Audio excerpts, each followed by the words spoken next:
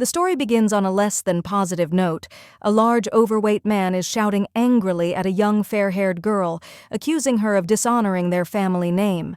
The girl's name was Maldenica, and her most remarkable feature, apart from her long golden hair, was her large green eyes, like cut emeralds. But the main character was not Maldenica Babaloa herself, but the woman who had entered her body, and she even agreed with something, because the real aristocrat really turned out to be a disgusting businesswoman, losing huge amounts of money.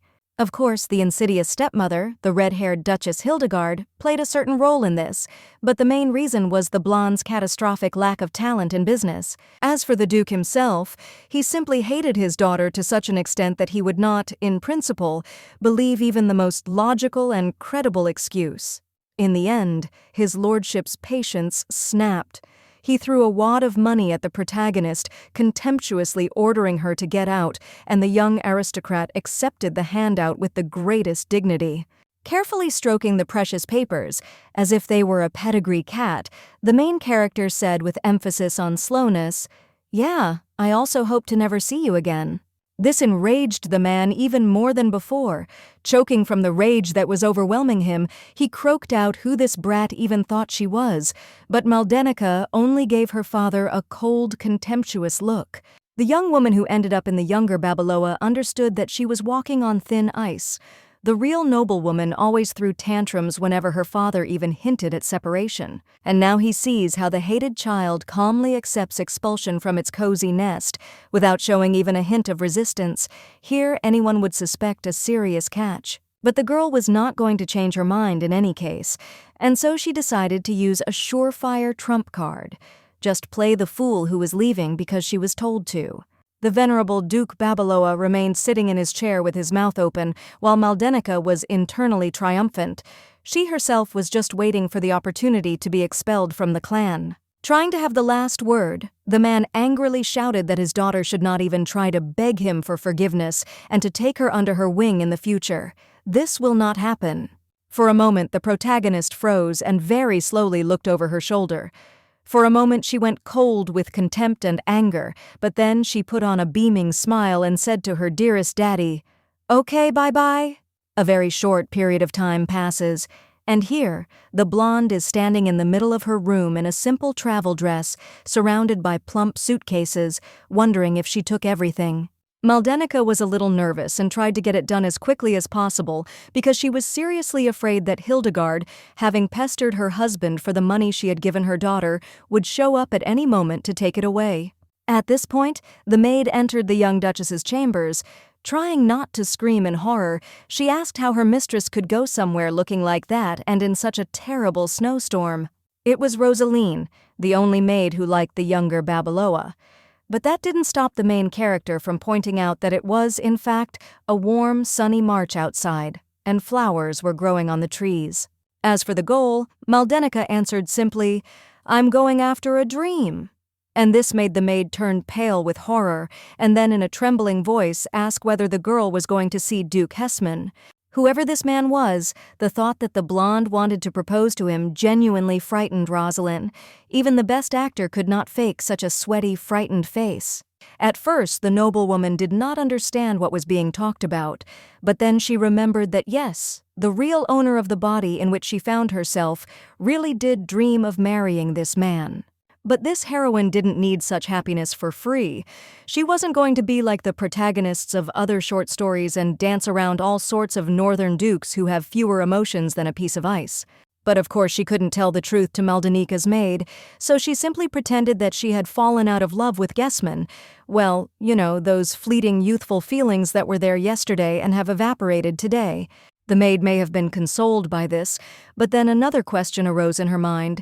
If the younger Babaloa was not going to run away down the aisle, then what exactly was she dreaming about so much that she was ready to leave home? From the brief exposition, it became clear that the action takes place in a rather formulaic fantasy novel about forbidden love between the aforementioned Gessman and the main character Sharia, a bright girl with pink hair. The protagonist, although she had read the novel, did not have any particularly fond feelings for it. She even noted in her thoughts that its title actually had no relation to the main plotline. It's a completely different matter with the real Maldenica, Sharia's half-sister, to whom the author assigned the role of the original daughter-in-law of the cold, withdrawn, and simply stereotypical Duke. And she, naturally, became the stereotypical jealous villain who plotted against her hated rival, and in the end managed to die in the most absurd way possible, by cutting off her own head. As for the newcomer, she naturally came into incredible horror and shock as soon as she realized that she had ended up in a strange world and in a strange body. But no matter how much she fought, she could not find a way home. The newly minted Maldenica Babaloa decided to stop her fruitless attempts and, being a practical human, focused on teaching the laws and realities of her new home. And in the very first days, the girl firmly decided for herself that she didn't give a damn about the original author's plot. This was now her story, and it would develop the way the main character wanted. And the move, among other things, helped the protagonist realize what she really wanted from life, what she wanted from early childhood, even if she didn't admit it. Even as a schoolgirl, she looked with incredible envy at the shelves of various department stores and shops, which were almost bursting with different kinds of candies and other sweets. The people who worked in those establishments were not empty spaces or faceless servants for the future traveler, as they were for many customers.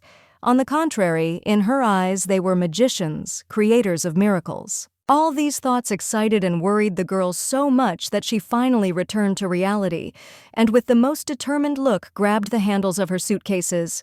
However, Maldenica was not so mean as to turn around and leave the only person who cared about her without a word, and so Babaloa confessed to Rosalind that she wanted to open a stationery store.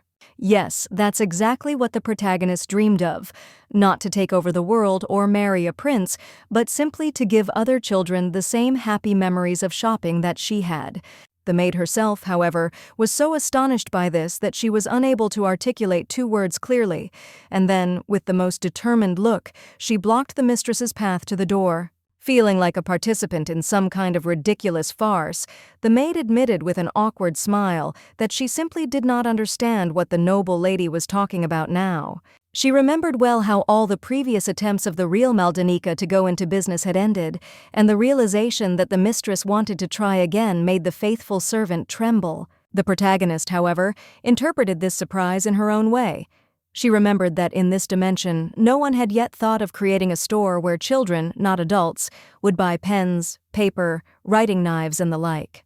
In other words, she would not just be the owner of her own small business, but would be revolutionizing the world of business, and this realization inspired Babaloa incredibly. However, Maldenica, of course, was not a complete fool and understood perfectly well the maid's true fears. She was afraid that the mistress would fail this time too, and she would no longer have the support of her family to cover the losses. The maid tried to explain this, warning that if she failed, the Duchess would no longer have the means to wear luxurious dresses, but this did not frighten the newcomer at all. Rosalind, sweating a little from fear and tension, tried to make a more compelling argument. Another ruin could lead to Babaloa having to eat bread and buckwheat for the rest of her life, like a commoner. However, the protagonist found a counter-argument to this. She actually loves buckwheat porridge and rye bread, so for her, this will not be a fate worse than death itself. Then she carelessly advised the black-haired maid to simply not worry so much about every trivial matter, and unceremoniously pushed the girl aside to pass.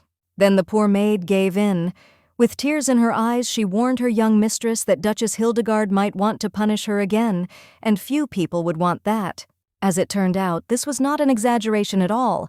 In the past, the older woman had indeed been beaten by the younger one, and Rosalind would very much not want this to happen again. In an effort to console the only person who could be called a friend without a stretch, Maldenica asked the maid to simply stop being nervous. She had already decided everything for herself. However, behind this carefree facade, Babaloa was absolutely serious.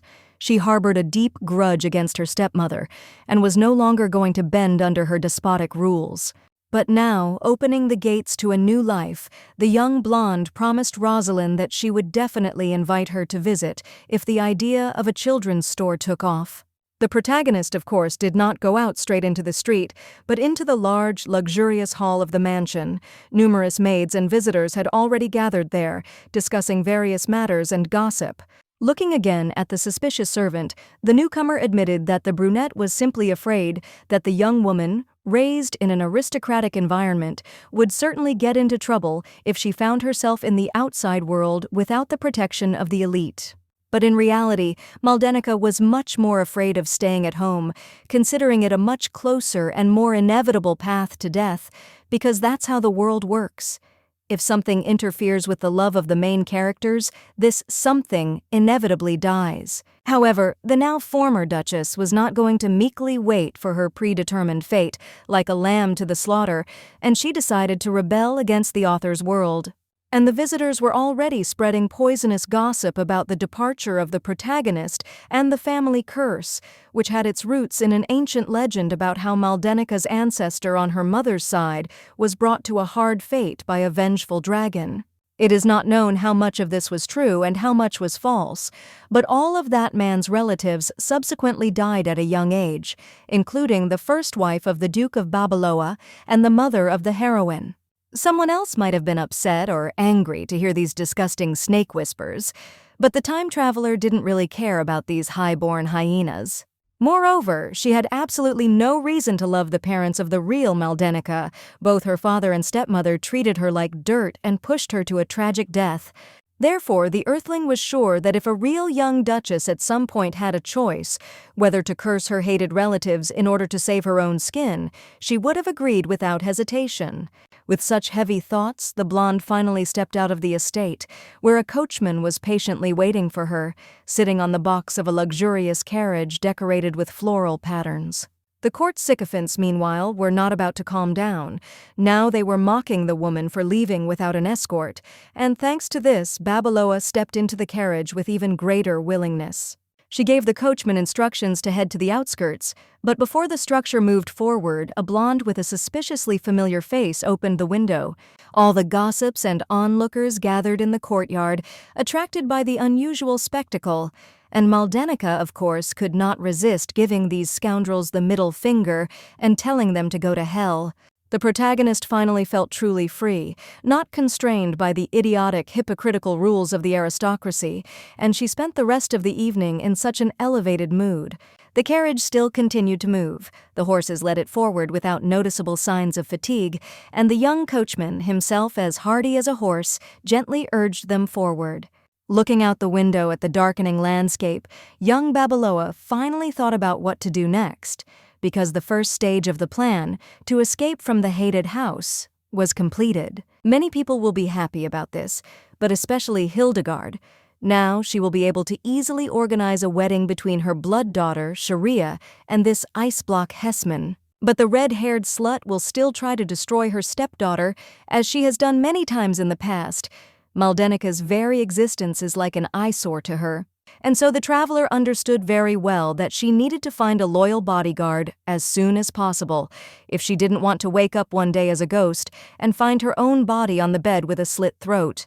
For an ordinary person, even one with power, this would have been a serious problem, but the protagonist had the advantage of knowing the plot, and she already knew where to find the best knight in the entire empire. To do this, she asked the coachman to stop so she could get off the train, in the middle of an ancient, partially destroyed cemetery, which seemed to have been created for the filming of a horror movie. Maldenica got out of the carriage with pleasure, looking at all this gloomy situation, but the poor servant looked as if he was afraid to see a vampire behind any bush. Babaloa explained to the coachman with a smile that this was the destination she needed, and even allowed herself a dark joke on the topic of, "I won't find any ghosts here, will I?" The man clearly thought his employer was crazy, but he didn't dare argue.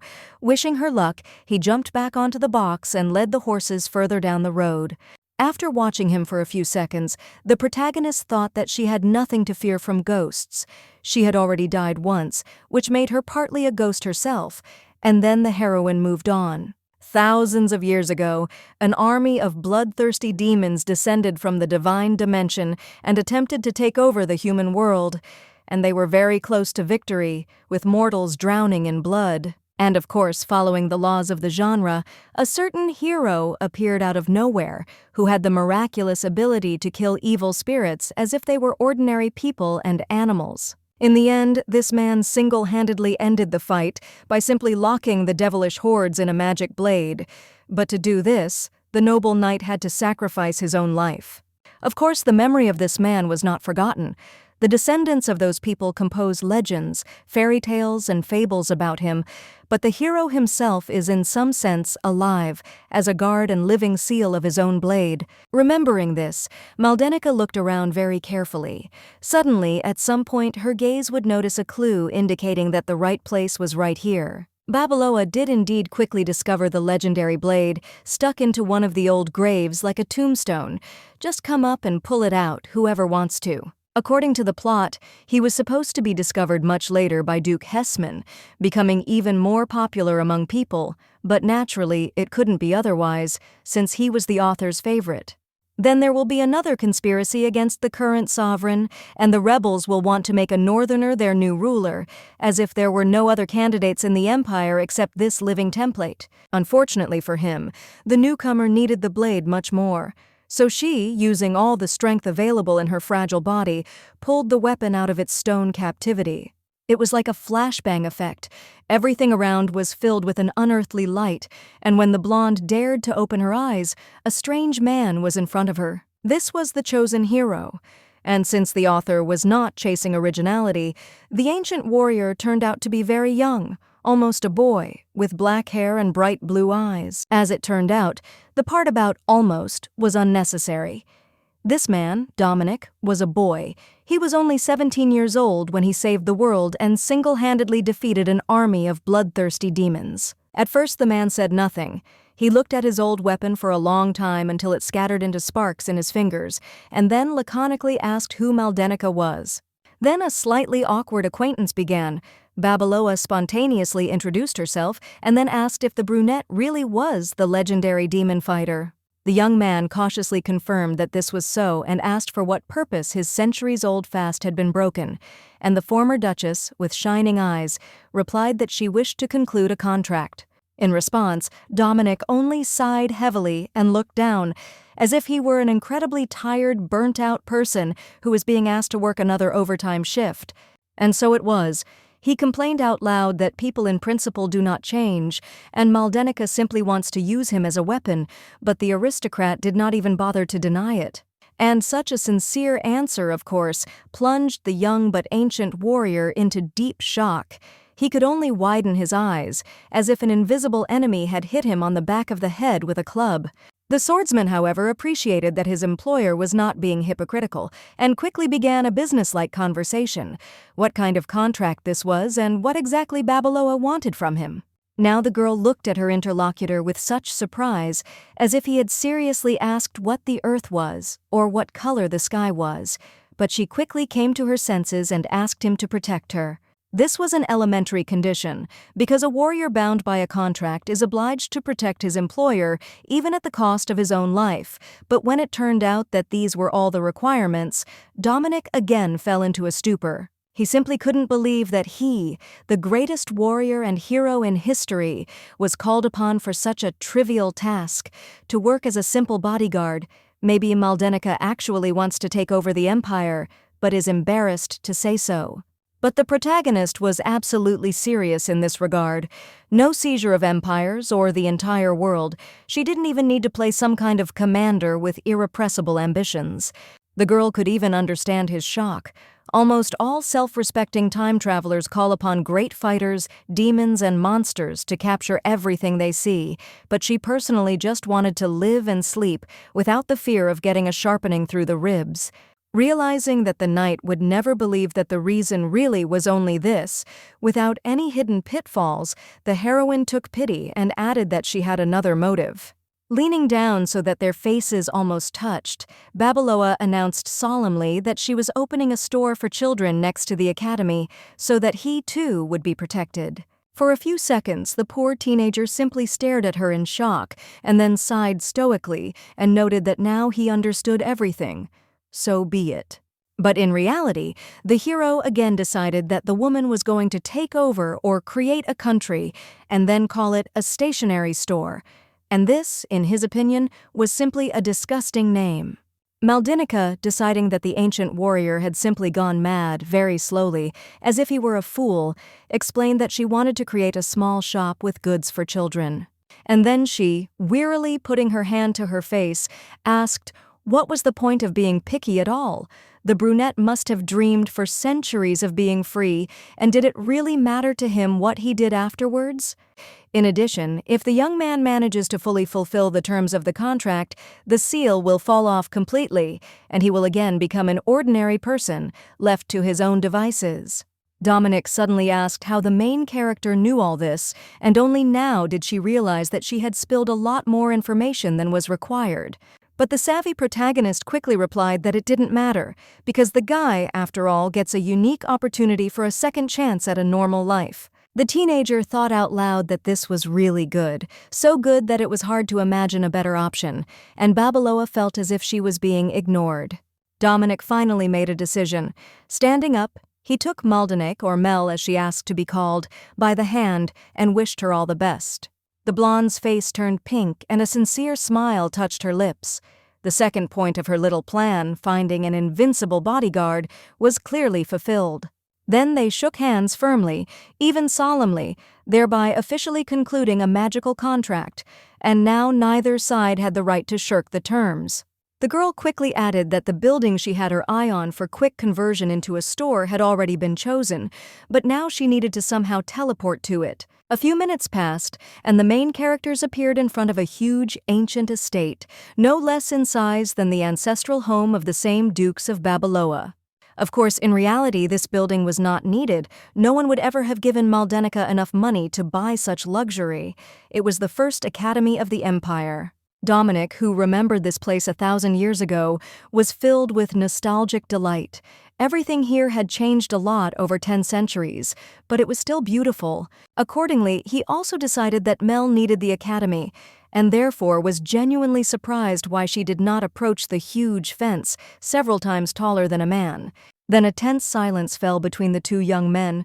They simply looked intently into each other's eyes, as if each was trying to read the other's thoughts.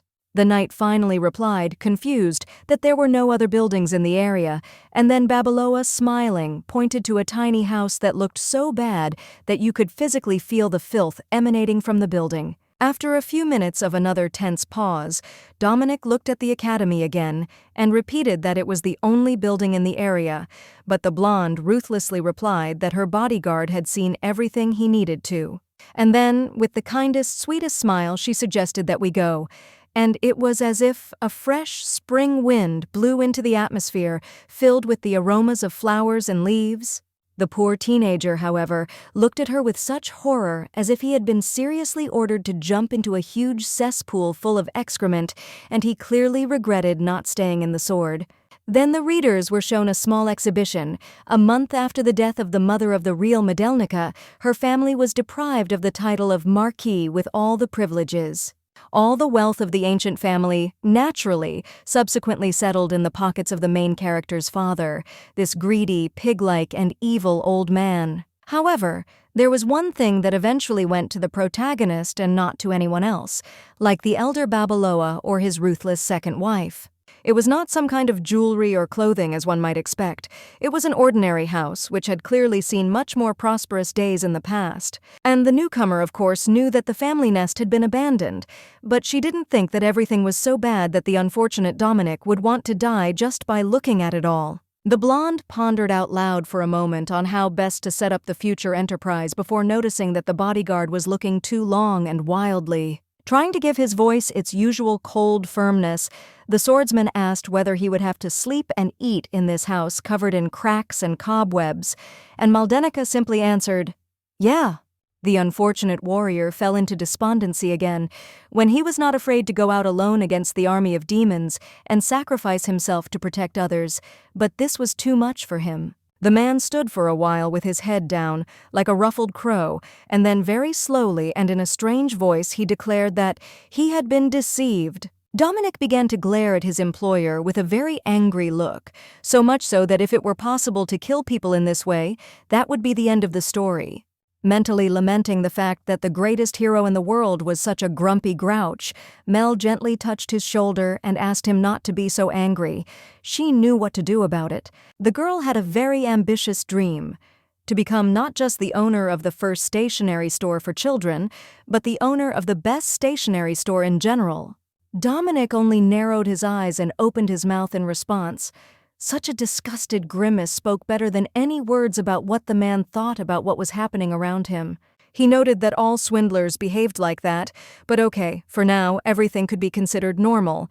And Babaloa, seething with optimism, dragged the knight to the estate. Turning around, the brunette promised to finish off the blonde if she didn't keep her promise about payment, and the protagonist almost melted with affection, as if she were seeing an angry but cute kitten.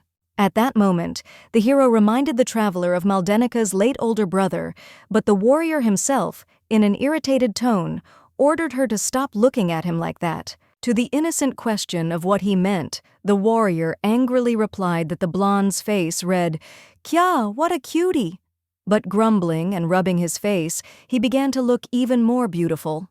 Surprised at how observant her new guard was, the protagonist decided to drop the subject, and then they both went down to explore the basement. It looked as disgusting inside as it did outside. Some necropolises are more beautiful, but Mel still felt happy, because it was, after all, her own home. She began to ask Dominic if this wasn't a wonderful place, dancing like a Disney princess. And the young man once again noted that he had been deceived, and that his employer was completely sick in the head. He even began to pray to God, asking why the Almighty had abandoned him, to which Maldenica, with a very sarcastic face, asked why religiosity had awakened in the warrior. Not paying any more attention to his suffering, the blonde began to fantasize about how she would arrange everything after finishing cleaning, how they would have cabinets with candies over there and shelves with scrolls over there. Babaloa was in that state when a person no longer really pays attention to the world around her, completely immersed in her own fantasies. It was as if stars were floating around her. Such was her delight. She actually saw it, as if it were real. Dozens of happy little rascals running around cackling happily while she watched with a smile, and Dominic carried things. And this picture was enough to make the newcomer smile with genuine happiness, as if her most cherished wish had just come true. The great hero looked thoughtfully at her enthusiastic reaction, quietly replied, "Okay," and then cast some kind of spell that summoned a ball of light into his hand. The young man calmly suggested giving the order to do something for this while there were still no stationery stores, and the woman lit up with happiness no worse than that magic ball. Then the main character began to suggest one idea after another. There was one about a large sign so that the establishment could be identified and noticed from afar, and about working around the clock. And then the readers finally discovered the reason why the former Earthling cares so passionately about children and sees stores as a source of joy. She was simply an orphan, without parents or any other relatives, and only compassionate teachers prevented the little girl from ending up at the bottom of society. And also the various employees of the aforementioned shops, of course. For example, one day a good-natured woman just offered the then little protagonist a lollipop. Of course, a child from a complete and fairly well-off family would not have seen anything special in this, and would probably have forgotten about it in a few days. But for a lonely little girl, it was an outlet. Naturally, she had a lifelong association that such stores are beacons of light and a kingdom of goodness, where any child can feel true happiness.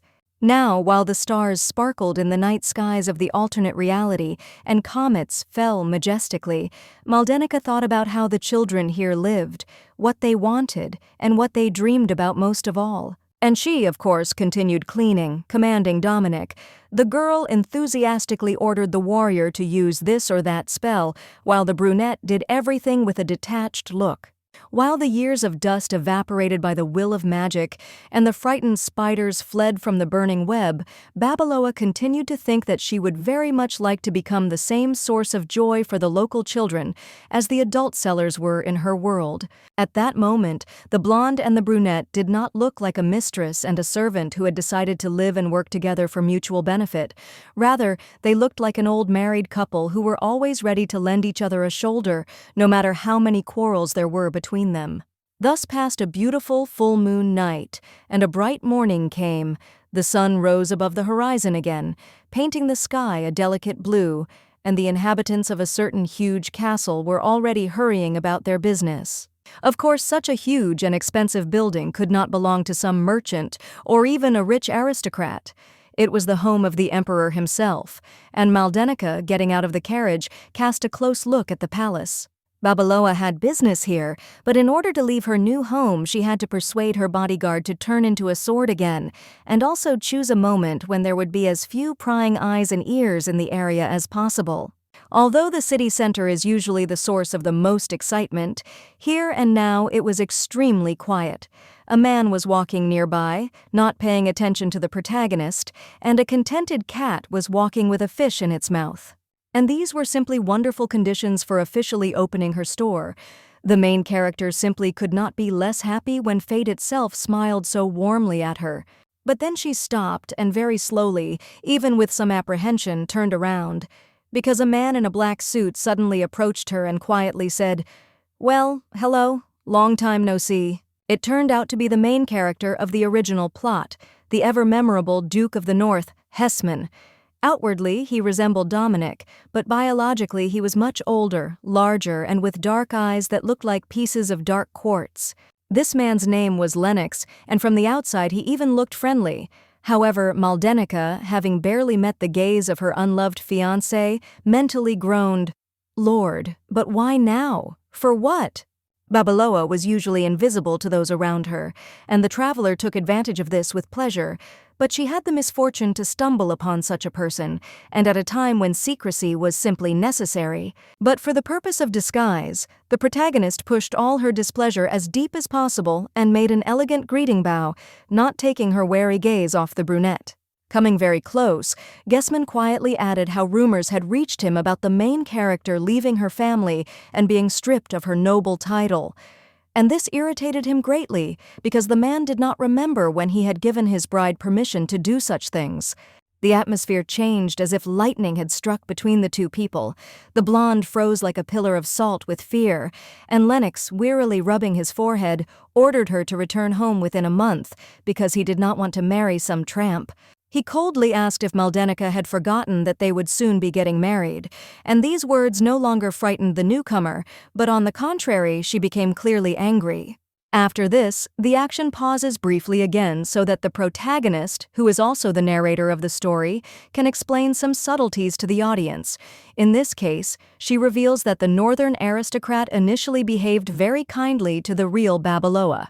One day they met in a sunny greenhouse full of flowering plants, and the blonde, looking down in embarrassment, asked if the Duke hated her. In response, Lennox only dropped to one knee, tenderly kissed the girl's hand, and quietly asked how he could if he had spent his whole life looking for a woman like her, Maldenica. And while the young Duchess was trying to regain control of her own breathing, the brunette good-naturedly allowed her to call him not by his title and surname, but simply by his first name, as if they were old friends. This brought the young aristocrat to tears. She had spent her entire life under the thumb of a greedy, vile, and heartless father, had endured insults and attacks from her stepmother for years, and then finally a man appeared who showed warmth to her.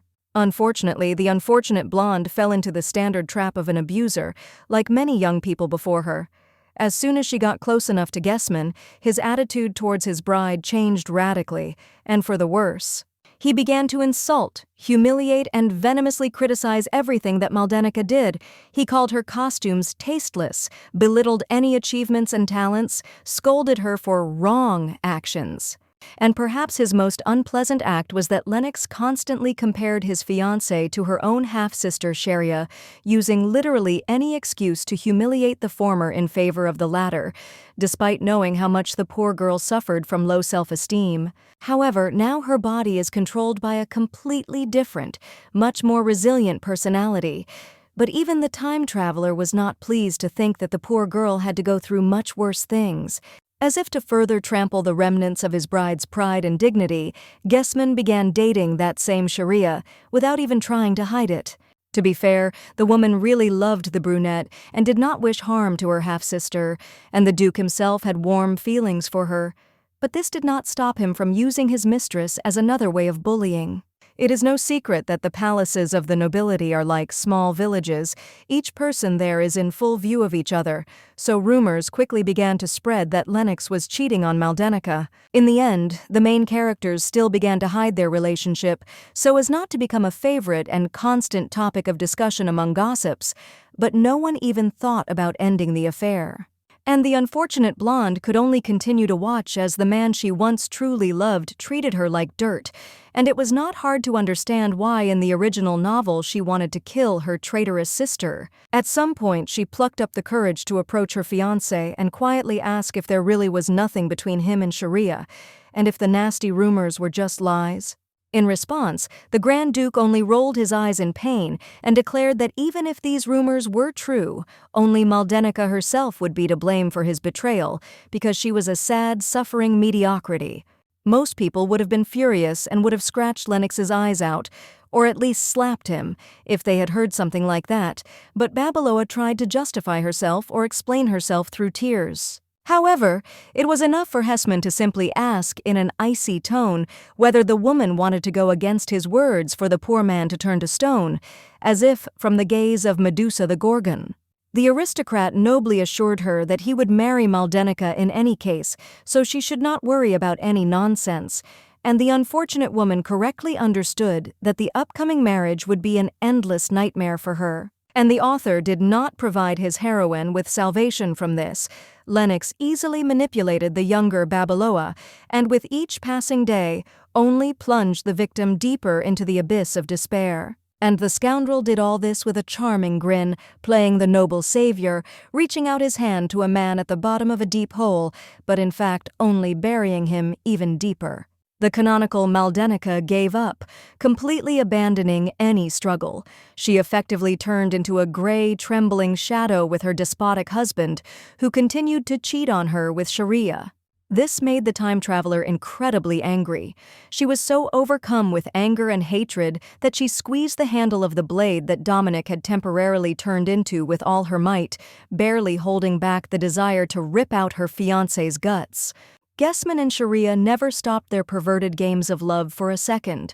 Right now, the youngest daughter of Duke Babeloa was spending a luxurious vacation in the Northern Territories, warmly thinking about her lover, and Lennox, in response, was counting the days until his beloved woman would return.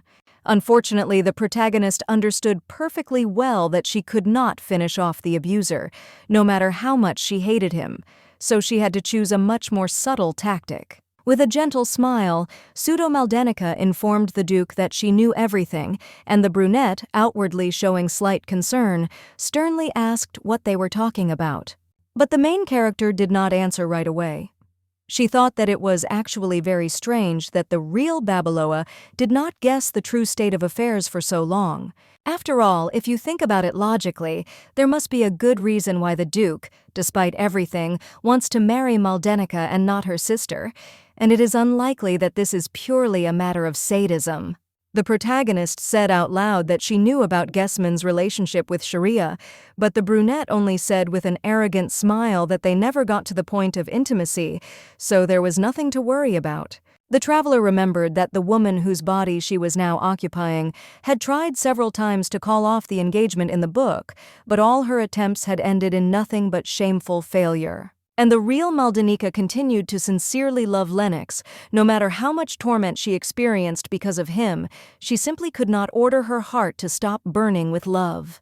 Fortunately, the former Earthling did not suffer from such stupidities, so nothing prevented her from calmly and even indifferently declaring that she was not interested in such excuses. She didn't care what the brunette would say next. She would do everything in her power to break off the engagement.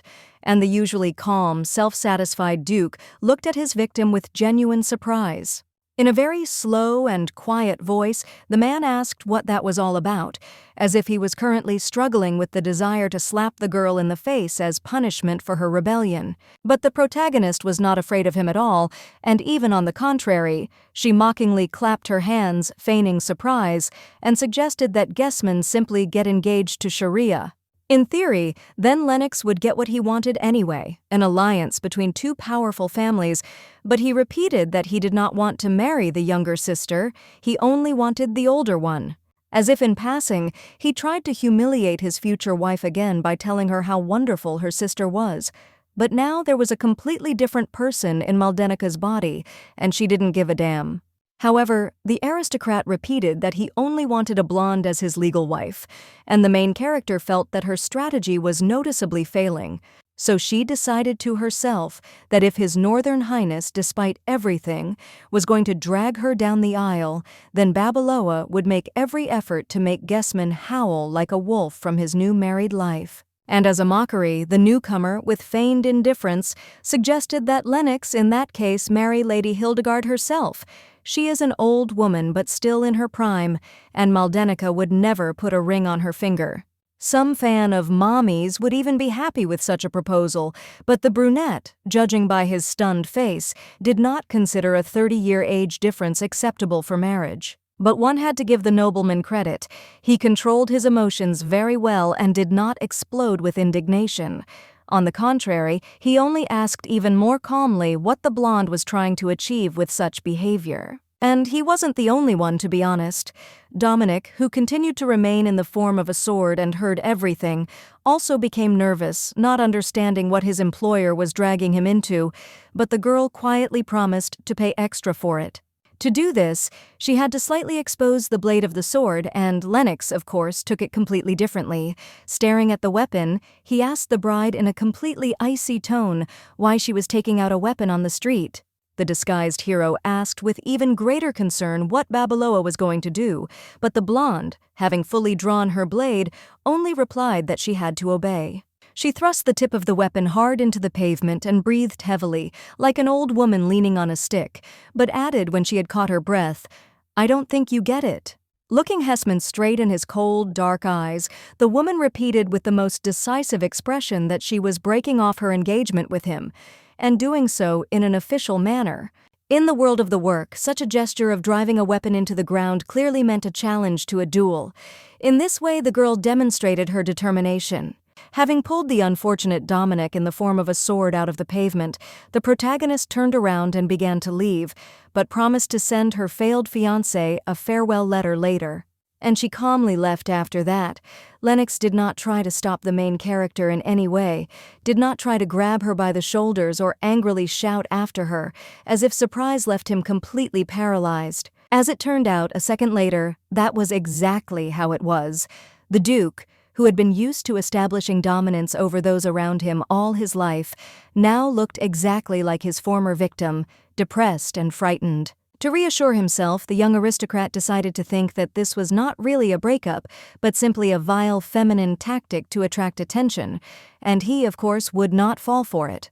Gessman tried to convince himself that Maldenica was completely under his control, that she would never run away anywhere, although he painted her in his image as happy and joyful. And he also correctly understood that something was not right here.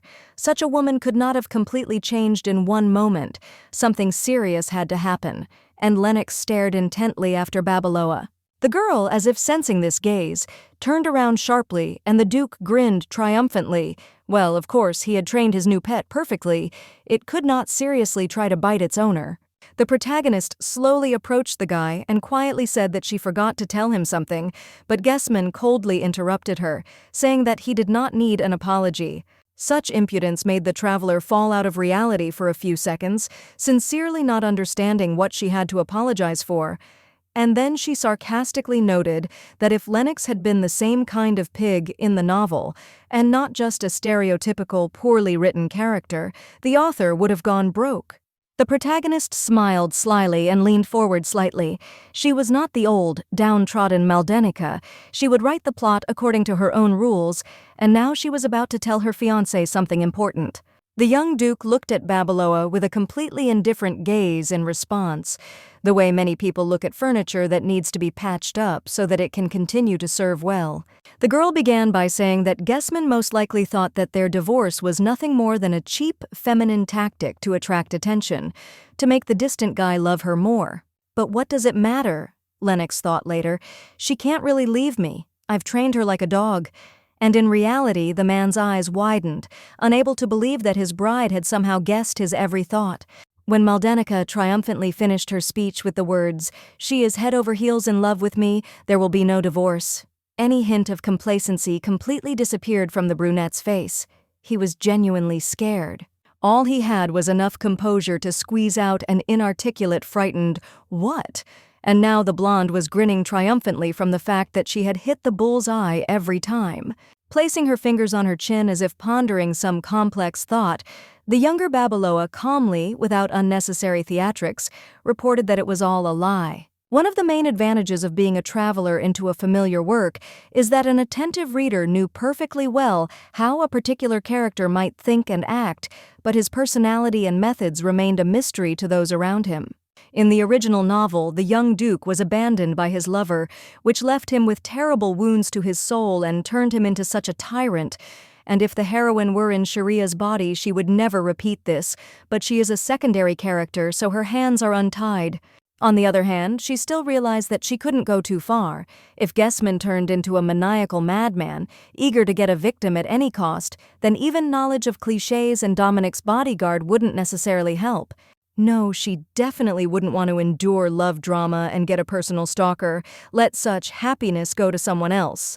However, Babeloa didn't have time to finish this thought, because Lennox grabbed her hand and demanded an answer whether she had someone else. In response, the woman only sighed wearily and contemptuously. Are all cheaters like that, and are each suspected of the same crime that they themselves commit? And the aristocrat's blood was boiling even more. No composure, no detachment, no indifference. He looked as if he was ready to use his fists at any moment, just to get some kind of answer. Then Maldenica pointed her finger at the first guy she saw, and declared that even marrying a stranger like him was a much better fate than living together with Gessman. Lennox showed emotion again, and this time it was a raging, searing rage. He croaked, "How dare Babeloa treat him like that?" But the blonde picked at her ear lazily, for this was only the first stage of the verbal spanking. Then she asked if the Duke was finally ready to leave her alone, when she demonstrated in the most intelligible way that she didn't give a damn about him. And she added with a happy smile that he should never touch her again, not grab her like a naughty little dog, and not hypocritically accuse her of cheating because he himself is a huge, stinking piece of shit. After this, readers were shown the main character walking down the street alone. Lennox was nowhere to be seen, and there were no signs of possible injuries on the girl. Oh, to say that she was proud of herself would be a criminal understatement. The time traveler was incredibly happy that she had brought the aristocrat down from the heavens not even to the earth, but to the dirt, taking revenge for the months, if not years, of suffering of the real Maldeniki. As for Dominic, who still retained the form of a sword, he did not share such excitement. In fact, the ancient hero doubted whether it was worth it to be rude to one of the most powerful and terrible people in the current empire. The protagonist only frowned in bewilderment and scratched her face in response. She didn't think she had done anything out of line. She had simply put an arrogant boor in his place. On the one hand, if she were the Duke, she would definitely want to take revenge, so the risk of a visit from the masters of wetwork could not be ruled out. But on the other hand, she knew Hessman and understood that the man could simply throw his shame out of his head. In any case, the newcomer was sincerely proud that she had found the strength to resist this scoundrel. Very few people dare to object to abusers and exist under their thumb for the rest of their lives. Dominic thought for a moment and noted that there really was no reason to worry about such a freak, and Babeloa smiled very warmly at her bodyguard before heading off to her original destination, the government office. In the Empire, everything existed according to strict rules, and in order to do any business, it was necessary to obtain a license. But the protagonist was surprised at how quickly she was issued her own. On the other hand, when she arrived, disappointment, detachment, and sadness were evident on the officials' faces. You didn't have to be a mind reader to understand that they were sure that Maldenica would go bust again. Unfortunately for the former dugout, the original owner of her body had already become a real legend among clerks and high society, and a legend in the worst and most farcical sense. But there was a definite plus to this, no matter how you look at it. While all the other people had to stand in line for a long time and go through all the circles of bureaucratic hell, she was immediately given the necessary papers. The protagonist, not being a fool, immediately appreciated how convenient it really is. When everyone sees you as just a talentless idiot, it is very easy to get things done without attracting unnecessary attention. The girl could have mentally celebrated her 2 small victories for a long time, but she was interrupted by an unknown voice. A certain person politely said that Maldenica had dropped a piece of paper. The blonde, without really getting a good look at her mysterious interlocutor, hurried to accept the loss from him with gratitude, but the stranger suddenly asked, "Is that really all you were talking about?" As it turned out, this man had heard her entire argument with the powerful Duke Hessman, and just the mention of this name made Babeloa feel her blood boil in her veins. Even the last lousy pig would be better than this bastard. The unknown person, allowing himself a slight grin, noted that this was actually even funny, and at the same time, readers were shown part of his appearance for the first time. The main character froze, like a machine that had suddenly been switched to the off button. Maldenica tried to remember whether the guy she had randomly poked during that divorce was wearing a white shirt. But when the former Duchess concentrated her gaze and looked carefully ahead of her, she saw no one. The mysterious man in white had disappeared like a ghost. The time traveler blinked in confusion and shook her head, trying to understand what it was all about. But, not having come to any conclusion, she decided to simply not think about it anymore. She no longer planned to come to this office, which meant that the chance of meeting the friendly stranger again was close to 0. And when the protagonist returned to her new home, the day had already turned to sunset. Opening the door, the younger Babeloa was in 7th heaven with euphoria. Now her future store, which until recently had been teeming with spiders and other pests, was clean and sparkling. And of course, we had Dominic to thank for this. Like the good fairies and wizards from Disney cartoons, he used magic to control brooms and pippidastras, making them sweep away dirt. The blonde had Napoleonic plans. She was going to order repairs to the building to fix the foundation, walls, and roof, and she also needed to buy groceries and do the interior decoration. For this, oddly enough, one should thank Dad, Duke Babeloa Sr. When he said goodbye, he threw his unloved daughter 200 becquerels, which was a pittance for him, but for the heroine it would be enough to order a witch repairwoman and the first goods. Dominic did not share such bright delight, which was normal for him. However, this time the young man looked overly withdrawn and thoughtful, which raised questions in Maldenica. As it quickly turned out, this was also connected with Lennox. For some reason, the ancient warrior was worried about whether that disgusting man really was his employer's fiancé. The main character confirmed this, but quickly and with sincere pleasure clarified that this was her ex-fiancé. This monster no longer had power over her soul and destiny. For some reason, the blue-eyed swordsman was very surprised by this, and the protagonist assumed that after the contract was concluded, the servant began to feel her emotions, and now he could not understand why there was not an ounce of sadness in Babeloa's soul. But then Dominic simply rubbed his forehead tiredly and quietly said, "My condolences. It happens." As if he were a psychologist tired of listening to other people's problems. And so it was, in fact, the ancient, but at the same time, young knight did not even think to hide that he considered his current position terrible and his mistress a source of problems. The more he talked about it, the wider Maldenica's grin grew, but even she was genuinely shocked when the hero said, "You used such a wonderful sword like me to do terrible things." The time traveler tried to turn everything into a joke, playfully poking the bodyguard with her fists and asking, "Come on, did the Duke offend you more than me?" But the warrior replied that that was not the reason. He was clearly not telling the whole story, and the main character might have gotten to the truth in a different situation, but she suddenly remembered that she had overlooked another important point. A few minutes later, the audience is shown how the protagonist, with rapturous eyes, moves a pen over paper, composing the promised letter about divorce from Guessman. But Maldenica, of course, was not content with simply writing a laconic and dry refusal of marriage. She wanted to pour salt into the wounds of the hated brunette, adding that he should not even come near her. The blonde didn't hesitate to kick her hated relatives in passing, because they still hadn't officially disowned her. Lennox continued to pester her like a huge, disgusting gadfly. Dominic, observing her actions and feelings, wondered out loud, could it really be that a born noblewoman, and one of the most influential and well-born, so sincerely and passionately wanted to lose her title? The protagonist had to admit that her bodyguard was simply not yet capable of understanding his mistress. Yes, he spent most of his life in a long-gone era, but people were always ready to bow down to their superiors. But Maldenica still didn't regret anything. Her father hated her. Her stepmother tried to kill her. Her younger sister had an affair with her elder sister's fiancé, and by her very existence fueled the heroine's inferiority complex, so existence away from these monsters would only be a blessing.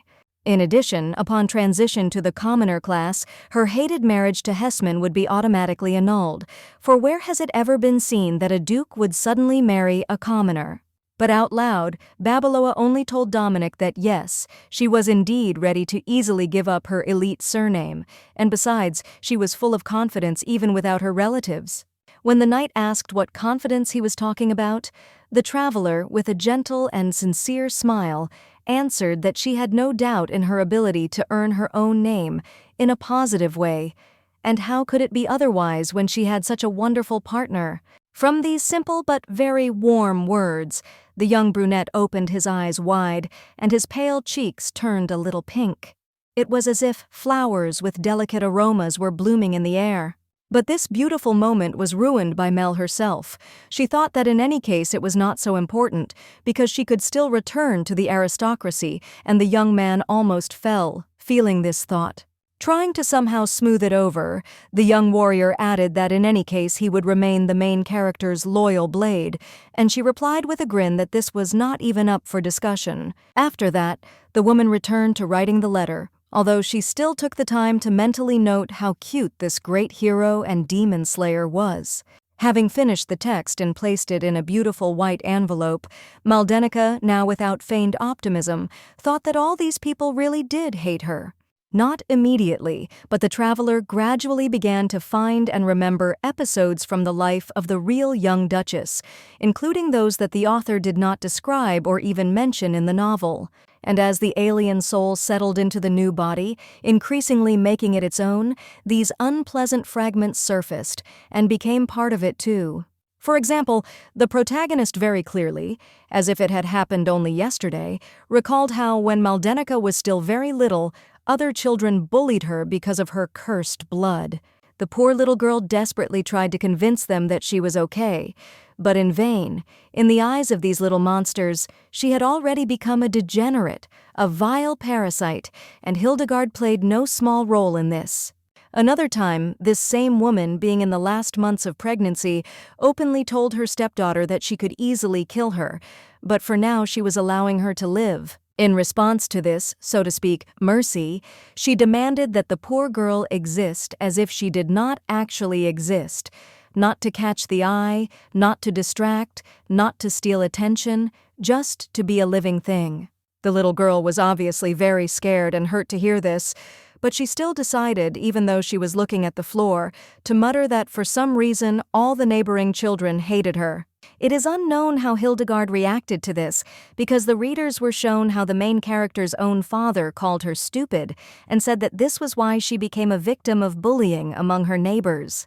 As the newcomer now admitted, in most cases of bullying, the victim is simply a weak person who is unable to defend himself, but other Babaloa believed that Maldenica was to blame for her own problems and was getting what she deserved.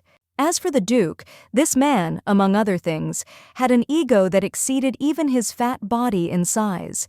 He was angry that his daughter was a target for hooligans, but only because it cast a shadow on himself.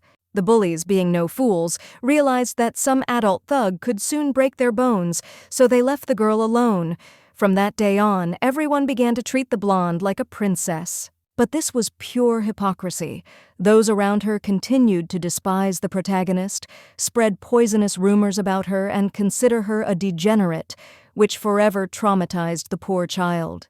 In order to somehow protect herself, to fence herself off from the world that gave her nothing good, the younger Babaloa decided to become the same as her offenders, a cold, tough, and unapproachable lady from high society. And the time traveler, who was initially a completely different person, was now able to appreciate it as if it had all happened to her personally, and was burning with the desire to rip out the guts of all these bastards. However, she did not lose her cool head and understood perfectly well that at this stage she would not be able to do anything with the powers that be, even with Dominic, a great but solitary knight, under her command. Therefore, no matter how unpleasant it is to admit it, the only more or less safe solution is to simply break all ties with the hated relatives and fiancé, postponing revenge until better times. Having settled on this option, the protagonist decided to throw the nasty thoughts out of her head and, stretching sweetly, admitted that she was looking forward to tomorrow with great impatience. But, looking out the window onto the night street, she again plunged into unpleasant thoughts. What if the rest of Babaloa or Guessman decide to send bone breakers after her? Yes, for such a case she had enlisted the support of the greatest warrior this world had ever seen, but Dominic was alone, and deep down the traveler was not sure that this would be enough. She could have tormented herself for a long time with unpleasant thoughts about the topic of what if, but in the end she told herself that she was 100% sure of one thing, and then went to rest until the night gave way to morning. Readers were shown the main characters walking through a door. Maldenica was wearing a beautiful blue dress with a white floral pattern, and her bodyguard was wearing a simple white shirt. The protagonist decided to finish something, but before she could take a single step, Dominic quietly added that yesterday's Duke was indeed a rare bastard. As it turns out, this wasn't just empty talk. Mercenaries have been following them for some time now, pretending to be random passers-by, but Lennox himself is still nowhere to be seen. There were 5 thugs, but perhaps only the most experienced person, accustomed to instantly reacting to danger, would have been able to recognize them. Because for the heroine and the readers, there was only a street full of harmless people in the area. The blonde thought about the bodyguard's words, and then remembered her stepmother. This evil woman, most likely, would not calm down either until she sent her to the next world or at least took aim at her. In other words, she was being hunted from 2 sources at once. Hessman, who wanted to take revenge for the humiliation and take Maldenica as his wife, and Hildegard, who feared that the hated stepdaughter would want to harm her own daughter. Dominic, listening to all these emotions, began to literally burn with rage, so that the girl even had to calm down the faithful guard. And Babaloa noted to herself that it would be even more unpleasant if the hated relatives decided that she had abandoned the Duke for the night.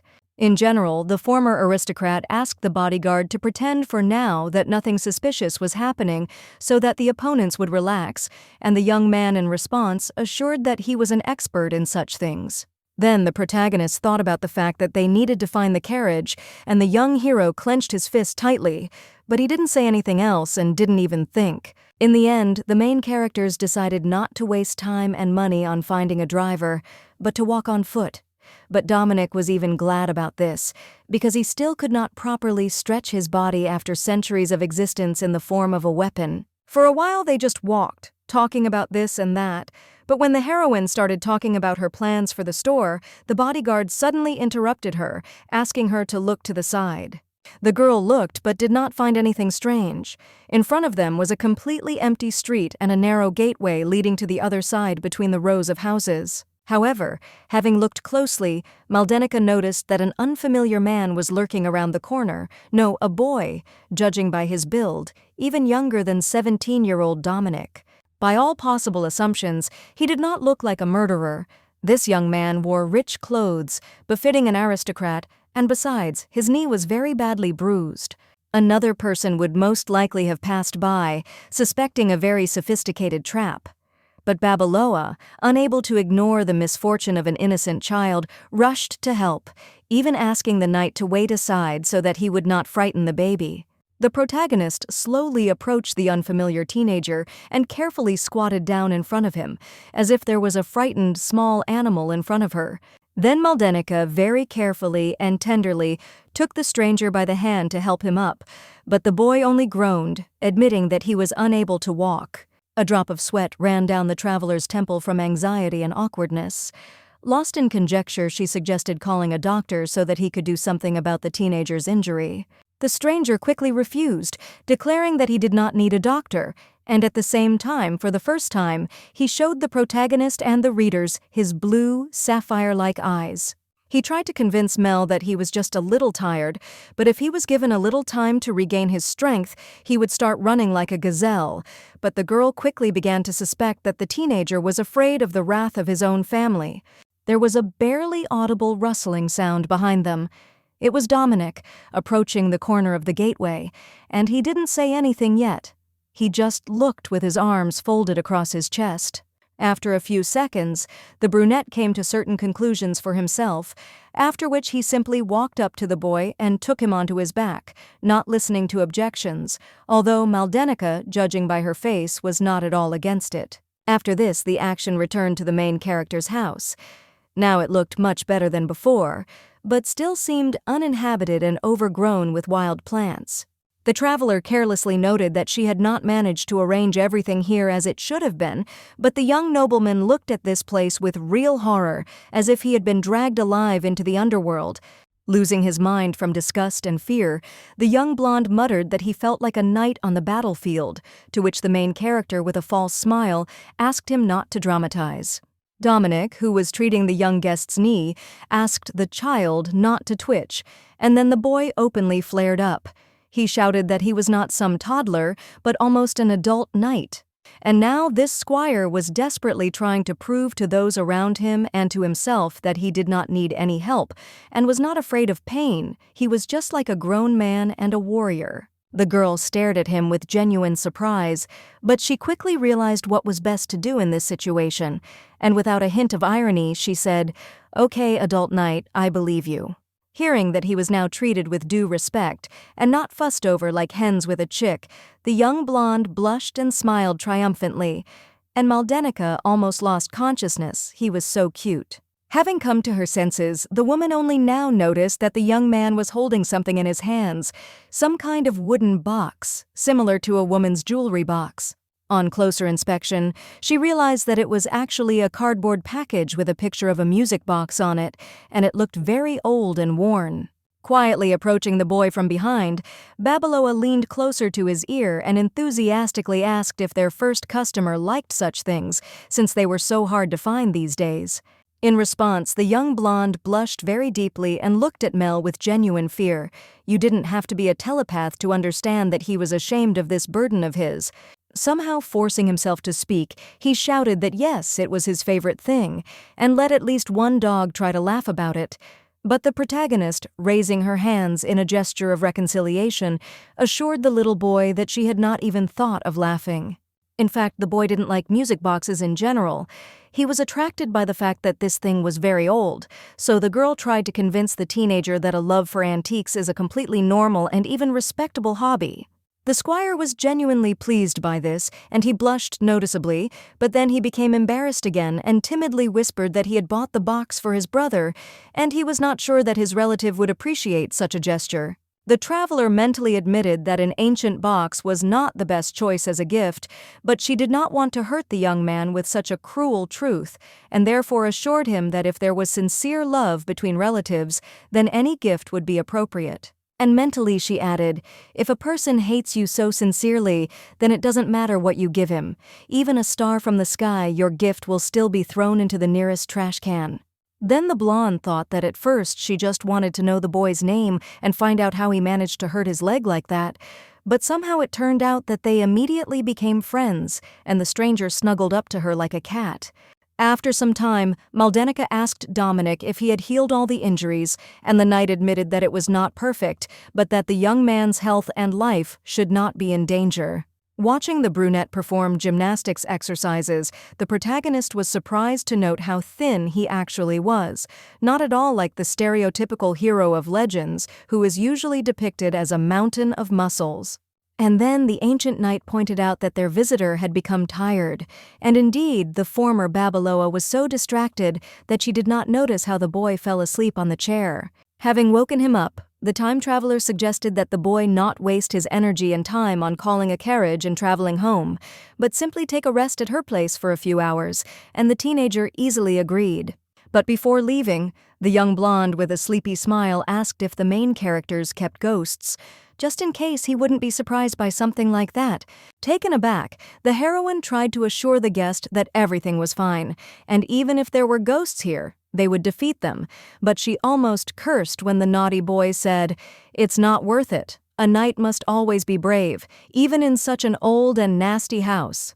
It was a real blow below the belt, so as soon as Dominic took the child to sleep on the second floor, Maldenica categorically declared it was time to finally turn their house into a full-fledged store. From the outside, it even looked comical. The woman indignantly leaned over, placing her hands on her hips, while her bodyguard simply looked with a thoughtless, empty gaze. When the awkward pause ended, the brunette only asked, "What, so suddenly?" And the former Babaloa nodded imperiously in response, as if to say, "Yes, exactly that suddenly." In fact, Mel had a simple but effective plan. She shows her beautiful establishment to a few kids, they spread rumors about it, and voila, the door bursts with a flood of customers. Unfortunately for her, Dominic openly admitted that for now these were completely hopeless dreams. Now their house looks so unpleasant that hardly anyone would want to come here of their own free will. Having overcome her monstrous embarrassment, Maldenica cleared her throat and continued to outline the plan of action. First of all, they needed to tidy up the garden outside. And there was a lot of work to be done. Over the decades of neglect, the area had grown so large that it now resembled a small jungle filled with weeds and ivy. And instead of a scythe or a sickle, she was going to use the legendary blade that Dominic had once used to defeat demons. And the young man had initially resisted this, but then resigned himself and began to cut down the pests faster than any lawnmower could. The protagonist looked at this with inexpressible envy. She herself was an ordinary person, so her work progressed extremely slowly and painstakingly. She almost dropped the scissors from her hands when the great hero calmly asked if his mistress had forgotten about the 5 mercenaries who had been following them that morning. The man calmly explained that when they found the teenager, he secretly used mind magic on the bloodhounds to make them go away without resorting to violence. This, one could say, was his little gift to Maldenica for everything she had done for her bodyguard before. And upon hearing this, the blonde quickly and deeply turned pink. Having regained her gift of speech, the protagonist began to praise the guy, claiming how great and awesome he was, while Dominic himself, with false modesty, noted that he had become weaker over the centuries of imprisonment. So they continued cleaning with a feeling of joy and peace in their souls, until Babaloa froze, letting go of the tools from her hands. For a moment she felt something strange and even creepy, as if some terrible giant was staring at her.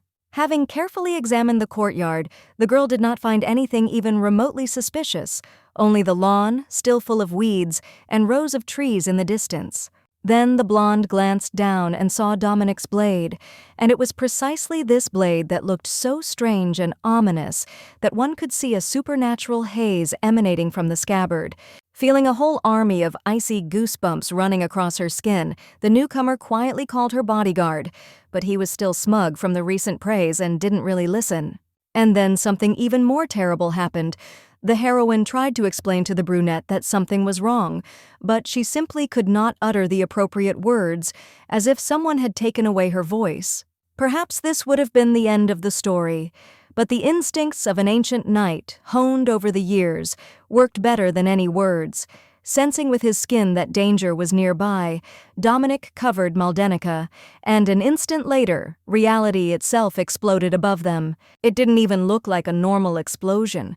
It was more like someone had collected all the darkness from the universe, condensed it into a tiny point, and then let it go. And even the caustic Babaloa couldn't find the words to describe it. And a few seconds later it became known that this was not even the worst thing. After all, what was happening was not the result of black magic, but the consequence of the fall of the seal on the blade, which until that moment continued to hold the demons inside.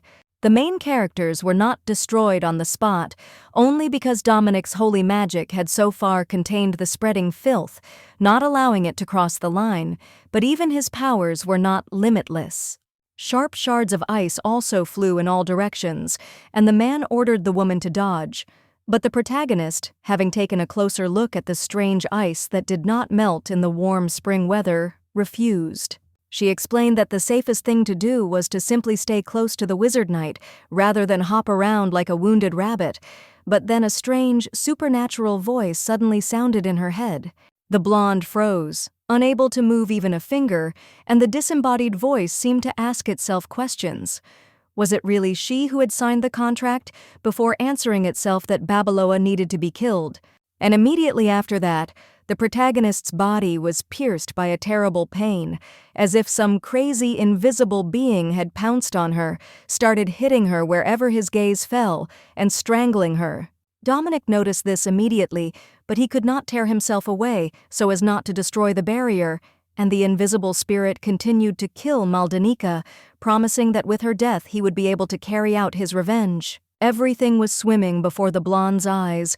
Her vision was clouded. The words were heard as if through a thick row of walls, and the heroine could only clearly perceive the young man who had risked throwing away his support behind the screen. For a moment, the former earthling thought that she would really die right here and now, but then the illusion disappeared, and she, supported by Dominic, wheezed terribly, swallowing air. The young man said that he would not allow the newcomer to die before his eyes, and then he turned his terrible, piercingly cold gaze to the side, as if trying to find and kill an invisible enemy. And so it was. Thanks to his magical senses, the warrior had no trouble finding the mysterious demon, and then something like a magical battle began, but the enemy still remained invisible and intangible. These supernatural flashes, lights, and glitter of ice continued for some time before the darkness dissipated, replaced by a white haze, and through it a horned silhouette appeared. The demon looked at his human form with disgust, unable to believe that he had been locked in such a wretched vessel, but Dominic was not going to give him time to complain, and immediately grabbed his enemy by the throat. The brunette was so furious that this little horned bastard dared to harm his mistress that he literally burned with an aura of murder, and the imp, instantly losing his belligerence, begged for mercy.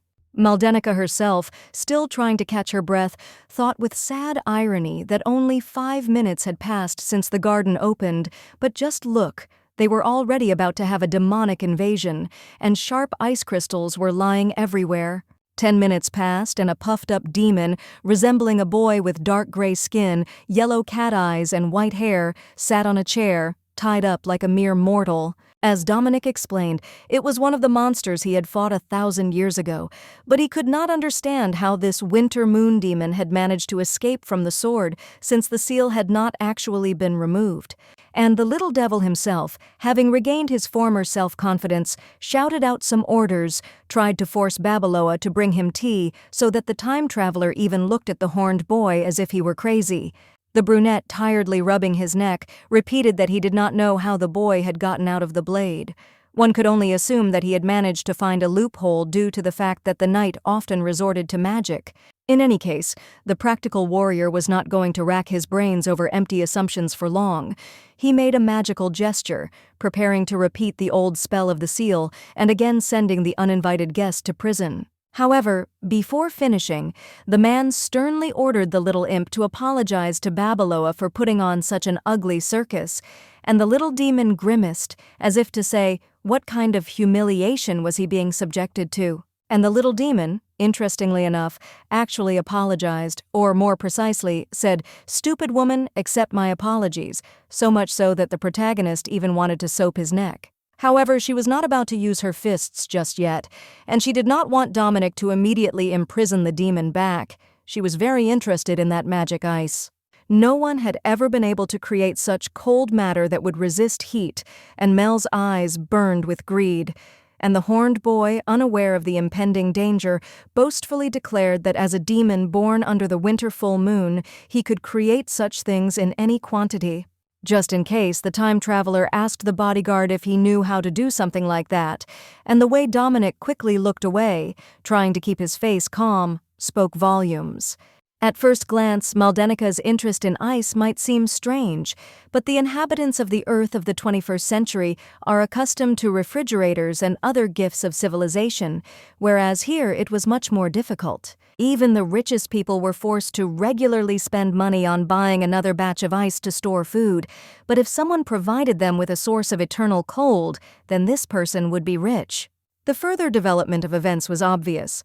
Smiling very slyly, the newcomer affectionately stroked the little evil spirit on the head and said that she could offer him a job. First of all, she wanted the imp to make crushed ice, used to make sweets, but the demon was horrified.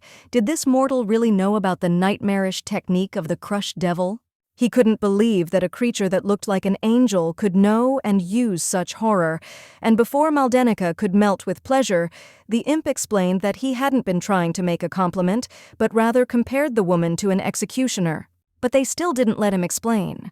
Looking at the boy with eyes wide open with greed, Babaloa repeated that he would crush the ice, and even Dominic joined in this mockery. Without any apparent irony, he stated that the protagonist was a very dangerous person because she managed to do something terrible. She tricked him into signing the contract. The little demon almost dropped his jaw to the floor, clearly regretting that he had decided to show himself from the sword at all, but the main character was not happy with such support either.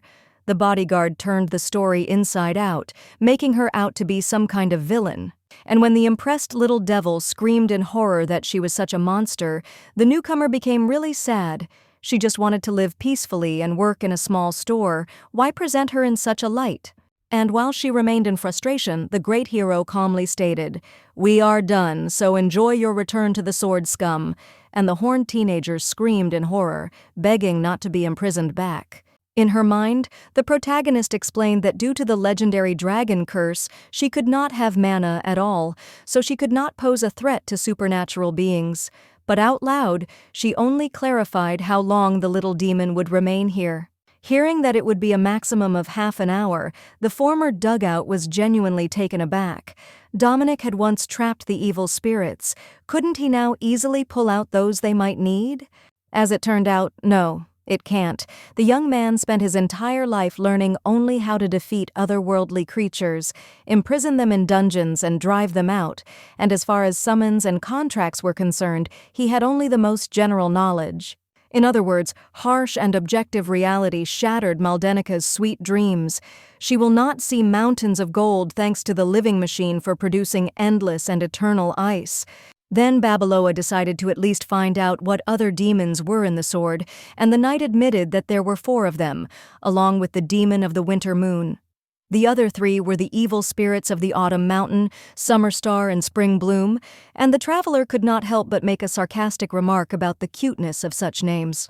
Fearing that something terrible would happen to him, the imp warned that he was the weakest of his brothers, so it would be better for mortals not to even think about causing him serious harm, otherwise the revenge of the others would be terrible.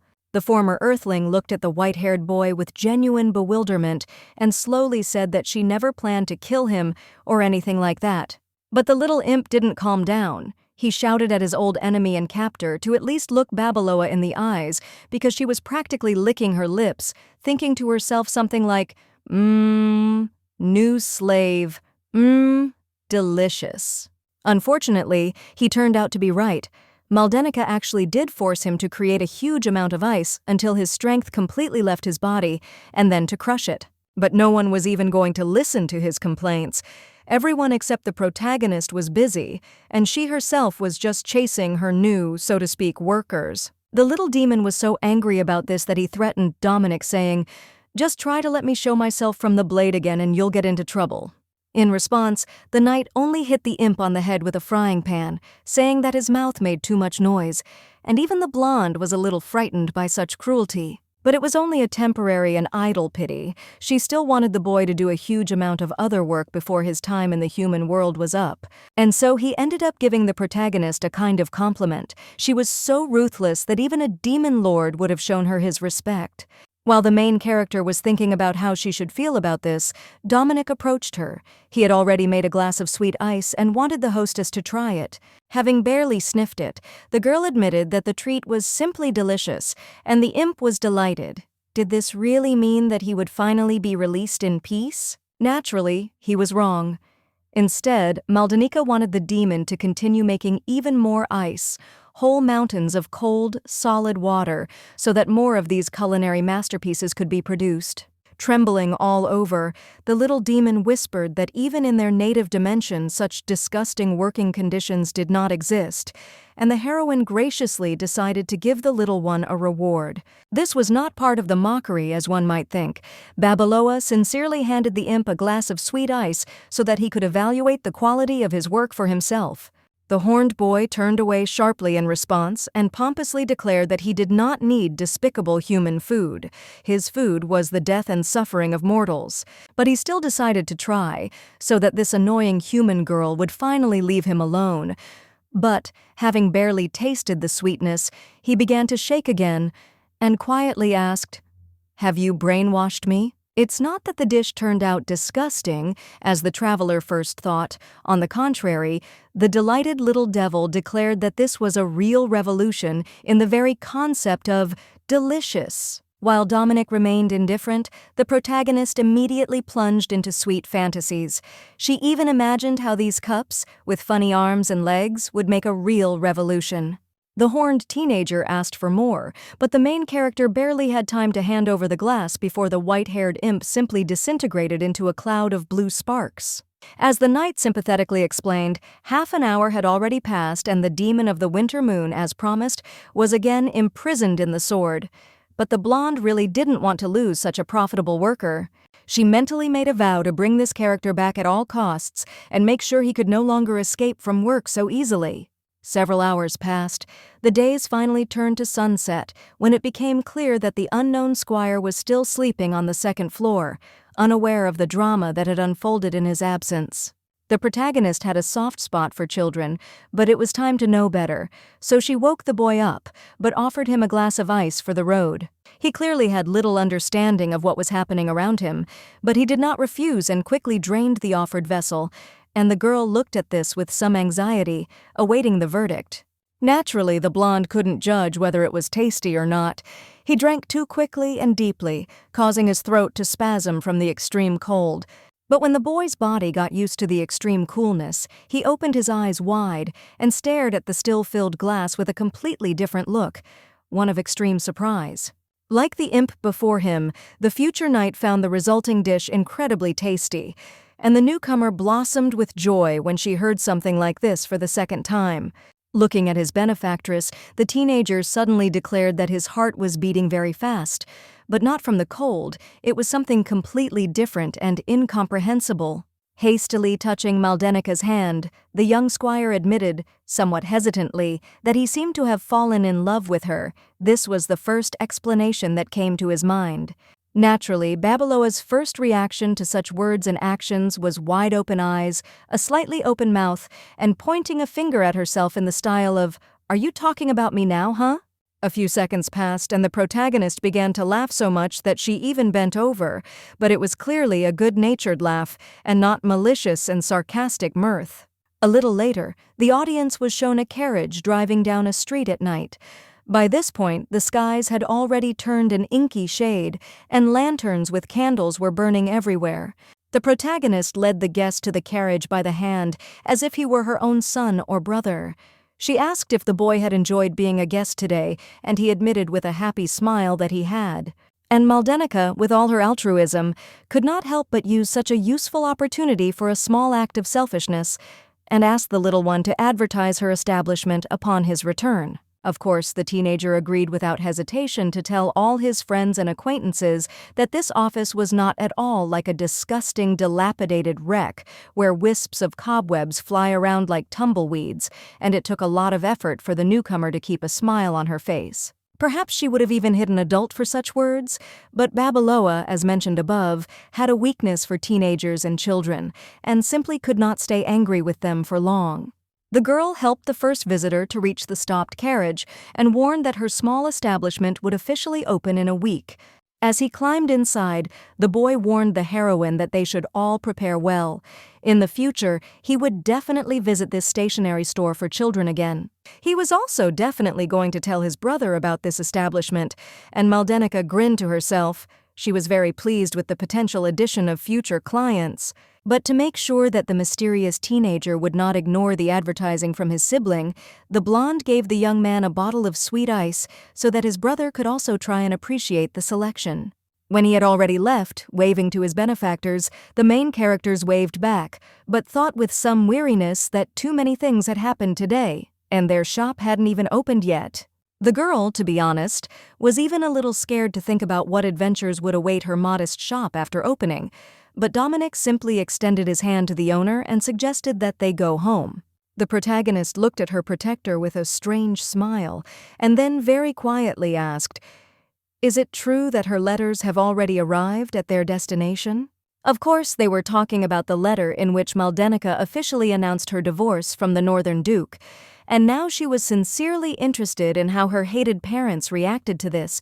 Would they finally leave her alone? With a dreamy smile, she took the ancient warrior by the hands, and it was as if invisible flowers bloomed in the air, emitting wonderful aromas, and invisible bells began to ring.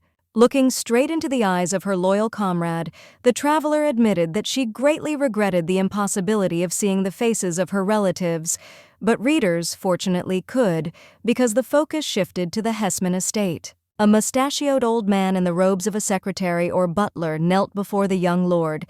He looked worried, and Lennox quickly asked what was wrong. Trying to choose his words very carefully, the servant informed the master that he had just received a letter from his fiancée in which she demanded a divorce. And the brunette, hearing this, stared at the butler as if he had been hit on the head.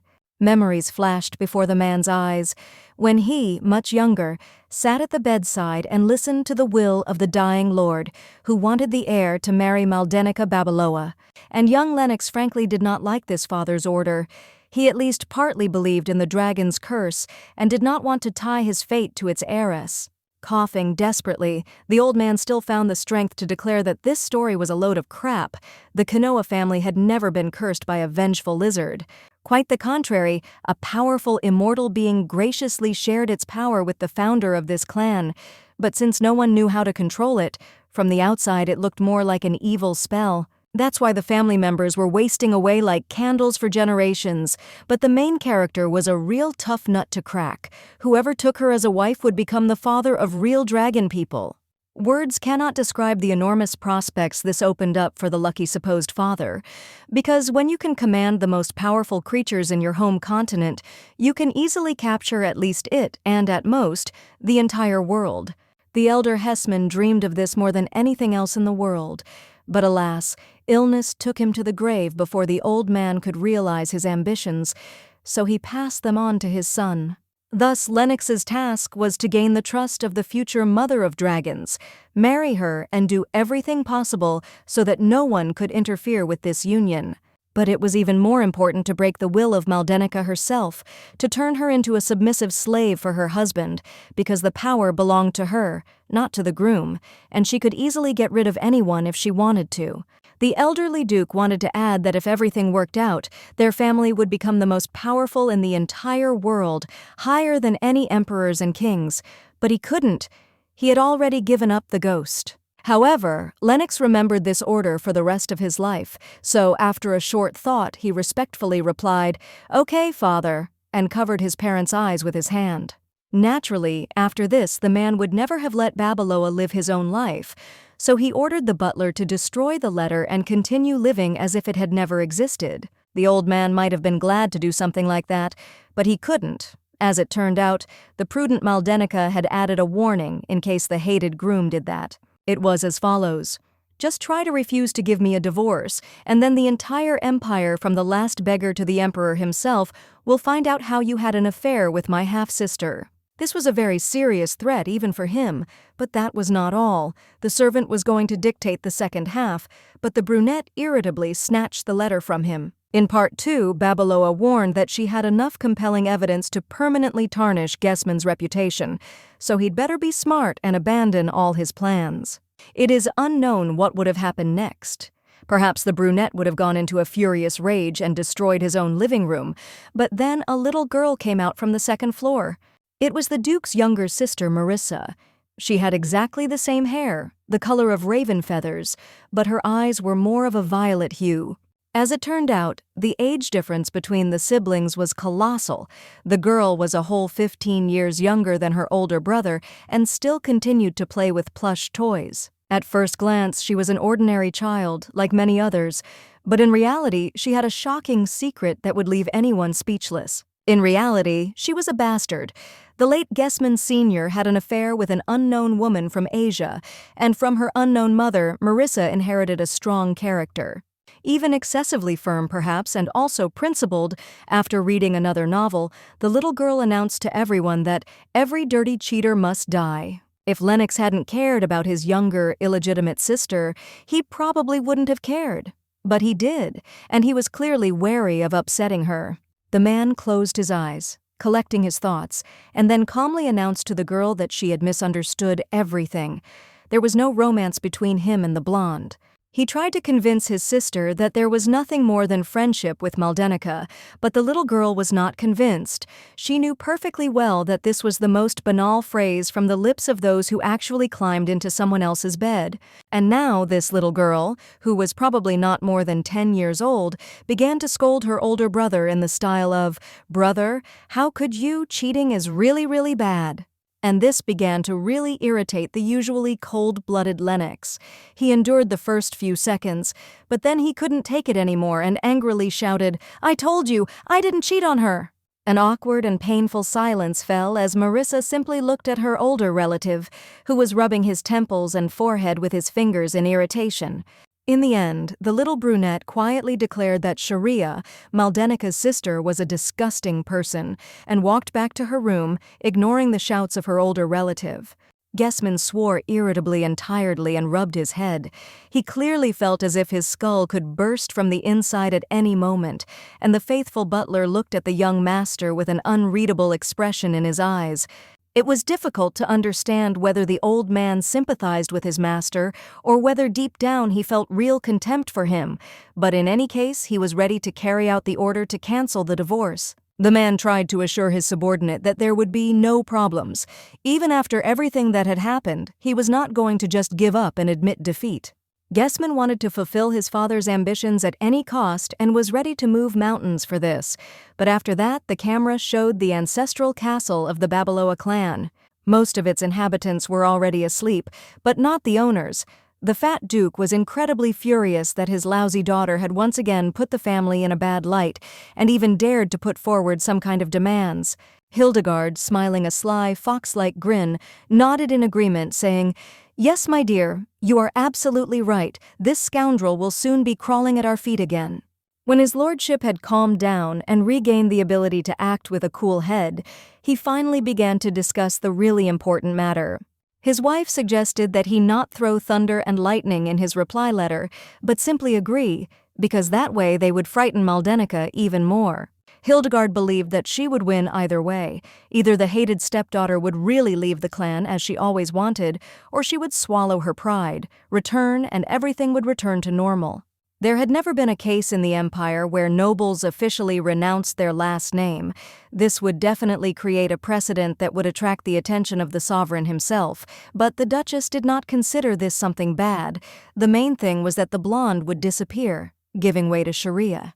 Looking at her own reflection in a cup of tea, the woman couldn't help but grin triumphantly. Finally, her efforts had paid off, and she had ruined the girl's life. The Duke, not realizing how easily his second wife was actually manipulating him, began to rage again, like, "This is what this Maldenica deserves. She will become an example for everyone." And Hildegard readily played along, praising her husband for his excellent idea. The current Mrs. Babeloa was a real eminence grise. Remaining behind the scenes most of the time, she made every possible effort to ensure that her own daughter received the best from life. So, the first thing to do is to send His Majesty, the Emperor, a document confirming the protagonist's deprivation of all rights to the title and inheritance, and then send her letters with a response. She whispered all this into her husband's ear, describing how many benefits they could get from such a development of events, and the man listened like a hypnotized rabbit. Some time passed, and the main character, holding the cherished letter with incredible pride, shouted that here it has finally come true. She no longer has any relation to Babeloa. Maldenica was so delighted that she began to dance and spin, completely forgetting about what was happening around her and where she was at all, so much so that even Dominic had to call out to her owner. But even more than propriety, the knight was worried about the absence of a second letter in which Hessman would agree to refuse the wedding, but the blonde assured him that this was not important now. The girl explained that she had pressed Lennox so hard because she didn't know if her family would let her go, but now, having lost her last name, she was a commoner, and that effectively invalidated the marriage in itself. For this, one had to thank the Imperial laws that prohibited members of different classes from marrying, and with just one quick, elegant decision, Mel got rid of all her problems. Here, a man in a wizard's robe who had been in the background doing something all this time addressed the main characters. He explained that the building was now ready. The result was such that even the usually impenetrable Dominic looked genuinely surprised, not to mention the former Babeloa, whose mouth was wide open and her eyes wide. And their reaction was understandable, because until recently, the dull, time-darkened building had turned into a real gem, with beautiful, bright walls, a whole roof, and a large window behind which the counter began. When the main characters sat down on the bench, the protagonist began to speak again. Now all they had to do was buy the goods, put them in their places, and then they could open the establishment. If you manage to save up enough money, you can also hire a professional chef who can prepare delicious treats, and this was not the limit of Maldenica's fantasies. She, for example, was going to hire shamans and alchemists, among other things, and even Dominic could not find the words to comment on such a statement. Oh, if they had people with magical talents under their command, then the work would definitely go uphill. The time traveler slept and saw how, thanks to this, her store became the best in the area. Unfortunately, the ancient hero turned out to be a very straightforward person, and therefore honestly said that it was incredibly difficult to find a good magician here, and Mel practically heard her fantasies being shattered. After that, the blonde girl simply turned to the guy and stared at him with an expressionless look, and Dominic raised his eyebrows questioningly in response. In the end, the protagonist mumbled that she herself understood how difficult it was to find a good alchemist or miracle worker here, but the young man continued to drill his interlocutor with a searching gaze. The former Babeloa, with the same optimism in her voice, raised her fist to the sky and swore that she would not give up so easily. She would walk around the earth on foot, turn over forests and mountains, but she would do everything to make her shop the best in the world. After all, Dominic himself was the best proof of this. He is a legendary hero who defeated demons and disappeared 1,000 years ago, but the main character managed to find him, so why can't she do the same with an ordinary, normal wizard? The man, turning slightly pink and smiling with the very edges of his lips, admitted that there was some sense in his employer's words. He didn't know that Maldenica had found him thanks to her knowledge from the novel, and not her skills as a bloodhound. Mel, seeing that her bodyguard and now almost friend was supporting her, smiled warmly in response. She hadn't been this happy in a very long time, and she still hadn't lost hope of freeing the winter moon demon to force it to work endlessly on creating ice, or at least learn to summon the imp regularly without breaking the seal on the sword. And then Dominic broke out in a cold sweat when the girl suddenly said that they needed to prepare the candies for tomorrow's opening. That is, instead of a quiet evening's rest, he would have many hours of hard and monotonous work ahead of him. But it was even more unpleasant for the guy to think that the protagonist with the sweetest smile would try to force him to wear a disgusting white apron with frills. Just the thought of this was enough for the knight to cast a sullen glance at the surprised newcomer. As it turned out, Maldenica really did try to put this horror on the bodyguard, and now he warned in a voice as cold as Arctic ice that he would rather die than put on such a, so to speak, uniform. In response, the woman burst out laughing, as if there was a small, naughty child sitting in front of her who, with the most serious look, was proving that the sky was actually green, and everyone else only thought it was blue, but Mel wisely did not insist and inflate the conflict. Nevertheless, the sweets had to be prepared in any case, and the young man subsequently squatted for a long time, holding a frying pan with the candied mass over the raging flame. Watching this, the former Duchess admitted that she wasn't really sure whether the sweets would be popular with locals, but she liked them herself, so why not? The brunette calmly closed his eyes and said that this was quite enough, thereby demonstrating the trust that he had managed to develop in relation to the main character. In response, the newcomer grinned again, so much so that it seemed the edges of her mouth reached her ears. She was not at all one of those people who were embarrassed by praise or tried to downplay their achievements. Later, while working on the kitchen arrangement, she mentally acknowledged that running a store was not a game and that there were many dangers and difficulties in any business, but she hoped that over time she would gain many happy memories associated with the store. After this, the action shifted to the Tower of Magic, a majestic castle in which Imperial wizards of all sorts and specializations lived, studied, and worked. In one of the offices, a man was kneeling, his gray-haired head bowed low. He was sorrowfully repenting to his interlocutor, claiming that, "It's all my fault." He swore that from now on he would personally protect the tower and that something like this would never happen again. But the man in the familiar white shirt and with the characteristic dark skin did not answer yet. The man looked closely at the piece of paper and finally slowly stated that unknown villains had stolen several valuable artifacts from their storage, including a mana box. Despite the seriousness of the situation, he looked as relaxed as possible, even putting his feet up on his expensive desk, and even chided his subordinate for begging for forgiveness on his knees. The young mage, whose name was Remus, finally raised his head and nervously assured the master that he actually meant that he would soon find the criminals and return what was stolen. Only after this did the dark-skinned brunette take a more formal pose in his chair and look closely at the young man, as if trying to look straight into his soul. And only after that, the author showed the face of the owner of the white shirt and said his name. It was Isaac, and he was not even a high-ranking wizard, but the real owner of the Tower of Magic. Remus later explained that the circle of suspects, in his opinion, could be reduced to 3 people. The first was the sorceress Countess Ellie, whose magical power, coincidentally, had somehow changed strangely. The second, Duke Lennox Gessman, famous in narrow circles for his magical experiments. As it turned out, he was still talking to the director, and the latter quickly became bored. The brunette would have preferred that his subordinate quickly move on to the last name, rather than play detective. And the last, most likely suspect, turned out to be the protagonist. Maldenica aroused keen interest because she was the last living descendant of the cursed family, and also because she suddenly left the family and opened some strange store. Remus believed that the former Babaloa was performing some kind of magic in her shop, and it was possible that for such a thing she could be burned at the stake by angry peasants if the truth leaked out. The young wizard's instinct told him that the blonde was most likely the organizer of the crime, so he should focus on her first, but Isaac listened to him with half an ear, thinking about his own.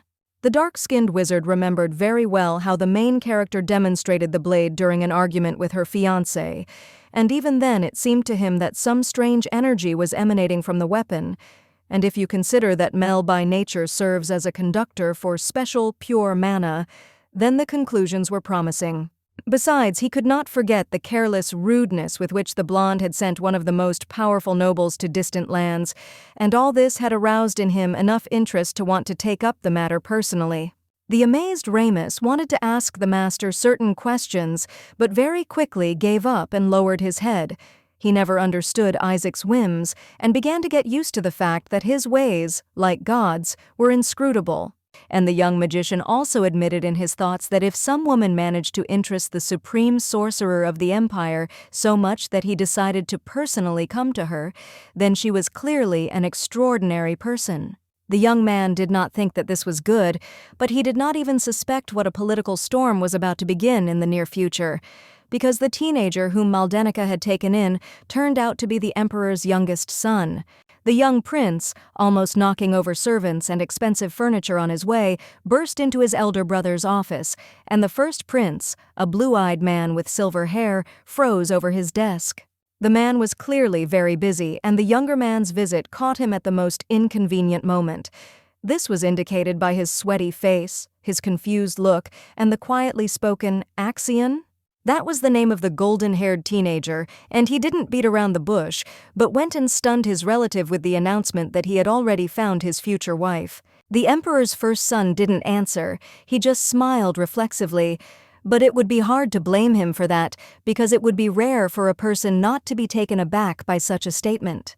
And the little prince, sincerely not noticing the shock of the elder, continued to wave his hands in admiration and chatter about how it was love at first sight, a miracle sent by the gods.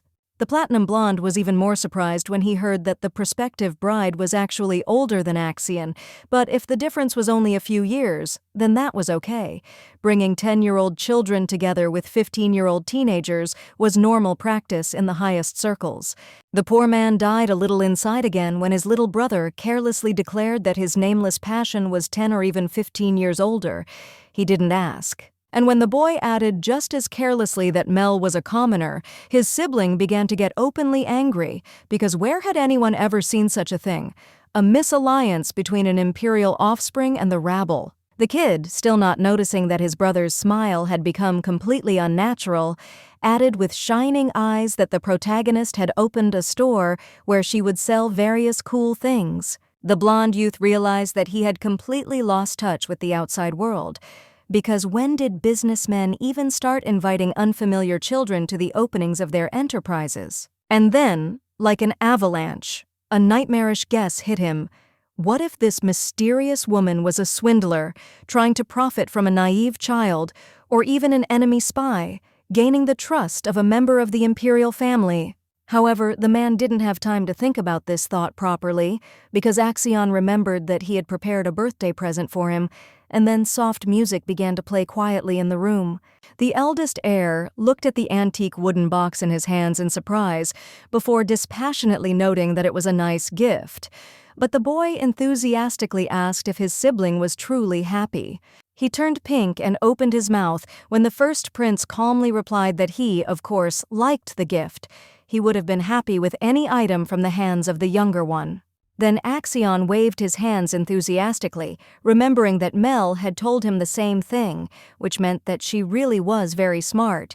But the emperor's first son almost cursed when he heard about this woman again. Then the blonde handed his brother a jar of sweet ice, and the young man once again felt that the universe was going crazy, since when could commoners afford expensive ice? From one minute to the next, this case became more and more suspicious and simply downright strange, as if the princes had found themselves inside a poorly written tabloid detective story. On the other hand, Axion stared at his older brother with the look of a happy little dog. You had to have a heart of stone to intentionally upset such a little one.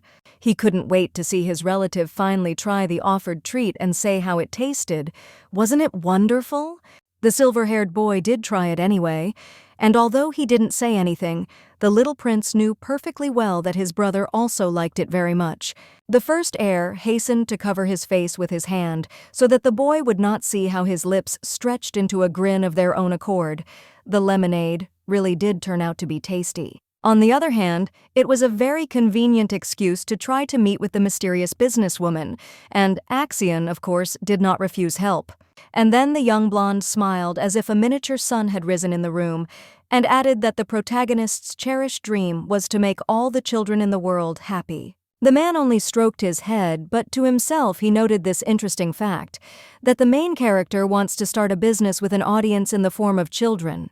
Of course, if you trust the child's words, then this mysterious Mel was the most wonderful person in the world, very kind and sincere, from whom, in principle, no danger should be expected. He clearly doubted this, but he did not have time to develop this thought. The respectful voice of the secretary warned His Majesty that Duke Hessman had arrived from the northern lands.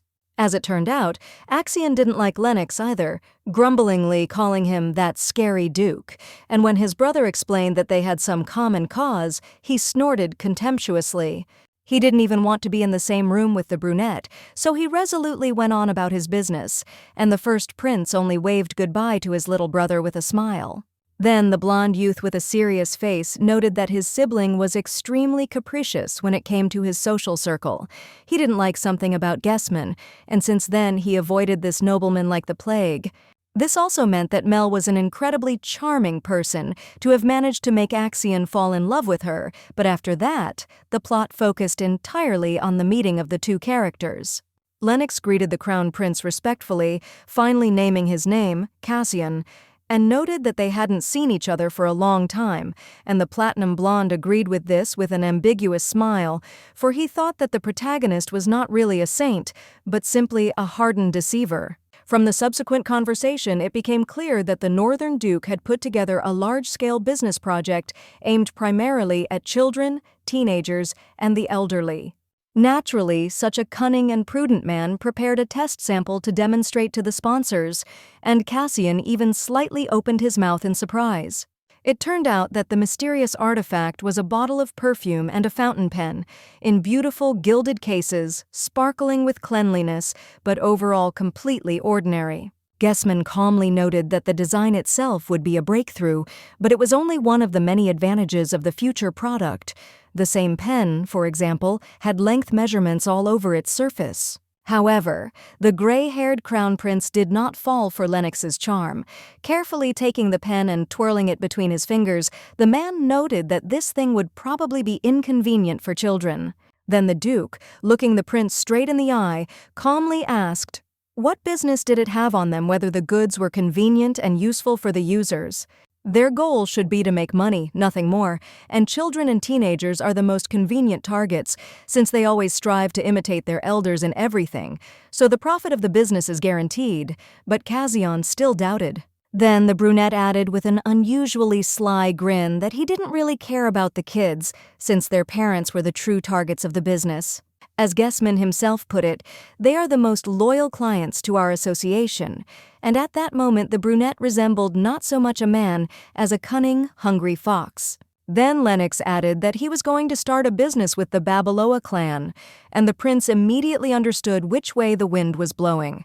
The Duke had already launched seemingly unprofitable projects many times in the past, spending huge amounts of money on advertising all sorts of crap and giving it away almost for free. But in fact, this was a well-calculated tactic not even of a shark, but of a business piranha, because thoughtless people, stupefied by advertising, bought consumer goods from Gessman's company in droves, ignoring all other publishers and driving the poor guys to ruin. One could feel whatever one wanted about the Grand Duke, but even His Highness could not help but admit that this was, although a heartless, a brilliant business strategy.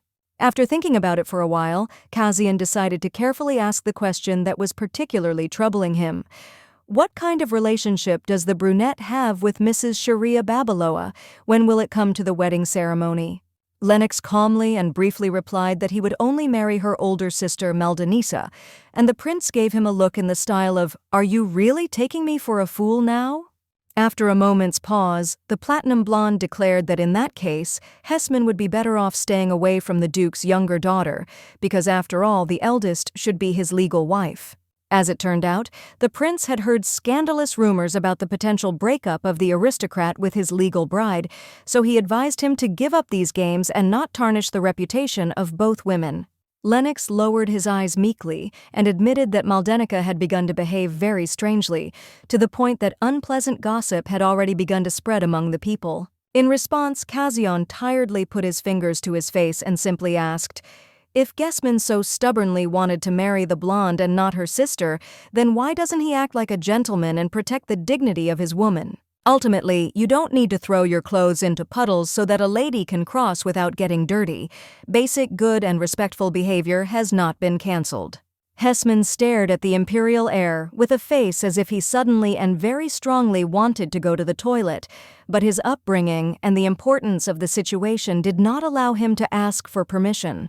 In the end, the brunette very politely but coldly noted that it was none of Caitian's business what kind of relationship reigned between the groom and the bride, not to mention the fact that Lennox was still very merciful to the elder Babaloa after what she had done. After a brief pause, the prince politely replied that the crown could not afford to finance the proposed project, and Lennox, in an even more respectful but icy tone, expressed his regret about this. The fair-haired youth noted that Hessman's stores practically ruled the streets of the capital. Almost all businesses go to the Duke in one way or another, and this stifled all other small businesses. In response, the black-haired man only asked with slight contempt why it mattered to him. After all, if you think about it, he even honored such losers by making them slaves of his clan, and not just bankrupt on the ashes. Then the aristocrat began to read a speech on the topic of how it was simply the law of the jungle, the strong devouring the weak and all that, and Casion listened to it with the impartiality of a stone Buddha. Before his eyes appeared the image of his younger brother, who just recently, with a happy gleam in his eyes, claimed that the mysterious Mel sincerely wanted to make the children happy, and not just profit off of them. The older brother just pressed his palm to his face and quietly said, "Ha!" And it didn't take a medium to understand how strong the emotions were raging in his soul right now. When Gessman had already left the office, Casion quietly admitted that it was better to be such an idealist. Even he felt sick of the brunette's cynical and heartless approach to business and those around him. After that, the action shifted back to the main character, and she was not doing very well. To be honest, no one even noticed the opening of the store due to the lack of advertising. She was clearly upset, although she tried her best to hide it, but Dominic at least tried to console his employer, reminding her that classes at the academy were not over yet. The man looked noticeably worse than usual, with huge dark bags under his eyes, even paler skin, and a tired, detached expression on his face, all because of a night full of work. The knight advised Maldenica to focus on coming up with new, interesting products, and this immediately changed the girl's mood. She already had a bunch of ideas, each one cooler than the other. And the first thing the blonde was going to try was beer candies, and Dominic's jaw almost dropped in surprise because he couldn't even understand what it was. With a conspiratorial air, the former Babaloa explained that in reality, almost all children strive to be like adults. And since adults drink very often, the younger generation also secretly takes a swig from the bottle. This was, of course, very bad, but the girl knew how to make money from it. She planned to make 2 types of candy, one of which would be made from real alcohol, and the other would only resemble it in taste, and so the first would be sold to adults, and the second to children. True, in order for the food to be of high quality, you will have to hire wizards, and you will have to try to find and persuade them, and the budget is not unlimited. In general, it is a continuous expense, and the business has just started. Dominic remained silent for a while, clearly digesting such volumes of information that were unfamiliar to him. But in the end, he calmly replied that he could handle such things himself. Maldenica's eyes sparkled with delight, but the brunette immediately brought her back down to earth. In any case, they needed a lot of expensive ingredients, primarily beer. And then, the young man also admitted that he actually does not possess the spells that allow him to change alcohol. He will learn them very quickly, but he still needs a teacher who would explain and show everything in detail. As Dominic had mentioned in the past, he was only a master of demon-fighting spells, and in everything else, he was still a clueless student, so it would be even better for them to work with a specific recipe. This did not destroy the protagonist's enthusiasm, but on the contrary, fueled it even more. Now she was properly motivated to sell the things they already had and get an increase in the budget. However, it is always much easier to say than to put into practice.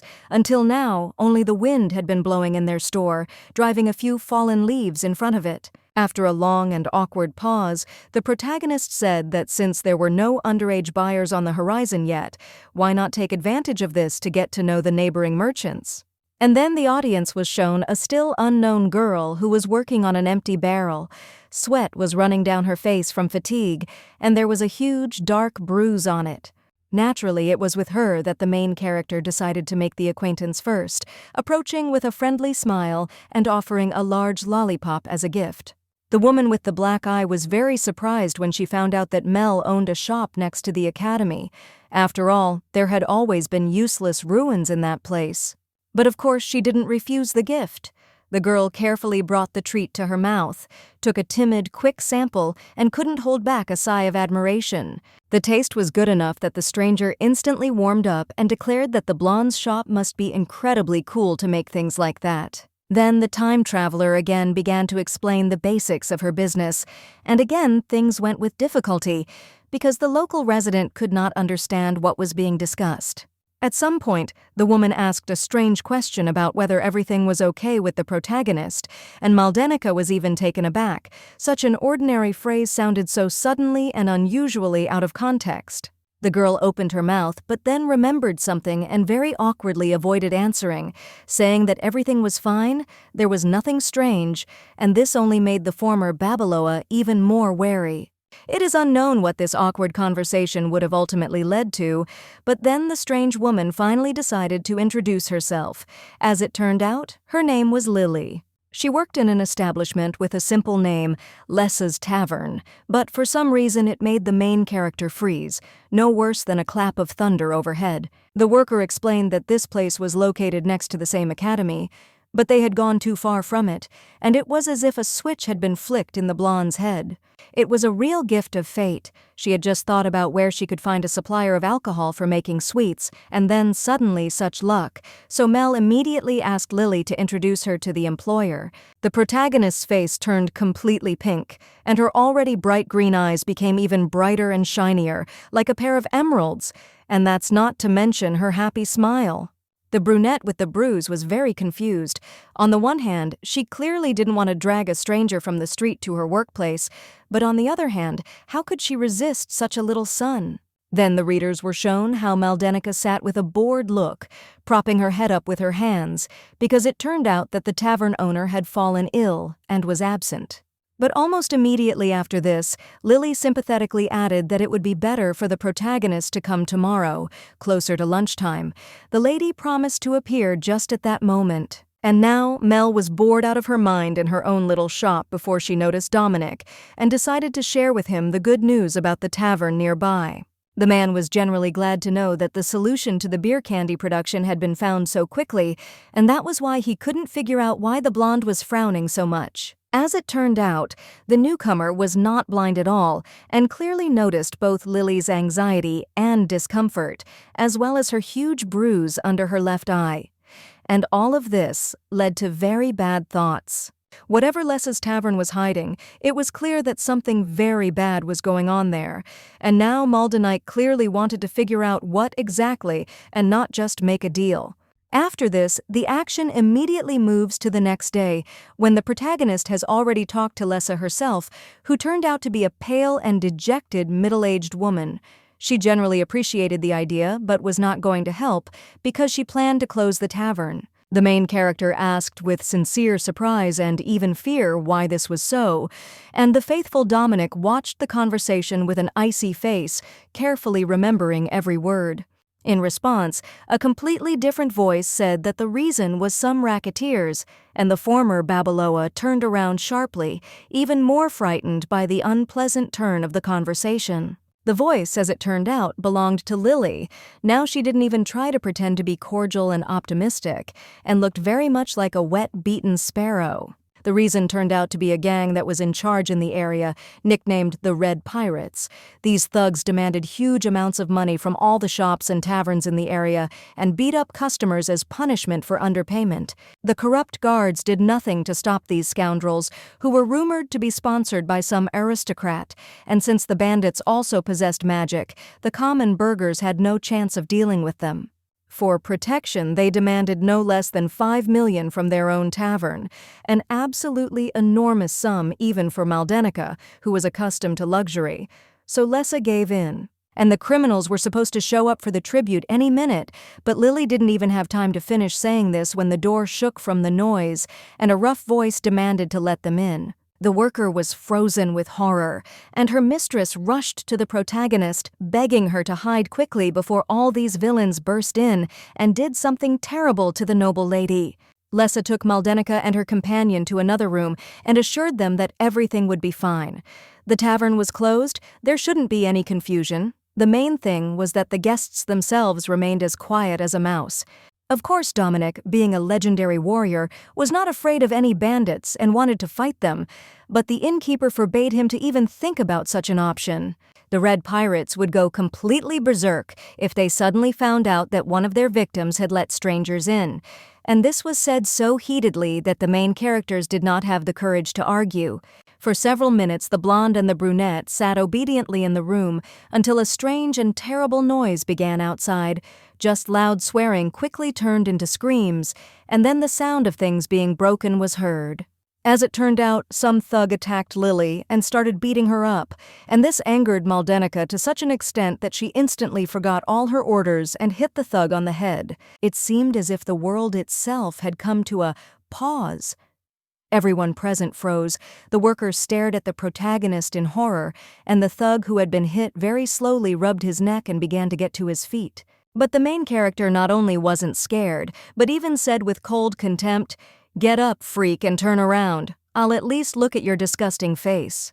The huge red-haired man, still kneeling on one knee and with his face down, laughed in response. After all, no one had been able to beat him like that for 4 years. And then he, without any false joy or friendliness, growled, "Who does Maldenica think she is? And does she even know who she just dared to raise her hand against?" From the outside, the newcomer still seemed like an ice statue, absolutely unshakable and fearless. But in reality, she was scared to the point of shaking in her knees. Mel just hit it well. And Dominic, still sitting in the room, also made telepathic contact with her. He warned that he would lend his mistress some of his power for a while, and then the magic began. Now the protagonist could see and react much faster than mere mortals, and her body became harder and stronger than steel. And this gift could not have come at a better time, because the leader of the bandits had already grabbed the blonde by the neck. With his eye twitching with rage, the bandit threatened that if Maldenica dared to go against them again, they would break her neck, but the girl did not feel even the slightest pressure from his grip. Realizing this, the newcomer simply moved her hand a little and brought down the huge, muscular man with such casual ease, as if he were actually lighter than the softest feather. The other red pirates looked at this with horror, and it was even easy to understand them. The girl easily defeated one of them, being 3 times lighter and a head shorter. And now, when the balance of power had changed dramatically, the former Earthling was not going to give these scoundrels mercy. She, of course, would not have done it before, but now, when she was a little drunk from Dominic's superhuman power, she was even less going to. She was all alone against at least 5 men. But now these seasoned thugs resembled a pack of frightened rabbits suddenly confronted by a hungry wolf. All these bandits were very scared, until one of them decided to take a step forward. He was even bigger and stronger than the red-haired bone-breaker that Maldenica had knocked over, and he did not consider her a threat. The huge pirate boastfully called the protagonist an idiot, one of those stupid women on whom his comrades feast and make money, and the other bone-breakers nodded awkwardly in agreement. If the main character had been in her normal state, she would most likely have been very scared, but now she felt like an invulnerable goddess. And so, with a mocking grin, she beckoned the thug with her finger and offered to come out. The further development of events was predictable to the point of toothache. The blonde threw the men around with casual jabs and kicks until one of them tried to pounce from behind. But this attack also had no effect. Maldenica easily anticipated it, intercepted the opponent's hands, and then forcefully slammed him back into the ground. In short, when the dust settled, only the main character remained on her feet, completely unharmed, not sweating, and continuing to crack jokes about her defeated enemies. Several of the people who remained conscious wheezed angrily, asking why this had happened, where did some girl get such strength from? And they realized too late that they had attracted her attention. No, the former Duchess had no intention of continuing to beat up these bastards. She had something worse planned, namely, to take all the money and jewelry that they had lying around. This horrified the bandits, but whole bones and organs that had not been crushed into mush were more valuable to them than coins. So after a few minutes, the protagonist was happily clutching whole bags of gold and silver to her chest. She was so happy that she screamed out loud about how much she could now do with her store, and the beaten racketeers, not knowing the context, were finally convinced that they had gotten involved with a madwoman. Unfortunately for them, Maldenica heard this insult and was clearly prepared to take the matter to its logical conclusion, after which there would not be a wet spot left of the bandits. Realizing this, the Red Pirates instantly forgot about their pride and began to beg for forgiveness, but Mel very quickly had no time for them. As it turned out, Lily ran out of the tavern during the commotion and gathered a crowd of defenders. The situation that arose was more than awkward. People obviously wanted to help, since they even managed to overcome their fear of the gang. But in the end, they came to the very end, when everything had been resolved safely anyway. Now this whole crowd looked at the blonde with an adoring gaze, and the newcomer felt cold sweat running down her back. She was ready to show off as much as she wanted in front of her defeated opponents, but not in front of the audience. The townspeople showered the ex-duchess with enthusiastic comments, and she herself increasingly felt the need to run away somewhere to the ends of the earth, dig a very deep hole there, and never climb out of it. The innkeeper Lessa also managed to twist the knife in the wound, joining the crowd and telling that Mel behaved like a hero from a fairy tale, suddenly appeared at the most difficult moment and fixed everything. Eventually, people started shouting, "Hip hip hooray!" in honor of the unknown strong woman who single-handedly defeated all those terrible red pirates, freeing the innocent shopkeepers from their yoke. No one noticed at what moment Dominic left the tavern.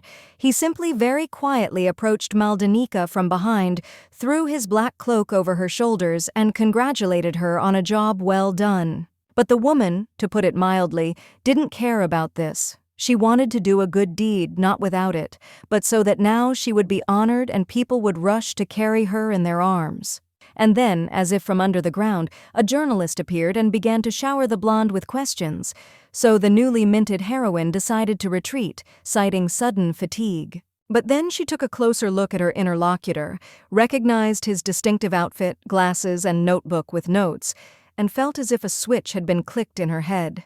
Naturally, she simply could not miss such a great opportunity, and now Maldenica pressed the dumbfounded man, begging him to advertise her stationery store.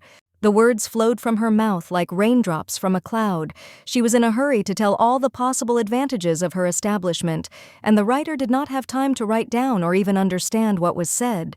When the conversation turned to iced drinks, the journalist noted with a muffled expression that they must be exorbitantly priced, but Mel replied with a smile that this was nonsense. Any child could afford it, and the newspaper employee would be treated to it for free. Then she remembered less and decided to remind him of her offer. Okay, before the woman couldn't continue working because of the bandits, but now nothing should stop her, right? Perhaps before the woman would have refused anyway, not wanting to take risks with a shady stranger, but now the elderly innkeeper simply silently looked at the outstretched hand and began to cry. Those around watched this with respectful silence, as if it were a great and sacred event, while the tavern owner said only a few short words. "I will help as much as I can." Then, however, the onlookers began to whisper about how much blood the red pirates had managed to drink from them. It would seem to be a decent area, and an academy for noble children is very close, but no, not a single lousy guard wanted to dirty his hands even for bribes. As for the journalist, it suddenly became clear that he was not really a professional. It was Maldenica with her heroism that inspired the guy to pick up a pen and a notebook, and now he was ready to make every effort to immortalize this feat. Some time passed, and the action returned to the main character's store. And there she, together with Dominic, gazed in silent shock at the resulting beer candy, the size of a good-sized rock. Trying not to burst into hysterical sobs or laughter, the girl asked the assistant where they had made a mistake, but the knight objected that he had done everything correctly. After all, the young man had been trapped in his own sword for 1,000 years, like a disembodied spirit, unable to influence the world around him in any way. Naturally, he had lost the subtlety of control over his abilities and would be restoring it for at least several more months. Mel may have known in her head that Dominic was absolutely right, but her verdict was disappointing. A huge, creepy beer candy is not cool at all. So, awkwardly rubbing her neck, she suggested that in the future she cook for herself, and the young brunette replied in a very serious voice that his employer would definitely do better. Yes, it was not sarcasm as one might have supposed. The spells associated with the transformation of food were very simple, so the knight believed that Maldenica would be able to master them easily and quickly. It was a good option, but there was one small snag. The main character considered herself a descendant of a cursed family whose members were physically incapable of any magic. The ancient warrior was very surprised by this because he had been imprisoned many centuries before the legend of the dragon's curse appeared. And Mel, with even greater awkwardness, admitted that as a child she had taken an academic test for magical abilities and failed it miserably. In fact, the protagonist was being a little disingenuous. The earthly girl, of course, could not try to enter the local wizarding school, but she remembered very well how the real Maldenica Babaloa tried to do it. Naturally, she failed miserably, and the author, to add insult to injury, arranged everything so that Sharia entered the same academy with ease, due to her incredible magical gift. Dominic didn't know all these details yet, and he couldn't believe that such a thing was possible in principle. From his point of view, it was almost the same as meeting a person who couldn't breathe. And a second later, it turned out that the guy had even more compelling reasons to doubt the existence of the curse. Because if Mel was a complete mediocrity, then he would not be able to lend her his power. It would be like trying to shout to the deaf. Hearing this, the newcomer could only widen her eyes and open her mouth in shock, but having thought about what was said, she admitted that there was some reason in the bodyguard's words. The ancient hero, meanwhile, interpreted the hostess's confusion in his own way. Considering that the blonde could not take his word for it, the young man decided to move on to practice. A ball of white light appeared in the warrior's hand, like a shooting star as children often depict it.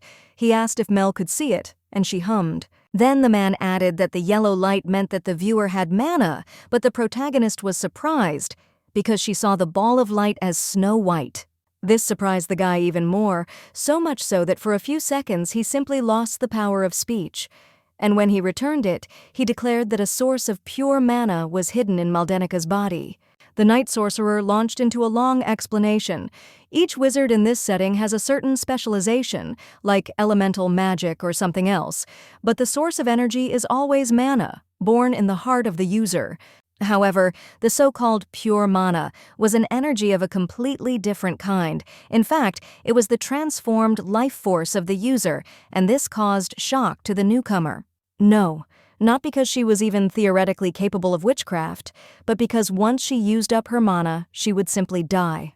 And even Dominic didn't know if that was true, because he had never heard of such people becoming wizards before. After thinking for a bit, the young man added as a consolation that nothing would stop the former Babaloa from becoming a good alchemist, and the woman even covered her mouth with her hands in delight. She could now live with the thought that she was not a damned degenerate, a freak with a disability, just an anomaly from which, with due diligence, a wonderful master of potions would emerge. Then she remembered how in the original novel, Lennox had suddenly become a great alchemist himself, becoming even richer and more famous than before. And the thought that he too might have pure mana gave the protagonist heartburn. Dominic, meanwhile, continued to explain, alchemists may not be able to shoot lightning from their fingers, but they can create precious metals from thin air, including gold. The blonde immediately asked what her specialization was in this area, and the man politely but coldly explained that he had no idea. Maldenica herself had thought 3 minutes ago that she was a complete zero in magic. Then he added that perhaps some good would come of the traveler, but only on condition that she had enough magical power, and every word of his fell on the poor heroine like a stone. Rubbing her neck in irritation, the protagonist asked again whether she had this damn mana or not, and the young man confirmed that she did, and that this energy was only getting bigger. She still dreamed of summoning the winter moon demon, but Dominic's verdict was harsh and humiliating. The woman's current abilities would be enough for the imp to stay in the human world for a maximum of 3 seconds. Maldenica collapsed to the ground in despair, and the knight, having softened a little, explained that alchemists were able to replenish their mana reserves on their own, although he had no idea how. And the traveler, frankly speaking, didn't know this herself.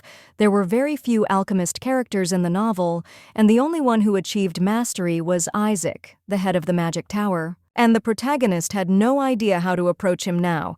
He had no connection with the real Babeloa, and the Earthling wasn't even sure if the sorcerer was still alive, because in the original source, he once simply disappeared without a trace after an unsuccessful attempt on Lennox, the author's favorite. Finally, the blonde didn't know how the wizard's tower was arranged, and whether it was possible to somehow gain access to it, so the solution was obvious. She had to ask her loyal protector for help. Looking him firmly in the eyes, Maldenica promised that she would do her best to become the best potion maker on the continent, and Dominic allowed himself a very slight, but still a smile. Shyly looking away, the man admitted out loud that he sincerely believed in his partner and would always believe, and as a first experience he was ready to offer to try to make some kind of miracle sword. When the blonde, without really hearing the last sentence, decided to make as many beer candies as possible, the warrior felt himself falling into a stupor and his jaw was reaching for the floor. With a face as dull as a dead fish, he asked if Maldenica wanted to create even more nightmares, like the one that was now propping up their ceiling, and the heroine, not catching the sarcasm, agreed. The protagonist had already entered her fantasy mode, from which even a very strong kick could not bring her out. Before her eyes appeared endless rows of various sweets, of all sizes and shapes. When she tearfully asked her bodyguard to imagine a lollipop in the shape of a cutlet, the knight couldn't resist asking if Mel cared about anything in this life other than damn food. After thinking for a bit, the woman added that she also wanted to summon a small demon to endlessly make ice for her, and the ancient hero had no comments other than an indistinct "I understand." A little more time passed, and readers were shown the first sample, a whole tray of magnificent treats that shimmered in the light, reminiscent of beer mugs. Unfortunately, Maldenica was so tired that she didn't even have the strength to enjoy her result, and Dominic, not at all out of breath, noted that the hostess had reached her limit. "In about a day, her supply will be restored naturally. There is no need to worry about this." So the guy took one of the candies and put it in his mouth. A few seconds later, the brunette noted that the sweet had a very unusual taste, and the girl jumped up as if stung, asking, "Why did the assistant say this in such an unusual voice?" As it turned out, while the girl was suffering, trying to achieve excellent results and recovering from wild fatigue, the guy decided to play a little prank, influencing the cookie he had eaten with magic. After a pause, both protagonists started laughing. After all, Dominic was over 1,000 years old, and yet he still acted like a teenager and fell for his own joke with a change in voice. Then something truly strange happened. It was as if an invisible stopwatch began to tick away the moments with a loud tick, causing the main characters to freeze. When the third second was up, they both realized what a treasure they had accidentally created. Children would sell their souls just to get access to these luxurious candies that make the eaters speak in someone else's voice. The protagonist ran to Lessa to share the wonderful new thing with her, and the audience was then shown Isaac, who finally decided to go on reconnaissance, but was followed by an overly enthusiastic wizard in the form of a child. Rasmus had to be thanked for this. He had gotten it into his head that if he let his beloved boss go on such a dangerous mission alone, then some kind of nightmare would certainly happen to the brunette. But, on the other hand, looking at the young wizard in glasses, whose name was Henry, the archmage admitted that a walk in his company was far from the worst way to spend an evening. The man leaned over to the little boy like a kind uncle, and kindly asked if it was cool to walk outside the tower, and the boy enthusiastically agreed. As it turned out, Henry was actually a child, not an adult in disguise, and Isaac had taken him along with him in the hopes that Maldenica would be more accommodating due to her love for children. In addition, he believed that a person's true nature was best illustrated by their behavior around a lonely toddler when they thought no one was watching them. So the Supreme Warlock asked Henry to approach the blonde for a conversation. This child with glasses, by the way, was also special. He was only 5 years old and learned to speak late, but was a real genius in the magical arts. And this, unfortunately, had a downside. Many people have already suffered when they decided to laugh at a harmless fool, not suspecting that he was one of the best magicians of his generation. Now he asked his mentor to help him finish their secret spy mission later because he didn't know how to do it on his own. But he was immediately distracted when he noticed Babaloa approaching. The man reminded them that they only needed to talk to Mel, but Henry objected that Sir Rasmus had ordered them to thoroughly examine the blonde, which was a completely different matter. Not a single muscle moved on the Archmage and Alchemist's face, but he winced mentally. He really wasn't planning on playing any spy games. He just wanted to look at Maldenica up close to dispel the boredom that was tormenting him. In fact, he was initially only interested in whether the former Duchess always behaved like a mad dog, ready to pounce on any opponent, no matter how much more powerful he was. But that was only at the very beginning. Now the brunette sincerely wanted to study the structure of the girl's body, because her mana lines looked very unusual, not resembling anything he knew. The protagonist was walking down the street at that very moment, and as soon as Henry approached her, she melted like a piece of butter on a hot frying pan, like a fanatical cat lover at the sight of a kitten. While the little wizard greeted her, unobtrusively starting a conversation, Isaac carefully watched the main character's reaction and eventually thought, what kind of bad thing did Guessman have to do to deserve treatment from a person like Mel? And while the former Duchess blushed and melted from incredible emotion, the young magician mentally gloated.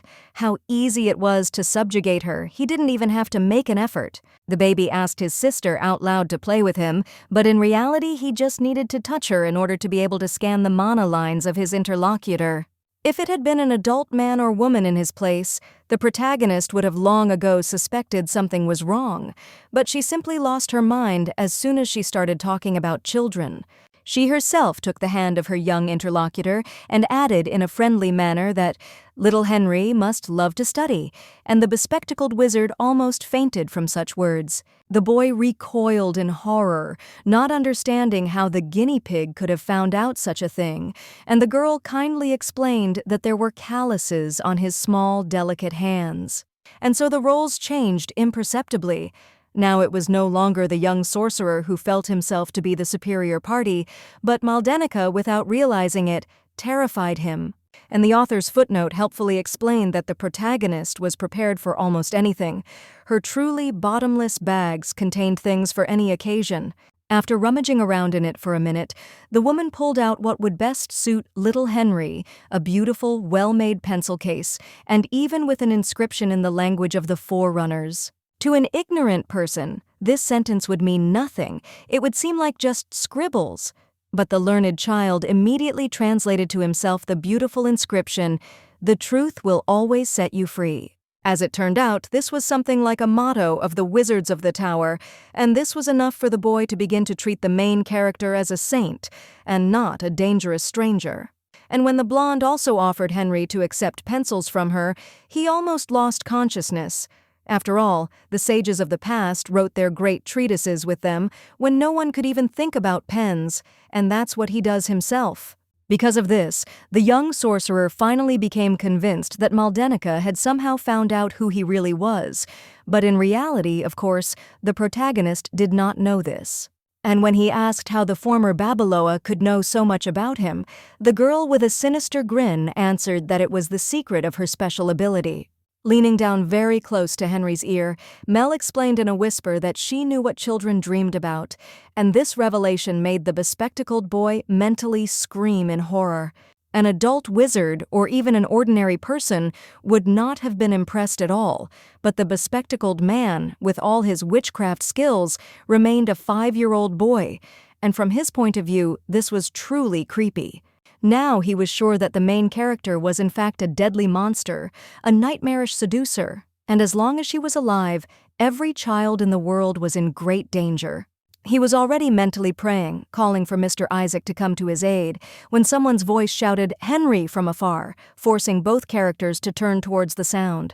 Naturally, it was the Archmage who decided to stop his observation and finally come out on stage, and the boy instantly appeared next to him, seeking protection from this nightmarish Babaloa.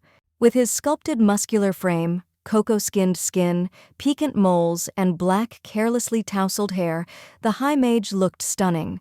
so much so that Maldenica was speechless. And when she finally spoke, it was time for Isaac to freeze with his mouth open. Because of all the possible things, the woman could not think of anything better than to declare, "Henry, is this really your father?" The man and the boy were indeed completely different from each other, so it was impossible to mistake them for close relatives, and the master alchemist declared that he was only a guardian. Mel, however, still did not attach much importance to this, and added that she wanted to give Henry this small, cute kicker, and the archmage responded to this with polite gratitude. Isaac most likely decided that they could part ways at this point, but he knew the newcomer too little. She simply couldn't resist the opportunity to offer someone to try her first food. For a few seconds, the supreme mage looked at his interlocutor very intently and appraisingly, and then carefully touched her hand, in which the child's pencil case was still clutched. The blonde was taken aback, and when she came to her senses, she pulled her hand back in horror and stepped back, clearly intending to ask what the hell the stranger was doing. But Isaac continued to smile with all possible politeness, as if nothing strange had actually happened, and he noted to himself how unusual Maldenica's gift was. For him, the protagonist's mana lines were like a dying fire. Some embers still sparkled in it, there were tiny sparks, but it was enough to blow hard enough to extinguish them completely, and this was very strange, because Babeloa did not look like she was dying. And while the woman was examining herself, as if trying to find some kind of mark, the brunette made the correct assumption that this anomaly was connected with the heritage of Konoha. However, even this sorcerer was surprised when the main character suddenly began to advertise her shop and lure people into it, promising a bunch of other sweets, as if nothing strange had happened between them. And while the sorcerer blinked his coal-black eyes in confusion, the blonde hurried on about her business, not forgetting to say goodbye to Henry and his pseudo-father, of course. The wizards were too surprised to respond to this in any way. They stood for a long time afterwards and watched the quickly retreating figure with golden curls. The first to come to his senses, oddly enough, was the boy. Carefully tugging at the hem of his mentor's clothes, he asked why Mel so stubbornly called them father and son. For the first few moments, the man simply looked at the baby, then he grinned slyly, clasped his hands on his chest, and declared that the girl was not mistaken, which caused Henry to quietly, shockedly say, "What?" No, of course he didn't mean that the boy was his biological son or anything like that, but, on the other hand, it was Isaac who picked him up and is now raising and teaching him. Therefore, from the Archmage's point of view, he could well be called a parent for the bespectacled man, and he said this without a hint of irony, even taking the child in his arms as if he were his own. Henry had no words to comment on this, but judging by his flushed cheeks, the words of the leader of the magic tower really sank into his soul. When the young genius of the magical arts decided to speak, his first question was, "If you are my father, then who is my mother?" But Isaac, with an embarrassed laugh, admitted that he did not know, because he had not thought about such a thing. That's how they returned to their native tower, like real father and son, and they didn't even realize that this was only the beginning of their long and complicated relationship with Maldenica. After some time, the protagonist returned to her store. Dominic was reading something at that moment, so he only briefly asked whether the girl had been able to carry out her plan. Naturally, everything went as well as possible. After that story with the red pirates, those around her would have accepted even downright trash from the hands of the former Duchess without hesitation, not to mention rather tasty candies. The young knight praised his friend for her success and added promisingly that he also had good news, so Maldenica immediately pricked up her ears, ready to listen. As it turned out, while the main character was walking around the city and offering people candy to try, a journalist dropped into her shop, looking for more material about that magnificent massacre. Another person might have been delighted to be a local superstar whose lips people would look up to, but the former Babeloa could only manage a quiet, inarticulate, "Huh?" The newspapers were already working at full capacity.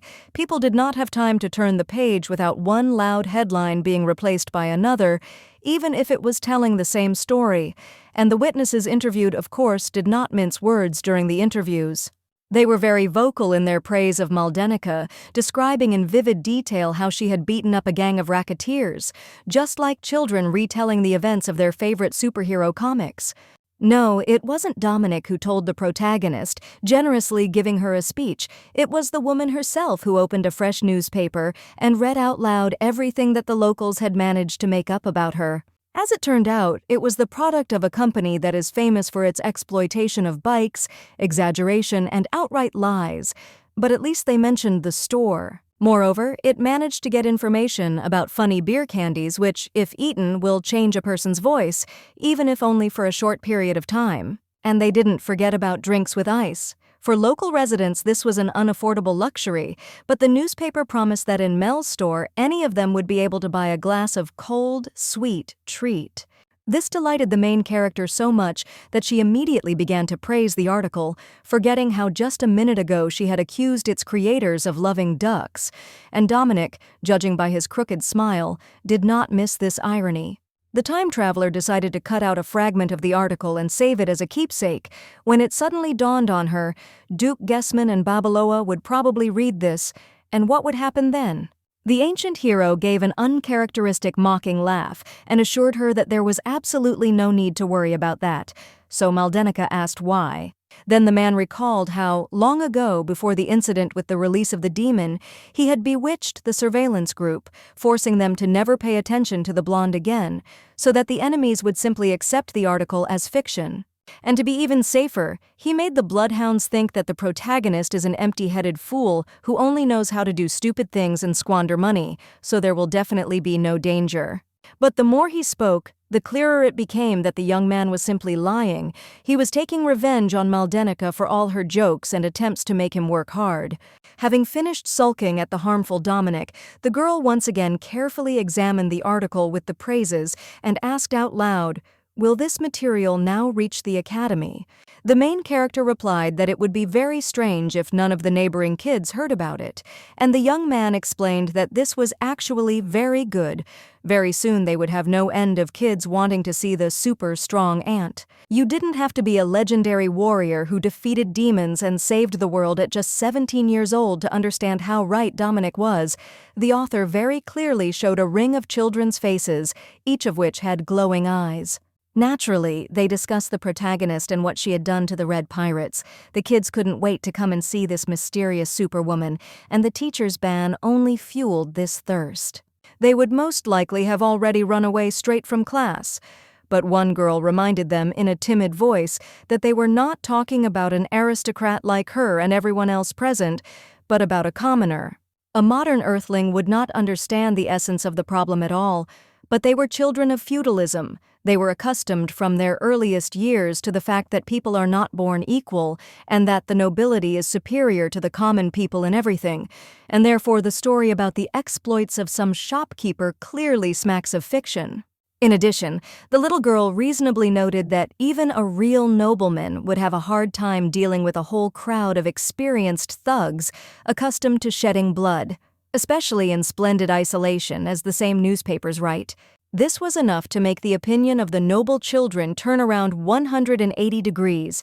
Now some haughtily raised their noses and agreed that this was clearly nonsense, and someone even added in horror that you can catch some kind of disease from the rabble. In response to the latter, even the other children added that all these rumors about terrible diseases were just rumors, but the suspicious boy still believed that the peasants and other common people were too scary. Then the conversation gradually moved on to the store itself. These characters also could not understand that Maldenica had even come up with such a thing. It was too outrageous for them. And then the conversation somehow smoothly flowed to the products from Duke Gessman, and this was heard by very familiar ears under the blonde hair. Of course, it turned out to be Axion, familiar to readers, the young second prince, whom Mel and Dominic mistook for an ordinary little nobleman, and the blonde was taken aback when he finally realized that all this time they were talking about his, so to speak, fiancé. The girls and boys immediately began to whisper, no longer daring to express their opinions openly and frankly, but the prince simply had no time for that. He was trying to digest the information he had heard. From his thoughts, it became clear that the Red Pirates had dared to attack Axion on that fateful day, and now the young fool in love decided that Maldenica had somehow found out about this and taken revenge for her future groom. The woman in his imagination immediately appeared as a powerful and noble knight, on whom the armor sat as beautifully as the dresses, and this image displaced all other thoughts from the prince's head. It is unknown how long the lovesick child would have stood there and continued to dream, but someone's question pulled him out of these sweet fantasies. "Hey, do you want to go with me to this Mel's stationery store?" The Emperor's youngest son did not answer right away.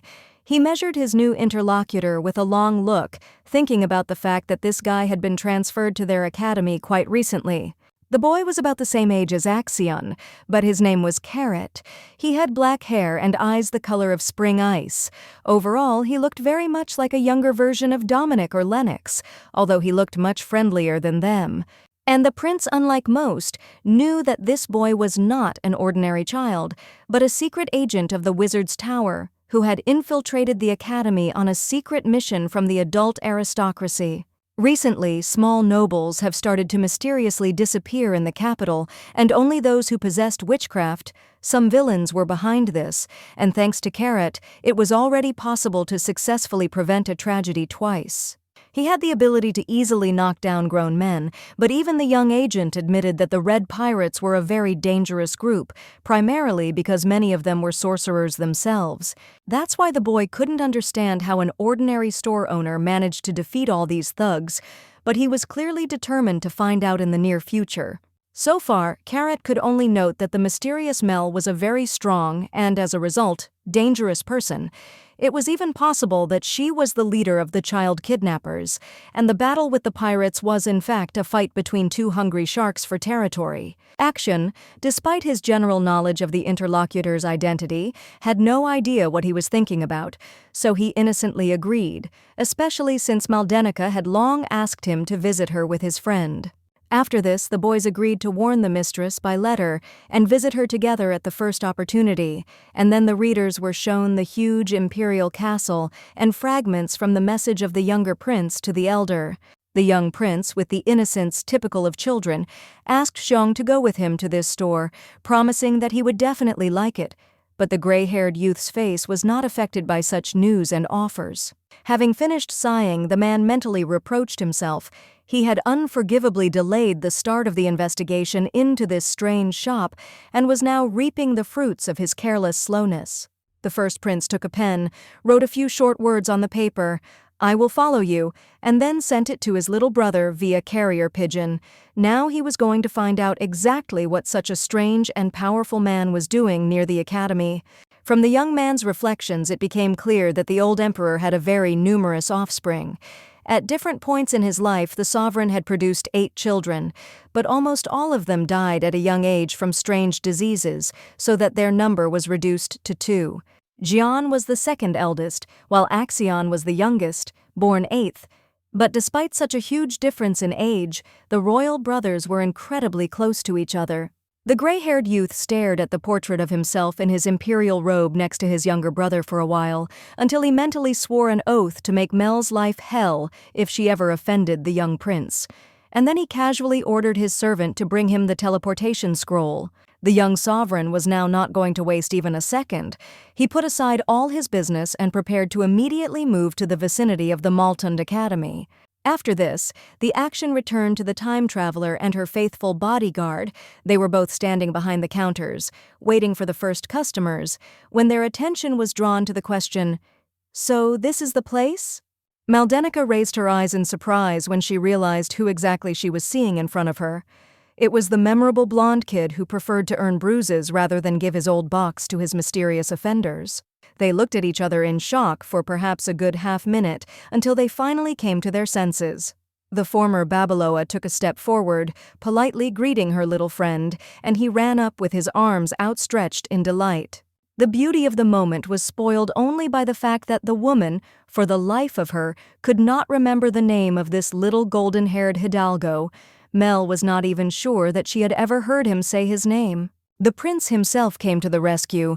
Not noticing the discomfort of his interlocutor, he called himself Zion and boasted that all the wounds had long since healed, to which the protagonist mentally responded with praise, like, "Well done, guy, you saved me from shame."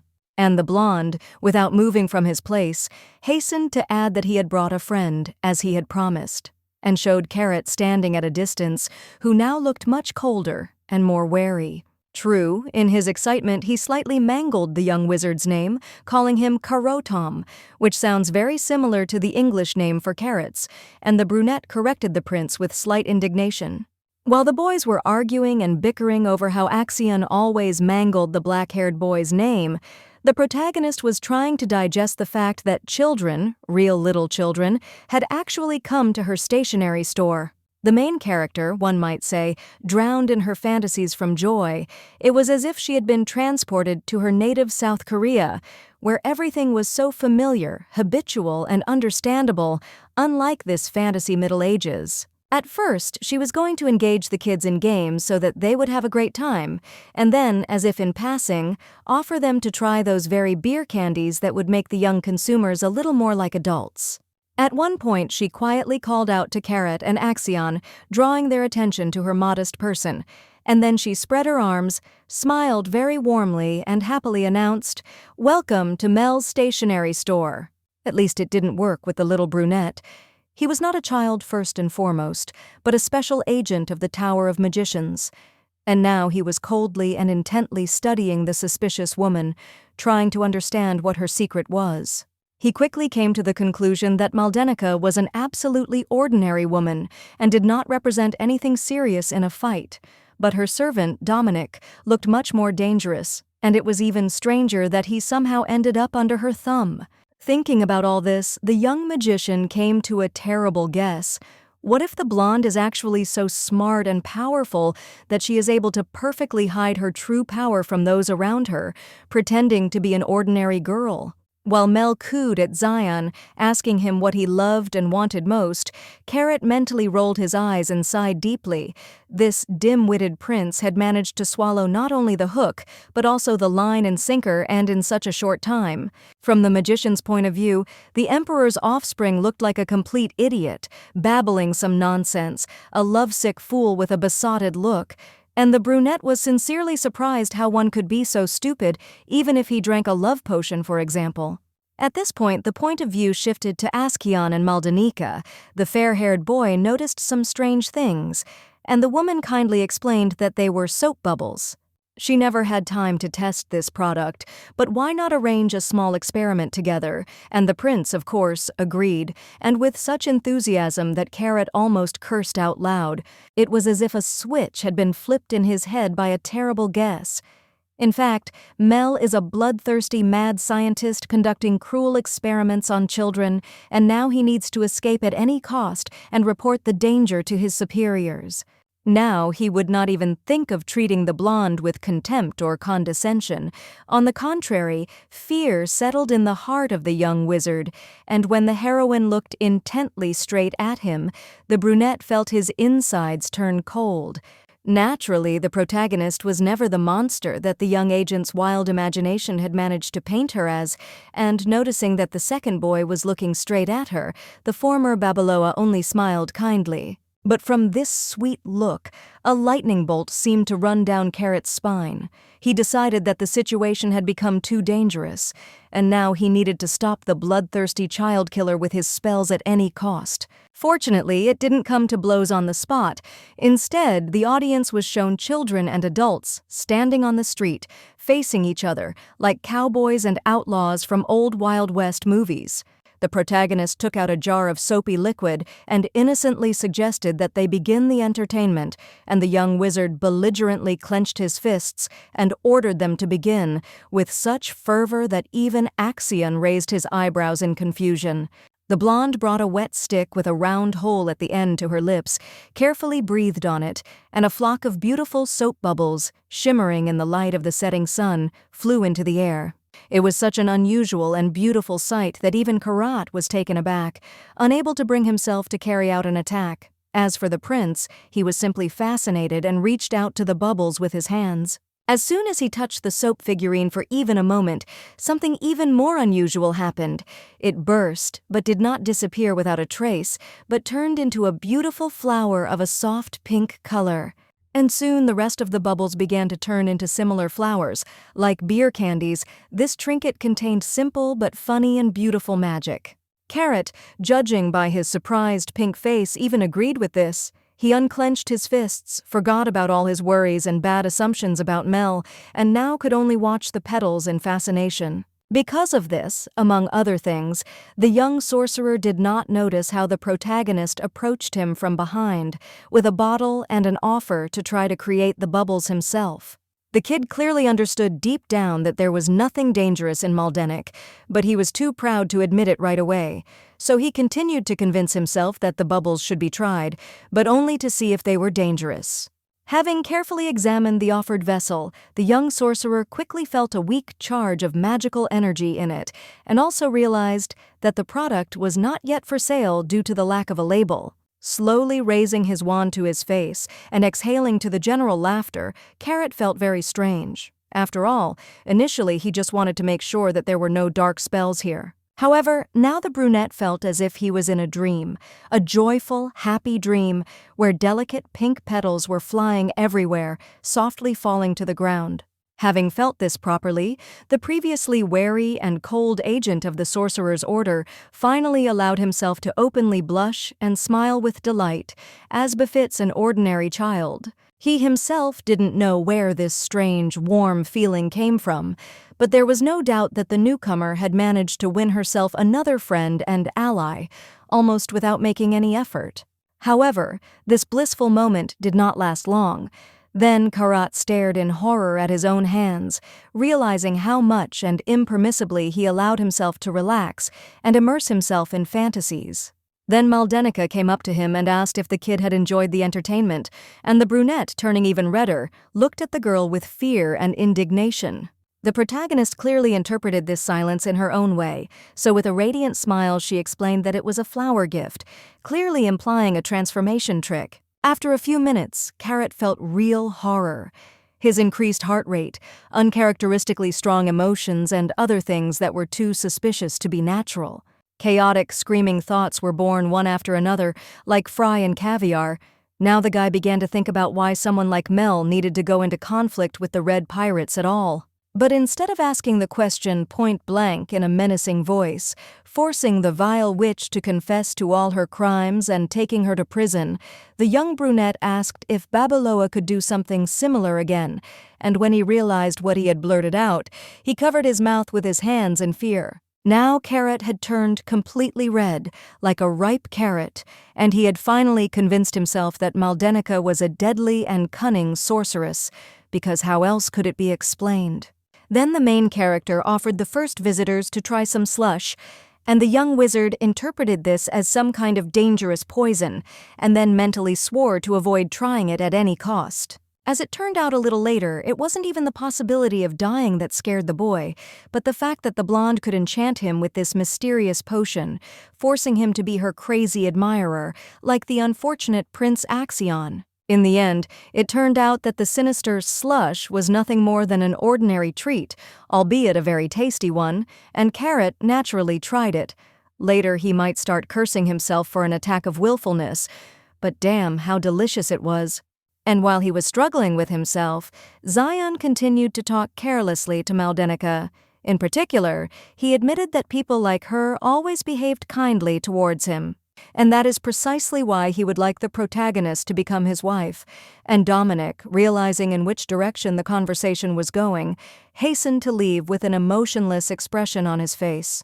But there was more to it. Instead of asking Babaloa's ex to wait until he reached at least adolescence, Axion asked the blonde to become his older brother's wife. It was at that moment that there was a polite but firm knock on the door, and the knight, opening it slightly, saw an unknown young man with suspiciously familiar long hair tied in a ponytail. A very funny and awkward scene ensued. While the two men were silently staring at each other in the doorway, the protagonist turned around to ask who had come, and the blonde boy gasped, Naturally, he shouted that this gray-haired but young stranger was his very own older sibling, who had kept his promise to show up early, and for the first time in a long time, the girl felt the ground slipping out from under her feet. But one had to give the newcomer her due. She had a natural salesman's streak, so as soon as she got her bearings, she smiled warmly at the new visitor and welcomed him into her store. In response, Zion only cast a thoughtful, even slightly sad glance at her with his deep blue eyes, and the atmosphere in the room somehow subtly changed, as if fresh, lush greenery had sprouted somewhere nearby. Of course, the platinum blonde immediately recognized the outrageous young Duchess Maldenica Babeloa, and the protagonist herself quickly realized that she was seeing the first prince, although she was surprised at how young he turned out to be. While the main characters were trying to come to their senses and find the right words, Axion didn't notice anything strange. He only reacted with slight surprise to the fact that his brother, it turns out, was already acquainted with Mel. Being a straightforward and spontaneous child, he saw in this a sign of fate itself, blessing the potential union between the protagonist and Zion. But the girl herself was only trying to recover from the shock, because she understood who exactly her little golden-haired admirer was. To the girl's credit, the book mentioned that the youngest prince, having fallen ill, decided to go to the villa to restore his health, so she did not expect that one day she would accidentally meet the youngest, beloved son of the emperor. When she slurred the words Prince Axion, the little boy confirmed with a bright and innocent smile that it was true. He was indeed second in line to the throne. As a result, all the characters sat down at one round table, but tension hung between them. No matter how brave and even impudent the newcomer was, even she was now tormented by fears that executioners would come for her and Dominic's souls in order to punish them for disrespecting the crown. The little blonde boy, meanwhile, was amazed that his failed bride, it turns out, was also a very high-born and important person, and the heroine admitted in a dejected tone that she could not even imagine that Zion was simply an abbreviation of his real name. After this, the boy again proposed to the time traveler to marry his older brother, and deathly silence reigned at the table again. Even Dominic gasped and accidentally broke off a piece from the wooden surface of the table. It sounded so wild. But the worst of all was probably for Carrot. While the other characters were already recovering from their surprise and resuming their conversation, the young sorcerer began to silently howl, not understanding what kind of devilry was going on in the area. Axion sighed with false heaviness, muttering that everyone loved him, even Mel, while Zion calmly noted that the former Duchess had become very close to his younger brother in such a short time. The blonde tried to explain that it happened by chance, but the boy managed to screw her over even here, enthusiastically adding that Maldenica had saved him. The girl mentally howled no worse than Carrot. She immediately understood that the little blonde, without wanting to, was making her look like a selfish profiteer in front of one of the most powerful people in the world. After thinking for a moment, the first prince politely but firmly asked why the protagonist decided to help his brother and why she decided to become the head of the stationery store, and Mel felt like she really wanted to run to the toilet. After this, the main character, already as a narrator, explained to the audience that Cassian's date of birth fell on a dark period in the country's history. At that time, the emperor's power was incredibly weak, and the gray-haired youth managed to become the heir primarily thanks to the help of the ill-fated Lennox, his childhood friend.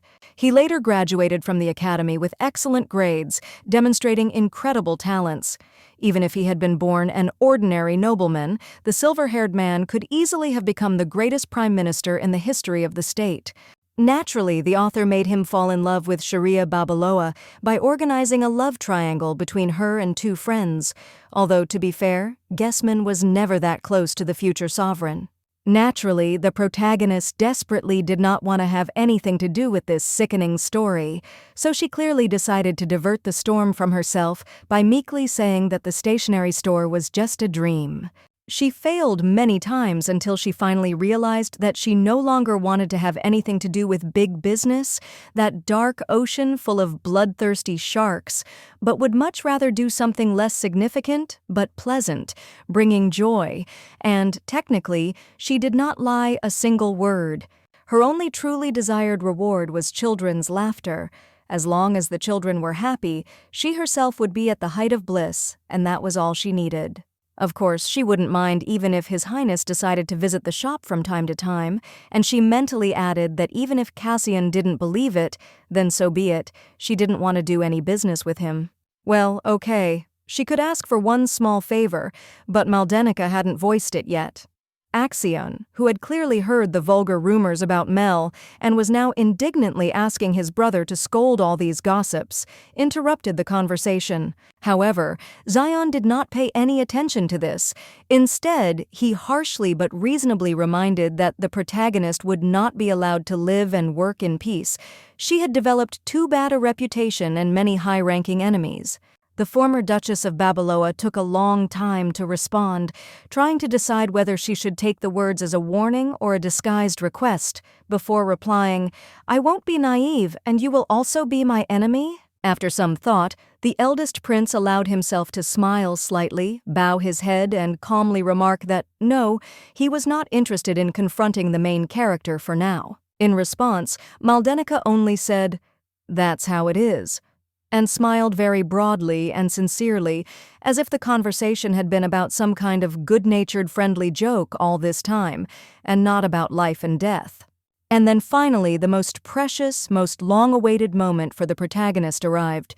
She gave Axion and Carrot whole bags filled with various treats. Among the treats was, among other things, a very strange candy that looked like a full beer mug with a foaming surface, but fortunately it was completely non-alcoholic.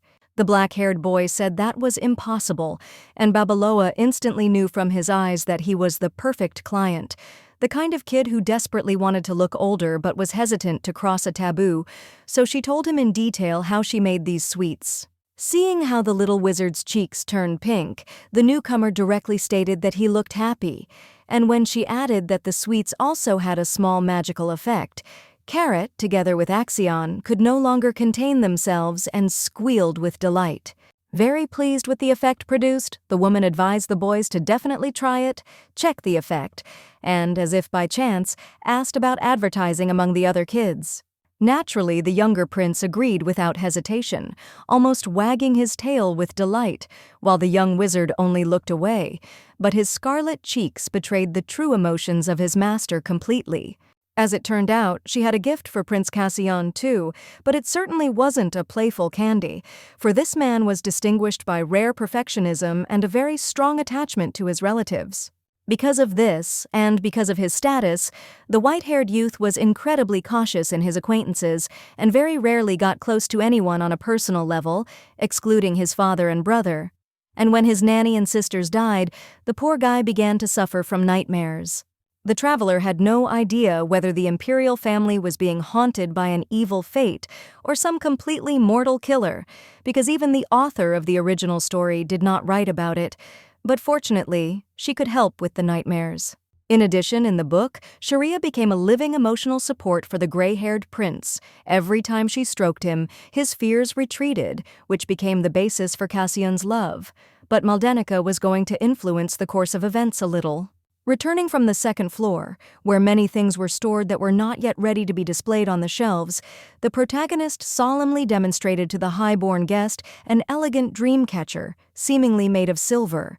There had never been Indians in this world, so the princes did not understand what kind of strange artifact it was, but the main character happily explained the principles of its operation, although Axion could hardly believe that this thing could only give good dreams.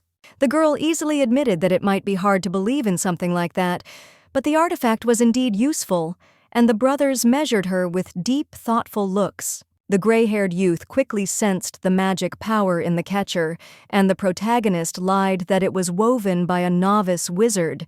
In fact, it was Dominic, and he was so angry about the deception that he was ready to eat his employer alive and without salt as soon as the guests walked through the door. The traveler whispered to the bodyguard for forgiveness and promised to compensate for this with a higher salary in the future, and Cassian, having finished examining the gift, smiled warmly and thanked the owner of the shop. The heir to the throne had previously heard only bad rumors about the former Babyloa, that she was a short-sighted, greedy, and vile fool, a disgrace to her glorious family, and also interfered with the relationship of Lennox Gessman and Sharia out of envy of their true love. Now that he had spoken to the woman in person, he clearly found it very hard to believe that it was really the ill-fated Maldenica in front of him, and the man was so deep in thought that his younger brother had to call him back to reality. The young man could not understand how a person could change so much, but of course he did not reveal his thoughts to his brother and the others. Instead, the siblings decided to leave the store. The next day, the golden-haired boy came to the academy with his bag of goodies from Mel, and good-naturedly invited those around him to try her sweets. And the first to be snapped up were, of course, the famous beer candies. Children gobbled them up with great pleasure, because for some they reminded them of their parents' products, and for others they were simply happy, feeling almost like adults. Carrot also took part in this distribution, although he did not understand why he was doing such nonsense at all. He initially just wanted to make sure that Maldenica was not the organizer of the kidnappings of noble children wizards. While those around him were fooling around with their changed voices, and Axion was angrily demanding that he show more activity in their little advertising campaign, the young wizard finally understood that he had to contact his superiors. Let them check Mel's shop now. Then a boy and a girl approached the youngest Imperial offspring. They were interested in whether His Highness had tried such candies and whether his vocals had changed. The young blonde readily confirmed that this was so and again mentioned Maldenica's shop, and the couple immediately became embarrassed, having learned that they were talking about that very strange establishment with a commoner owner. They didn't like it, and the girl was also frightened by the fact that there used to be a creepy abandoned house on the site of the shop, and while Axion was trying to convince them otherwise, a certain black-haired girl was closely following his every word. It was Marissa Gessman, Lennox's little illegitimate sister, who had realized from the very beginning that it was her brother's former fiancé who was being talked about, and was very eager to visit her, but was afraid of running into hatred and contempt because of the sins of her wayward relative. And then the little girl almost screamed when she remembered her brother's letter, where he practically threatened to withdraw family support if the girl did not immediately stop doing nonsense. Thinking about it some more, the little brunette became very angry and began to scold the Duke in every way for such a cheap attempt to stop her. If she had ever admired her older sibling, seen him as a model of a man and an example to follow, then that time was gone forever. Now Lennox had become just a stupid cheater. A little later, readers were shown how Maldenica was calmly working in her store, when suddenly a joyful cry was heard from the passageway. "Guys, this is the very same store!" The word-of-mouth method more than paid for itself. 3 little children came to the main character and looked at her with admiration, and one girl even babbled that the protagonist looked like an angel. Having explained that they had come at the invitation of the younger Prince Axion, the children immediately began to demand even more of those cool voice-changing candies, and the time traveler was only happy about this. Hearing that these 3 little ones also had pockets full of money, Maldenica became even more touched, and then in the most unctuous voice possible, she asked whether they specifically wanted those very sweets. Words cannot describe the titanic efforts she had to make to maintain that smile when one child seriously asked for a treat that would completely take away her voice, and another for an artifact that would give pain. Naturally, she would never in her life give such dangerous things to anyone. She didn't want to end up in prison.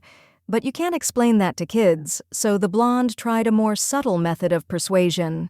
Putting on her most mysterious and conspiratorial face, Maldenica offered the kids something much better, and then snapped her fingers and demanded, "That one, special candy from Dominic." Fortunately, the knight understood her from the very first word, so he brought the necessary things flawlessly quickly, sweets that changed the color of the eater's tongue and mouth for a while.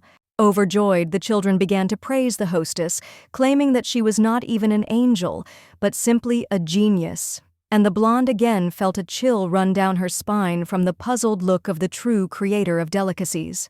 Lately, she has been praised very often for any achievements, whether it was the Dominikovs or someone else's, and this has even begun to frighten the protagonist, as if higher powers had suddenly decided to make her their favorite. The woman didn't have time to finish this thought, because one of the visitors suddenly noticed that the aunt's arm was covered with some strange black pattern, like a tattoo. Sweating even more from the bad feeling, Maldenica raised her hand to her eyes, but found nothing but completely clean light skin, and the baby noted with no less surprise that the mark was gone. He clearly decided that he had been deceived and had frightened the kind girl in vain, so he hurried to apologize. But the adults were no longer listening. They looked at each other tensely. After this, the main character decided to quickly send the visitors away. They promised that they would definitely come again, and the time traveler asked her not to forget to bring her friends with her. Despite the warning signs, the protagonist was very happy. The second day of the buyer's visit went without a hitch, which meant that her idea had really started to work. In fact, the blonde was so happy about this that a few seconds later, she just went and without warning wrapped Dominic in a bear hug. This made the young man turn purple and sweat, and therefore he politely but firmly pulled the girl away from him and asked her never to do that again, which genuinely surprised Maldenica. Babaloa began to forget that biologically her bodyguard was only 17 years old, but it was not only that.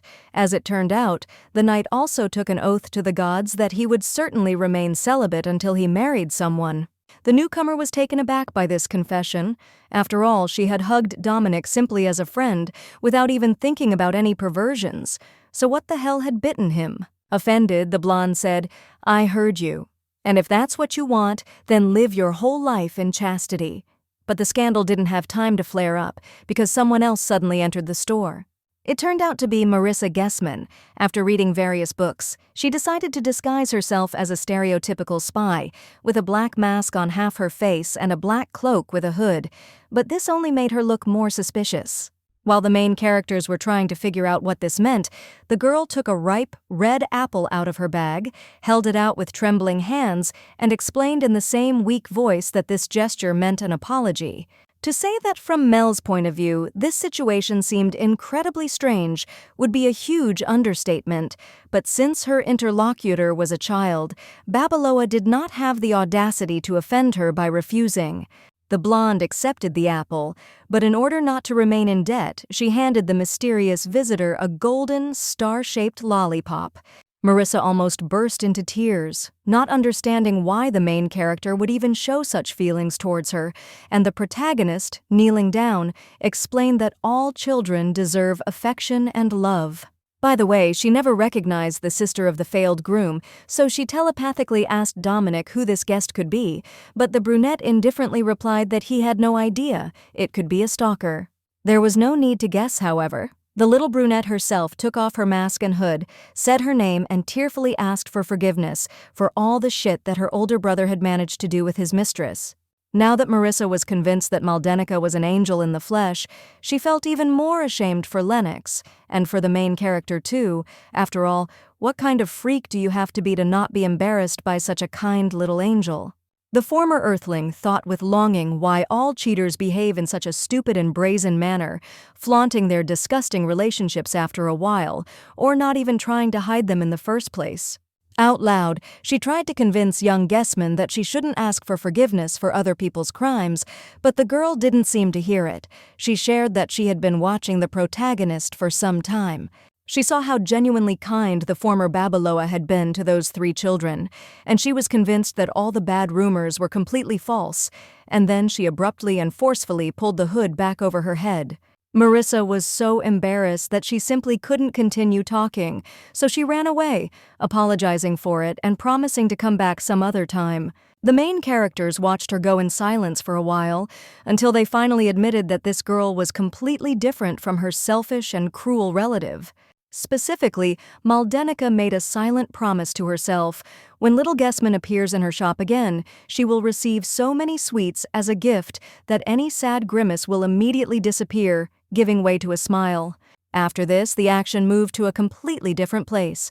A magnificent feast was being held in the open air, noble ladies and gentlemen were dancing, and at the head of the table sat a suspiciously familiar black-haired man.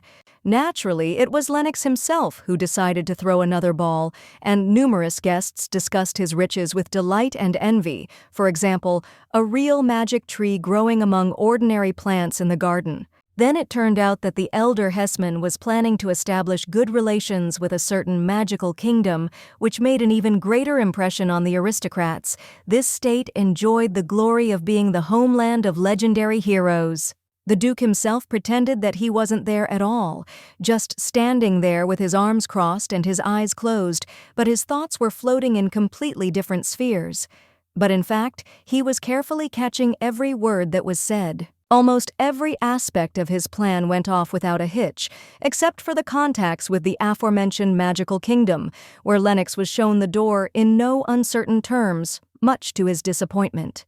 Unlike the Empire, that state was inhabited not only by humans, but also by other intelligent creatures who had magic in their blood, so an alliance with them would be terribly advantageous, not to mention the fact that Hesman was trying to find Dominic's legendary sword, not suspecting that it had already served Maldenica.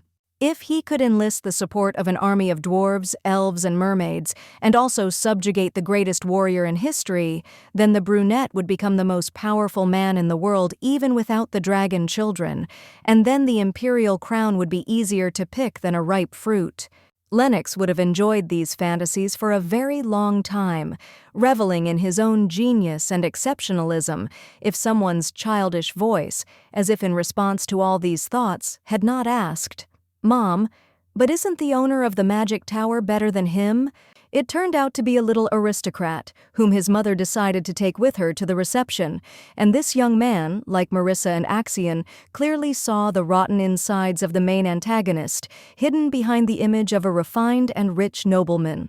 Naturally, his mother was not going to give him the opportunity to continue making such dangerous speeches, especially in close proximity to Lennox himself, so she ordered him to shut up, allegedly because it was too noisy. However, it was too late. The brunette heard and remembered everything perfectly well, and therefore decided to address his dear visitors with some very important announcement. A few minutes later, it turned out that this news was an alliance between the Gessman and Babaloa clans, and this caused real delight among the guests because, by joining forces, these two financial giants would become truly invincible. While everyone was clapping enthusiastically, Duke Babaloa quietly addressed Lennox, warning him that he had something to tell him concerning Maldenica, but it would have to be done in private. When the men retired to the estate, it turned out that the protagonist's father wanted to warn the brunette that Mel had officially renounced her position and surname, and this caused a shock in Gessman because he still considered himself her fiancé. Such a thing could not be done without his approval. The eldest Duke calmly replied that the main character had decided to renounce her origin of her own free will, but there was no need to worry about it in principle. The documents could be taken back as easily as they were submitted. Lennox was not entirely convinced, because such matters were decided only through the Emperor, and he was not some petty solicitor who could be manipulated as one pleased. But the head of the Babaloa clan replied with slight contempt that this was Maldenica, a hysterical fool. She would never seriously want to be in exile. He remembered how once his daughter, having failed yet again and having received the threat of excommunication from the family, sat in her father's office for 3 whole days, not eating any food, not sleeping, and all for the sake of her parent relenting and not carrying out the promised punishment. Since then, the man could not take Mel seriously. For him, she was a parasite, a useless ballast, who, however, understands her situation and will do anything to avoid being left overboard. As for the Emperor, the blonde man didn't really care about him. His opinion on such matters meant no more than one small tick, and the aristocrats mostly resolved such matters on their own. This seemed to calm Lennox down, so the elder Babaloa hastened to add that even if Maldenica really wanted to leave, what was the problem with that? The brunette could simply get engaged to Sharia, and everyone would be happy. Naturally, Gessman did not tell the fat man what a treasure the protagonist really was and why he needed her so much, so he only smiled politely and admitted that he would prefer to keep the blonde's noble status. And this alerted the second Duke. Perhaps he allowed his wife to manipulate him, but he was not a complete idiot and understood that the failed son-in-law had some special interest and did not plan to share its essence with others. Here he cast an irritated glance at a man who was very persistently simulating a cough right next to his ear. He wanted to tell Patriarch Babaloa some very important rumors. Naturally, they were referring to Maldenica, and her father, realizing this, felt for a moment as if he had been struck by an invisible but incredibly powerful lightning bolt. The fat man didn't even listen to what exactly the informer was going to tell him. He was so angry that he screamed throughout the palace that this vile wretch had completely lost her mind, and yet it seemed like she was finally starting to grow up. For a few more minutes, the respectable, noble man of a certain age was hysterical and stamping his feet like a child, before finally asking what kind of crap the protagonist had come up with this time, and the frightened servant mumbled about a business near the academy. This had a better effect on the Duke than a bucket of ice water. He instantly stopped raging and in a very calm, even businesslike tone, asked how things were going with his daughter. Trying to choose his words very carefully so as not to cause another storm, the gossip admitted that he had recently heard a lot about a mysterious stationery store that had gained incredible popularity among noble children. And its owner suddenly turned out to be Maldenica. Patriarch Babeloa's reaction was still stormy, although not furious. He shouted again that a wretched shop like the ones commoners had was not even funny. Even a complete fool could handle such a lousy job. The fat man froze again, as if struck by lightning, when the informer, stuttering and trembling all over, added that the protagonist's character had completely changed. The children adore her, considering her a benefactor. The Duke simply could not believe this anymore. He understood perfectly well that he had turned his daughter's life into hell, because he had never loved either her or her mother, and therefore knew that the disgusting character of the real Maldenica was a response to the painful kicks of the surrounding world. It all sounded incredibly strange and fantastic, so the elderly aristocrat decided to think very hard about the changes in the life of his unloved first daughter, and for this he casually ordered the servant to get out. While Patriarch Babeloa was puzzled over the unexpected riddle, his second wife, the beautiful Lady Hildegard, whose hair resembled a shock of scarlet flame, was leisurely strolling through the beautiful garden. And she was very unhappy because her dear, although usually narrow-minded husband, somehow managed to find out about the prodigal daughter's new business, and then threw a scandal because his wife kept him in the dark. The man still considered the main character to be trash and had no intention of establishing a good relationship with her. However, he was still interested in how she was doing, so the protagonist should soon expect the priest to appear on her doorstep. From the outside, Hildegard might have seemed mostly calm, but in reality the Duchess was seething with rage. This damn pig was going to return his first offspring back to the clan. He just couldn't decide on his desires. She had never loved the elder Babeloa, but she openly despised this chaotic trait of his character, seeing in it almost a mockery of herself, and what was worst of all, even those cutthroats, the Red Pirates, were unable to cope with the hated stepdaughter. The Villainous simply did not understand the latter. Maldenica had never been distinguished by her military talents, and did not know how to cast spells, and in her service was only a novice and very weak wizard, but somehow she beat the crowd of bone breakers, and therefore was dangerous for Hildegard and Sharia. This finally confirmed the aristocrat in the idea that the main character needed to be finished off as quickly as possible and at any cost, but she didn't have time to finish this thought. The maid approached the red-haired lady and respectfully replied that everything was ready. This news made the red-haired antagonist smile sincerely for a moment and forget about her recent troubles, and she ordered the maid to follow her to a certain place.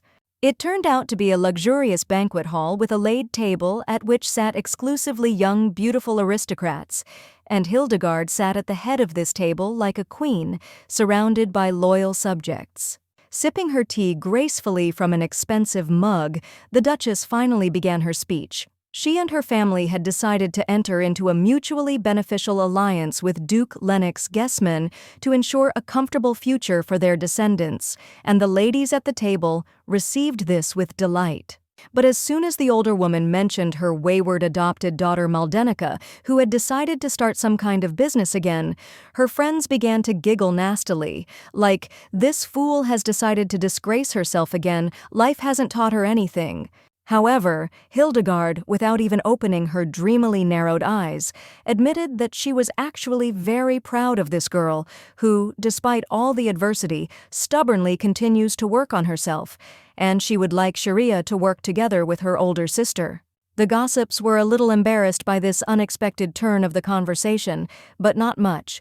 They just started covering their faces with fans and sleeves, obsequiously groaning and gasping, and whispering among themselves, of course. The Duchess, with hypocritical modesty, asked her friends not to embarrass her like that, but in reality, of course, she was cold and focused, like a snake ready to strike. And this whole conversation was nothing more than the first point of a plan that would turn the main character's life into hell. Some other person might have sooner or later resigned himself to the existence of the hated stepdaughter, limited himself to banishing her and trying to forget her, like a bad dream. But Hildegard was never content with half measures. Meanwhile, Maldenica herself was desperately bored until she finally decided to complain to Dominic. Many hours had passed, but there was not a single visitor in their store. Maybe she made some mistake? The knight turned around with interest, and the girl continued her thought. What if the audience decided to forget about her because their stationery store was run not by a noblewoman, even of a low rank, but by a mere commoner? The euphoric effect of a successful business start had passed, and now the protagonist was faced with the harsh reality. People were not ready to march to her in crowds every day, and you can't last long on a flock of children who don't care about class division. It is unknown how long she would have been thinking about how to become even more popular and earn more money, because her and Dominic's attention was drawn to a cautious but firm and loud knock on the door. The black-haired warrior reacted to this in a very unusual way. Without letting go of the box, he darkened and muttered angrily, as if this annoying bastard had decided to show up again and waste their time. This surprised the main character very much, because she could not remember anyone to whom the young bodyguard would react in such a way, especially since, in fact, Prince Cassian came to visit them with a message for the blonde. No, it was not a letter or an invitation, as one might think at first glance. The Imperial heir decided to show his new acquaintance one of those strange leaflets that were now appearing all over the city. Naturally, the protagonist accepted the piece of paper and began to read it, but as soon as the meaning of what was written reached her, the former Duchess of Babeloa felt her body covered in a sticky, cold sweat. As soon as the main character regained control over her body, she rushed out of the store, only managing to shout gratitude to the dumbfounded prince. But such a reaction, in fact, could be understood, because the leaflet announced the construction of a large shopping center next to the academy, and Hildegard had arranged it. But even that wasn't the worst of it. The red-haired brat was clearly intending to force her stepdaughter out of the business, because the main audience of her enterprise was supposed to be high-born children, and Duke Hessman was working with her. Only 10 minutes had passed, and now Maldenica was looking on with a shocked expression as the construction crew laid bricks and boards on top of each other. Her stepmother didn't even have the conscience to move the future department store to the other end of the street. The protagonist was no fool, so she immediately understood what all this meant, and even more acutely realized that if she did not take some immediate action, the damned stepmother would easily throw her to the side of the business. The main character even mentally asked her hated relatives why, even after everything that had happened, they wouldn't leave her alone. They simply wouldn't let her live her own life. Or would it be necessary to break everyone's backs and leave them lying in the dust? Then one of the builders approached her and warned her that the girl had come very close to the fenced area, but he was even confused when Maldenica coldly asked what exactly they were working on here. The blonde acted so coldly and majestically that the builder mistook her for an inspector and meekly replied that work was underway on creating a children's department store, although this had not yet been confirmed and the exact completion date could not yet be named. The former Earthling thought even harder. Hildegard's plan was thought out to the smallest detail, and it would be very difficult to find a suitable argument for it, but she again did not have time to finish her thought.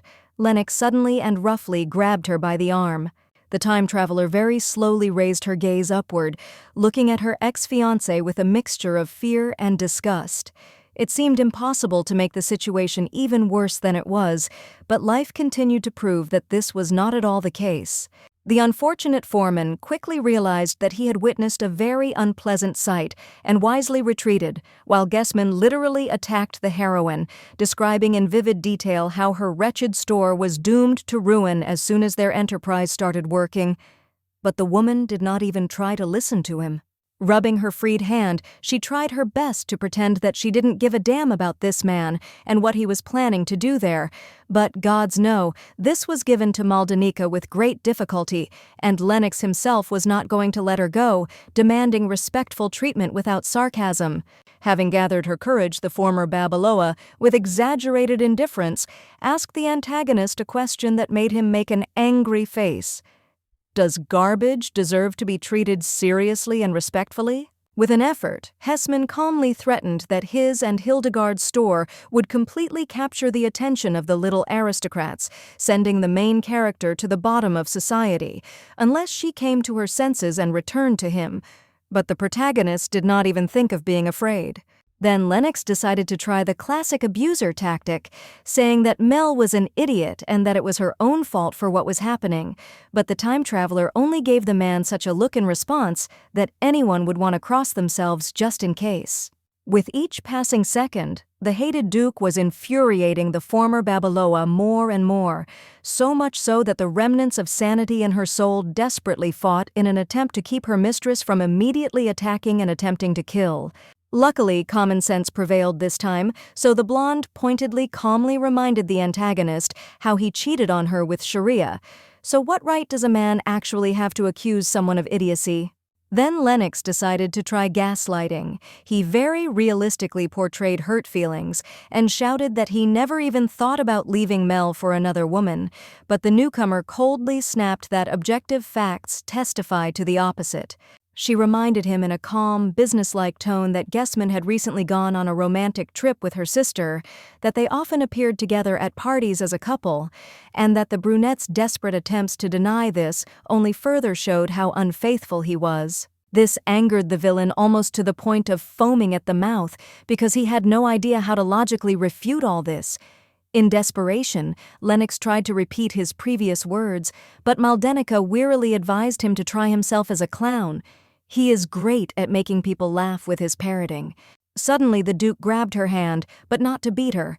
He decided to try another method of psychological pressure, to appease the victim with an expensive gift in the form of a precious necklace, to convince her to forgive him and return. With the real Mel, this might have worked, but the former Earthling in her body looked at the decoration with incredible disgust, as if Hessman had shoved a disgusting, stinking, slime-covered centipede between her fingers. The girl's voice broke into an angry growl and asked if this was a bribe, but the aristocrat, having regained control of himself, explained that of course not. He would not try to bribe his own fiancée to stop spreading defamatory rumors about him and Sharia. And then he leaned right up to the protagonist's face and with a poisonous, smug grin replied that it simply wouldn't have been necessary. No one would have believed the blonde. And this completely blew Maldenica's mind. It is unknown how this would have ended. Perhaps the girl would have simply bitten the guy's face with her teeth and bit off a good chunk of his nose, but it did not come to that thanks to a small, furiously screaming figure. Emerging from around the corner, she roared, "You damned trash!" It turned out to be Marissa Gessman, in the same black camouflage cloak. Standing between her brother and the newcomer, she decisively declared that she unconditionally believed her every word. However, such support rather upset the former Babaloa than pleased her. She knew that the girl was a bastard, that she was aware of this and took all sorts of betrayals very close to her heart, and her love for children did not allow her to use this to torment Lennox. The protagonist leaned towards the brave little girl and carefully asked her not to interfere in this story. Everything was going well anyway, but the elder Gessman only rubbed his head in irritation, because even his sister decided to play against him. The man sighed heavily, and then in an icy tone ordered the girl never to hurl such insults again, and only after that he ordered her to come to him, beckoning with her fingers, like a dog. Previously, this would have probably worked, but a lot has changed since the blonde first fought back against her offenders, so the girl also decisively sent her hated relative, even calling him a moral monster. This hurt the antagonist so much that he did not have the strength to respond or continue the argument, and Marissa meanwhile turned to Maldenica and asked him to leave as soon as possible, so as not to stay in the presence of such scum even longer. And in general, In the child's opinion, the main character in principle should not have paid attention to what he was saying there, because who cares what kind of filth is pouring out of the mouths of rotten people, but the protagonist was so taken aback by what was happening that she could not keep up with her interlocutor. She had gathered her courage to explain to the little girl that such concern was unnecessary because the former Babaloa in principle did not care about the words or opinions of the enemy, but the girl made a very cute face and even began to cry. Lennox finally broke into the conversation to say something in his defense, but the girl looked at him with incredible hatred and contempt and then declared that in principle she would not listen to such a charlatan, and even called him by his first and last name, making it clear that she no longer considered him a brother. Then the girl resolutely grabbed Mel by the hand and led her along, as if to say, "Let's get out of here, sister. We don't have to endure the company of this pig any longer," and the main character didn't really resist. At first she was very surprised, but now she was happy. After all, karma exists in this world, and the scoundrel received sufficient punishment even without her intervention. So in the end, Maldenica only smiled affectionately and maliciously at Gessman Sr. "Well, how about you? It's nice to be the one who was brought down by a child." That's what the woman thought, but she didn't say anything out loud, instead focusing on having a fun time with Marissa. When they reached the stationery store, the former Duchess was determined to feed the girl so much that she would have no opportunity to be sad or worried. This was the least she could do in gratitude. But this suddenly came with a complication. Opening the doors, Mel saw Dominic, Zion, Axion, and Carrot having a small tea party at the table. And the protagonist didn't like this at all. She loved guests and she loved children, but she loved solvent clients much more, and these ones decided to clean out the owner's supplies without leaving even a coin. And she also knew for sure that Dominic was to blame for this, because the usually imperturbable warrior was now very diligently hiding his eyes, avoiding meeting his mistress's gaze at any cost. The situation was already incredibly awkward, and Marissa managed to make it even more awkward. Not paying attention to the men, she again turned to Maldenica with the promise to find her the best husband in the world. From the brunette's point of view, this mythical character must be handsome, but at the same time modest, kind, and also unconditionally devoted to his bride, and she will begin the search even among those gathered, so as not to go far. From the outside, it looked very much like some kind of farcical comedy. A black-haired girl, angry and strict, was scribbling something in a small notebook, while the protagonist looked into it with a nervous and slightly strained smile. Carrot and Axion were not the right age and quickly dropped out on their own. Instead of them, the young matchmaker decided to focus on Dominic and Zion, starting with the former, and the ancient hero could think of nothing better to say than to say that he was often praised for his modesty. Marissa nodded very seriously and wrote it down, but Maldenica immediately realized that the bodyguard had simply decided to make fun of her and at the same time to present himself in the best possible light. Who, if not her, should know how far the brunette really was from modesty? And while the search and comparison of potential suitors continued, only Carrot had enough curiosity and courage to directly ask his classmate why she had suddenly decided to do this. Young Gessman seemed to emanate a black, very creepy and dangerous aura. One look at this angry little thing was enough to make anyone's knees shake, and the time traveler, of course, did not risk forbidding her to talk about the crimes of that trash. Then the girl slapped the table loudly, attracting everyone's attention, stood up and began to tell what disgusting things her older brother Lennox had done, with such aplomb and drama, as if the action was unfolding on a theater stage. But the funniest thing is that it really worked. At the very least, the children took her story very close to heart, sincerely outraged by the cruelty and depravity of the Northern Duke, whom now they could hardly call a man. However, this was only the beginning. Getting even more excited, Marissa shouted that this degenerate, whom she, by an evil joke of fate, considered a brother, was not satisfied with trampling Mel's dignity into the dirt. Now this stinking worm wants to destroy the work of her whole life. Maldenica herself felt incredibly awkward, but it became even worse when she realized that even Dominic was imbued with this performance. An almost material wave emanated from the ancient paladin, symbolizing the thirst for blood. Then the girl folded her tiny arms across her chest, cried bitterly, and gave the protagonist a solemn oath to help her in any way possible, to inform all her friends and even casual acquaintances so that they would definitely visit the store. This affected the former Earthling so much that for the first time in a long time, she thought that the real Mel Babaloa was not such a wonderful person. Even before her younger sister Sharia started dating Lennox, the blonde cruelly bullied her, even trying to knock her down the stairs. This is what the traveler tried to carefully explain to the little girl, but to no avail. Marissa authoritatively declared that it does not matter what sins the heroine has on her soul, they simply cannot be worse than the Duke's. And then it suddenly dawned on the girl. While everyone in the area was selflessly indulging in hatred towards the elder Hessman because of the little brunette, Prince Casion maintained an awkward silence, and yet he was on friendly terms with the northern nobleman. The children also noticed that the gray-haired prince was the only person in the room who had not thrown mud at Lennox, and they looked at him questioningly, and God forbid the prince should choose the wrong answer. The protagonist expected anything, that His Highness would try to somehow justify his friend and convince the kids not to divide the world strictly into black and white, but not that the young man would suddenly smile radiantly and agree that his friend was actually a brute. This surprised the traveler very much, because in the books there was nothing like this. But in response to her question, Cassian kindly explained that he draws a clear line between personal, real relationships and interactions in public. This calmed Maldenica down a little, because the Imperial heir was such a cold-blooded professional in the book, putting his emotions aside, and the young man himself, meanwhile, admitted that he had slept well for the first time thanks to the Dreamcatcher, and for this he was also ready to help in any way possible.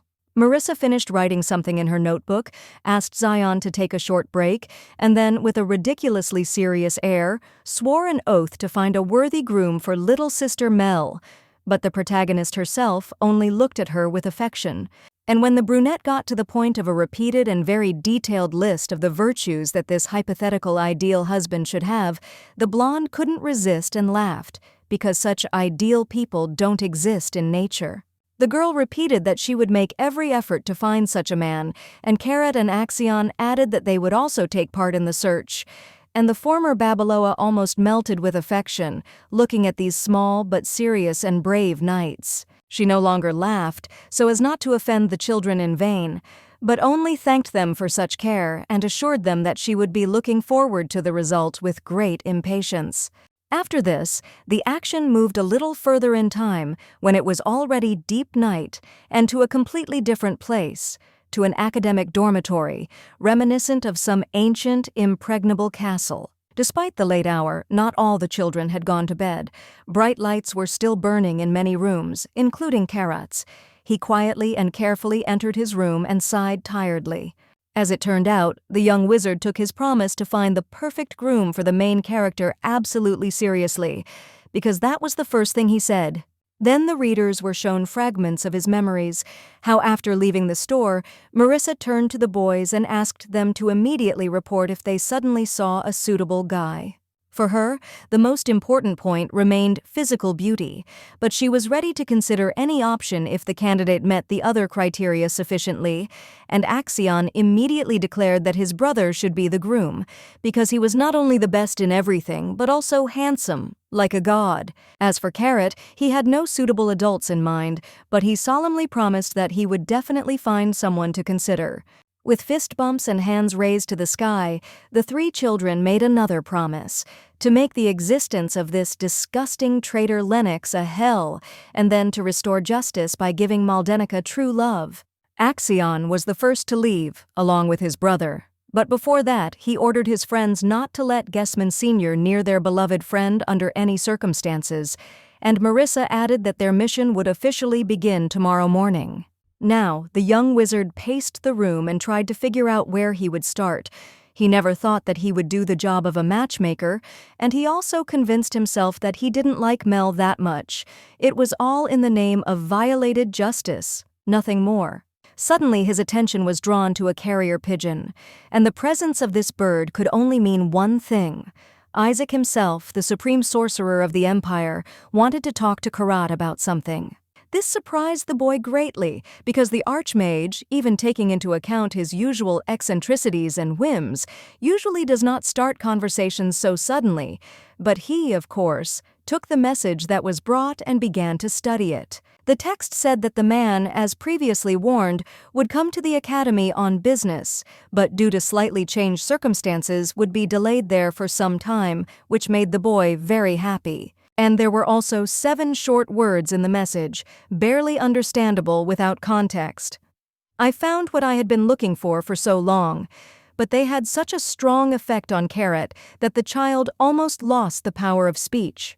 Having recovered from the shock, the little brunette decided to type a reply message and at the same time ask if there was a handsome, modest, noble, and sweet man in the magic tower, before it dawned on him that Isaac himself perfectly fits every point. The boy, without false modesty, put himself in second place in terms of physical perfection, and if we talk about that bespectacled guy, Henry, well, he was too small for the rating, half the age of even Axion or Marissa. Besides this, Carrot had his own interest in the supposed union of Isaac and Maldenica. If they got married, he would be able to spend much more time with the main character without explanation, and would get a chance to see those wonderful soap bubbles again. These fantasies inspired the young sorcerer so much that he turned pink and, against his own will, put on a wide, slightly nervous smile, and then began to scribble a reply without hesitation. In it, the kid assured the head of the order that he would wait for him with great impatience, but at the same time, as if by chance, he asked if Isaac had a woman. If the man was free, then the child would gladly introduce him to Mel. For her decency, Carrot was ready to answer with his own head. After thinking a little more about his next steps, the young brunette decided to find out as much as possible about his leader's personal life, and only then tell Axion and Marissa about him. This seemed to him the most logical option. And the black-haired boy, with a satisfied chuckle, decided that he would definitely send his interlocutor the famous beer candy Maldenica as a gift. Isaac simply had to try it, how delicious it was. That same night, the young sorcerer had a very colorful dream. In it, Duke Gessman was a disgusting and ugly villain who tormented Mel until the noble, handsome, and brave Supreme Sorcerer arrived. The dream ended with the man, the woman, and Carrot himself starting to live together as a trio, like parents and son, and everything was fine with them. And the next day, the audience was shown how the real Archmage was confusedly rereading the letter and looking at the lollipop in the shape of a beer mug. Twirling the strange treat in his hands, the dark-skinned brunette tried to understand what had bitten the little operative. In the previous report, he had not minced words, describing Babaloa as a fiend from hell, and now he was suddenly singing her praises. Then the man began to remember the first and only time he met the blonde in person, how joyful and carefree she seemed, and he thought with a smile that Maldenica must be enjoying life. Rasmus obsequiously remarked how rare and wonderful it was to see the master smile, and Isaac asked with irritation whether he had given the wizard too little work, since the latter allowed himself to be bothered by nonsense. In fact, the man was up to his ears in work, and huge dark bags had appeared under his eyes from lack of sleep, but no one paid attention to this. Instead, the junior wizard wanted to report on the failure to catch the mysterious thief, and at the same time ask if the boss had killed Mel yet. The brunette, without even blinking an eye, lied that he had originally intended to turn their main suspect into a pile of ash. But Henry had grabbed his hand like a tick and stared at him with such a touching look that the sorcerer could not overcome himself. Rasmus commented with a dejected look on how lucky Babaloa was that even their young prodigy, suspicious of even his own shadow, was enchanted by her. But wait, wasn't she a witch who was pulling the wool over everyone's eyes? The Supreme Sorcerer said that this was nonsense, and the protagonist's true secret, oddly enough, is that she is simply a very kind and sincere person. Children instinctively feel this and therefore are drawn to her. To say that the younger sorcerer was shocked would be like saying that the ocean was a little wet. For Isaac, so detached and cold-blooded, to suddenly talk about someone like that, it clearly had to be love. Naturally, the man himself did not want to develop this topic, and therefore, with an unambiguous threat, he ordered Rasmus to shut up. Otherwise, look, he found a fashion for the boss to talk instead of catching the thief. Weren't they in cahoots?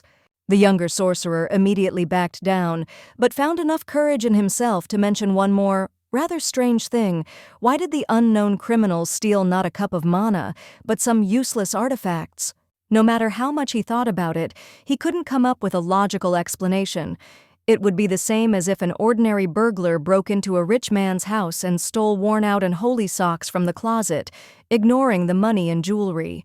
When Isaac asked, not without irony, whether Rasmus considered the unknown villain an idiot just because he could not understand his motives, the offended servant grumbled that the crime really did seem senseless, and as for the stolen necklace, for some reason it was impossible to track its location using magic. This made the supreme sorcerer think seriously. He still did not consider Maldenica Babaloa to be the culprit of what happened, but he could not help but admit that the further he went, the stranger this mystery became. When, having thought all this over, the first magician asked the second if he had ever seen a person in whose body two forces flowed simultaneously, from dragons and demons, Rasmus immediately answered that no, he did not have the gift of sensing the hidden talents of those around him. Then Isaac apologized for forgetfulness and allowed to fully concentrate on another task, incubating the dragon egg, and ordered to make every possible effort to this, because it depends only on the dragon whether it will be possible to find and punish the thief. This also made the dark-skinned brunette remember the legendary dragon curse of Maldenica, and he decided to find out more about it, and did not even pay attention to how his subordinate secretly ate the candy sent by Karat. At least mentally, the man couldn't help but admit that he was indeed behaving very unusually. This was the first time in Isaac's life that he had thought for so long about a person other than, perhaps, himself. Meanwhile, Rasmus had finished sucking on the candy, and he was simply beside himself with delight. The simple sweetness actually turned out to be incredibly tasty, like divine ambrosia. And then he almost screamed in horror when he noticed how much his voice had changed, and the Archmage rolled his eyes in irritation, like, this is just a simple joke spell. Why didn't his subordinate even figure this out on his own? Naturally, the head of the magical order immediately felt a trace of a little magic, but he paid tribute to how well the candy was enchanted.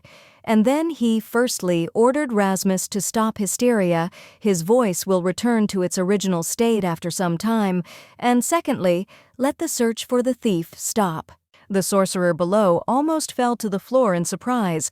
Not only did Isaac suddenly decide to close his eyes to the strange, but very brazen crime against the tower, but he also began to smile again for the second time that day.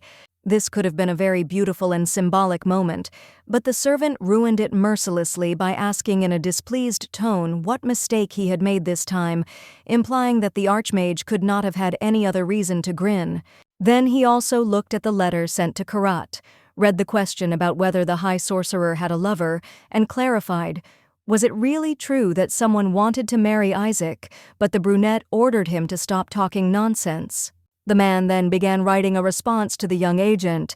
In his letter, he admitted that he was completely single, and therefore saw no reason to refuse such a tempting offer. The main thing was just to find out when and where the date would take place. For a few moments, the great wizard looked at what he had written, and then he smiled warmly and sincerely again, for the third time in one day and perhaps more times than in his entire previous life. The very next day the letter was delivered to Karat, and it even worried the boy. As it turned out, Isaac emphasized the word beloved very significantly in his sentences, clearly for good reason. At the same time, Maldenica herself looked at the crowd that had gathered near her house with a false and awkward smile. Dozens of townspeople, led by Lessa, having heard about the construction of a large children's store opposite, were outraged by this and decided to help their savior in any way possible. The innkeeper, speaking as a herald on behalf of the entire community, added that they had all spent a long time pondering over a decision before arriving at the best option. And then the woman opened her bag and showed the heroine its contents. It turned out to be a petition against the construction of a competing enterprise, and at first the townspeople wanted to scrape together money so that the protagonist would simply buy it for herself, but they quickly discovered that they would never save up even half of the required amount. Lessa added that sending the petition would help delay the opening of the department store by about 2 weeks, and she had specifically consulted a professional in commercial law, and the man only sheepishly added that he had simply studied a little at a school for commoners.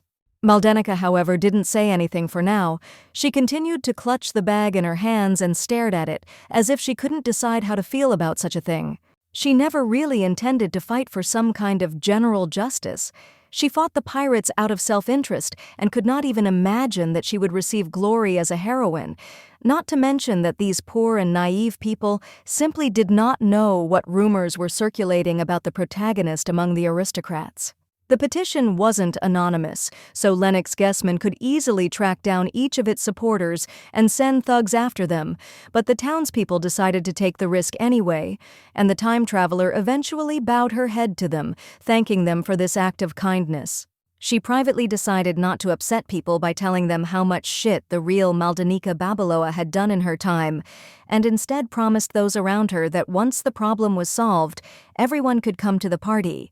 People immediately began to recall who could play what musical instruments to make the celebration more fun, and one elderly and plump gentleman even admitted that, although he could not play music or dance, he could slap his stomach to create a pretty good drum rhythm. The protagonist politely declined the offer, and immediately frowned while those around her were distracted. She had no illusions that the petition would have any effect. Bureaucrats are always on the side of those who have more money and influence, and in this, Guessman surpasses her by orders of magnitude.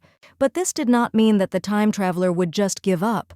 Despite all the nuances, she valued and respected the efforts of other people too much, so she was going to swap the earth and sky, but make sure that their opinion was heard by the authorities. A little later, the author shifted the focus to the small nightly detachment of Maldenica.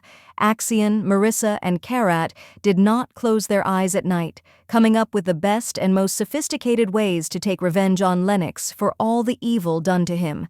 The girl, for example, took up real espionage. She listened intently and carefully to her older brother's conversations, and thus learned that he was planning to invest money in some project at the upcoming minor debut at the academy. And this was a first-class opportunity to leave the villain with a hole in his donut instead of a surplus. The kids managed to make a special plan based on this data, and if everything goes right, the protagonist will completely eclipse Hessman. In fact, this plan turned out to be very simple. The boys and the girl wanted Maldenica to do some kind of trick, so cool that it would be remembered for a lifetime, and then, on a wave of impressions, they would spread the advertisement of the stationery store to the ends of the earth. In addition, they officially invited the time traveler to their academy because she is, to quote, the most precious thing we have.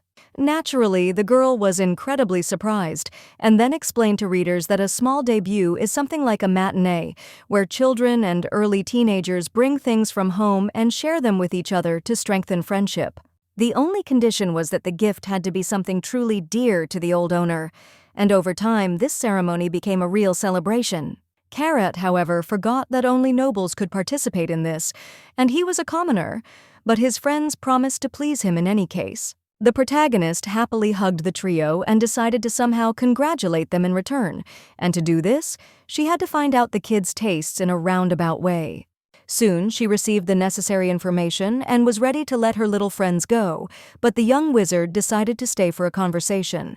He admitted that he would like to introduce Mel to a certain friend after the audit, and upon learning that she was not against it, quickly ran away so as not to reveal the surprise ahead of time. Later, she and Dominic gathered in the kitchen. This time, the traveler decided to cook a special sweet dish that looked like a fluffy cloud, although the knight doubted that such a thing was possible. It also turned out that all this time, mercenaries were trying to attack the main character, but the warrior defeated her before the girl noticed anything, and since the magic contract made the users similar to each other, the man became more bloodthirsty than before, like Maldenica herself. This naturally frightened the blonde, but then she focused on interrogating the prisoner. He confessed that they were hired on behalf of the crazy aristocrat magician Tellin, but the real customer was Hildegard. In the novel, Tellin was a real mad scientist who almost killed the real Babaloa. She only miraculously escaped from his lab. These two villains began working together for a simple reason. The Duchess saved the future killer's life when he was still a child. It was this bastard who kidnapped children, which attracted the attention of the Tower of Magicians, and the protagonist quickly decided that it was better to get rid of such a bastard as quickly as possible. She knew for sure that Tellin would infiltrate the academy during his debut with some kind of weapon to assert himself, and this would be a great chance to kill him.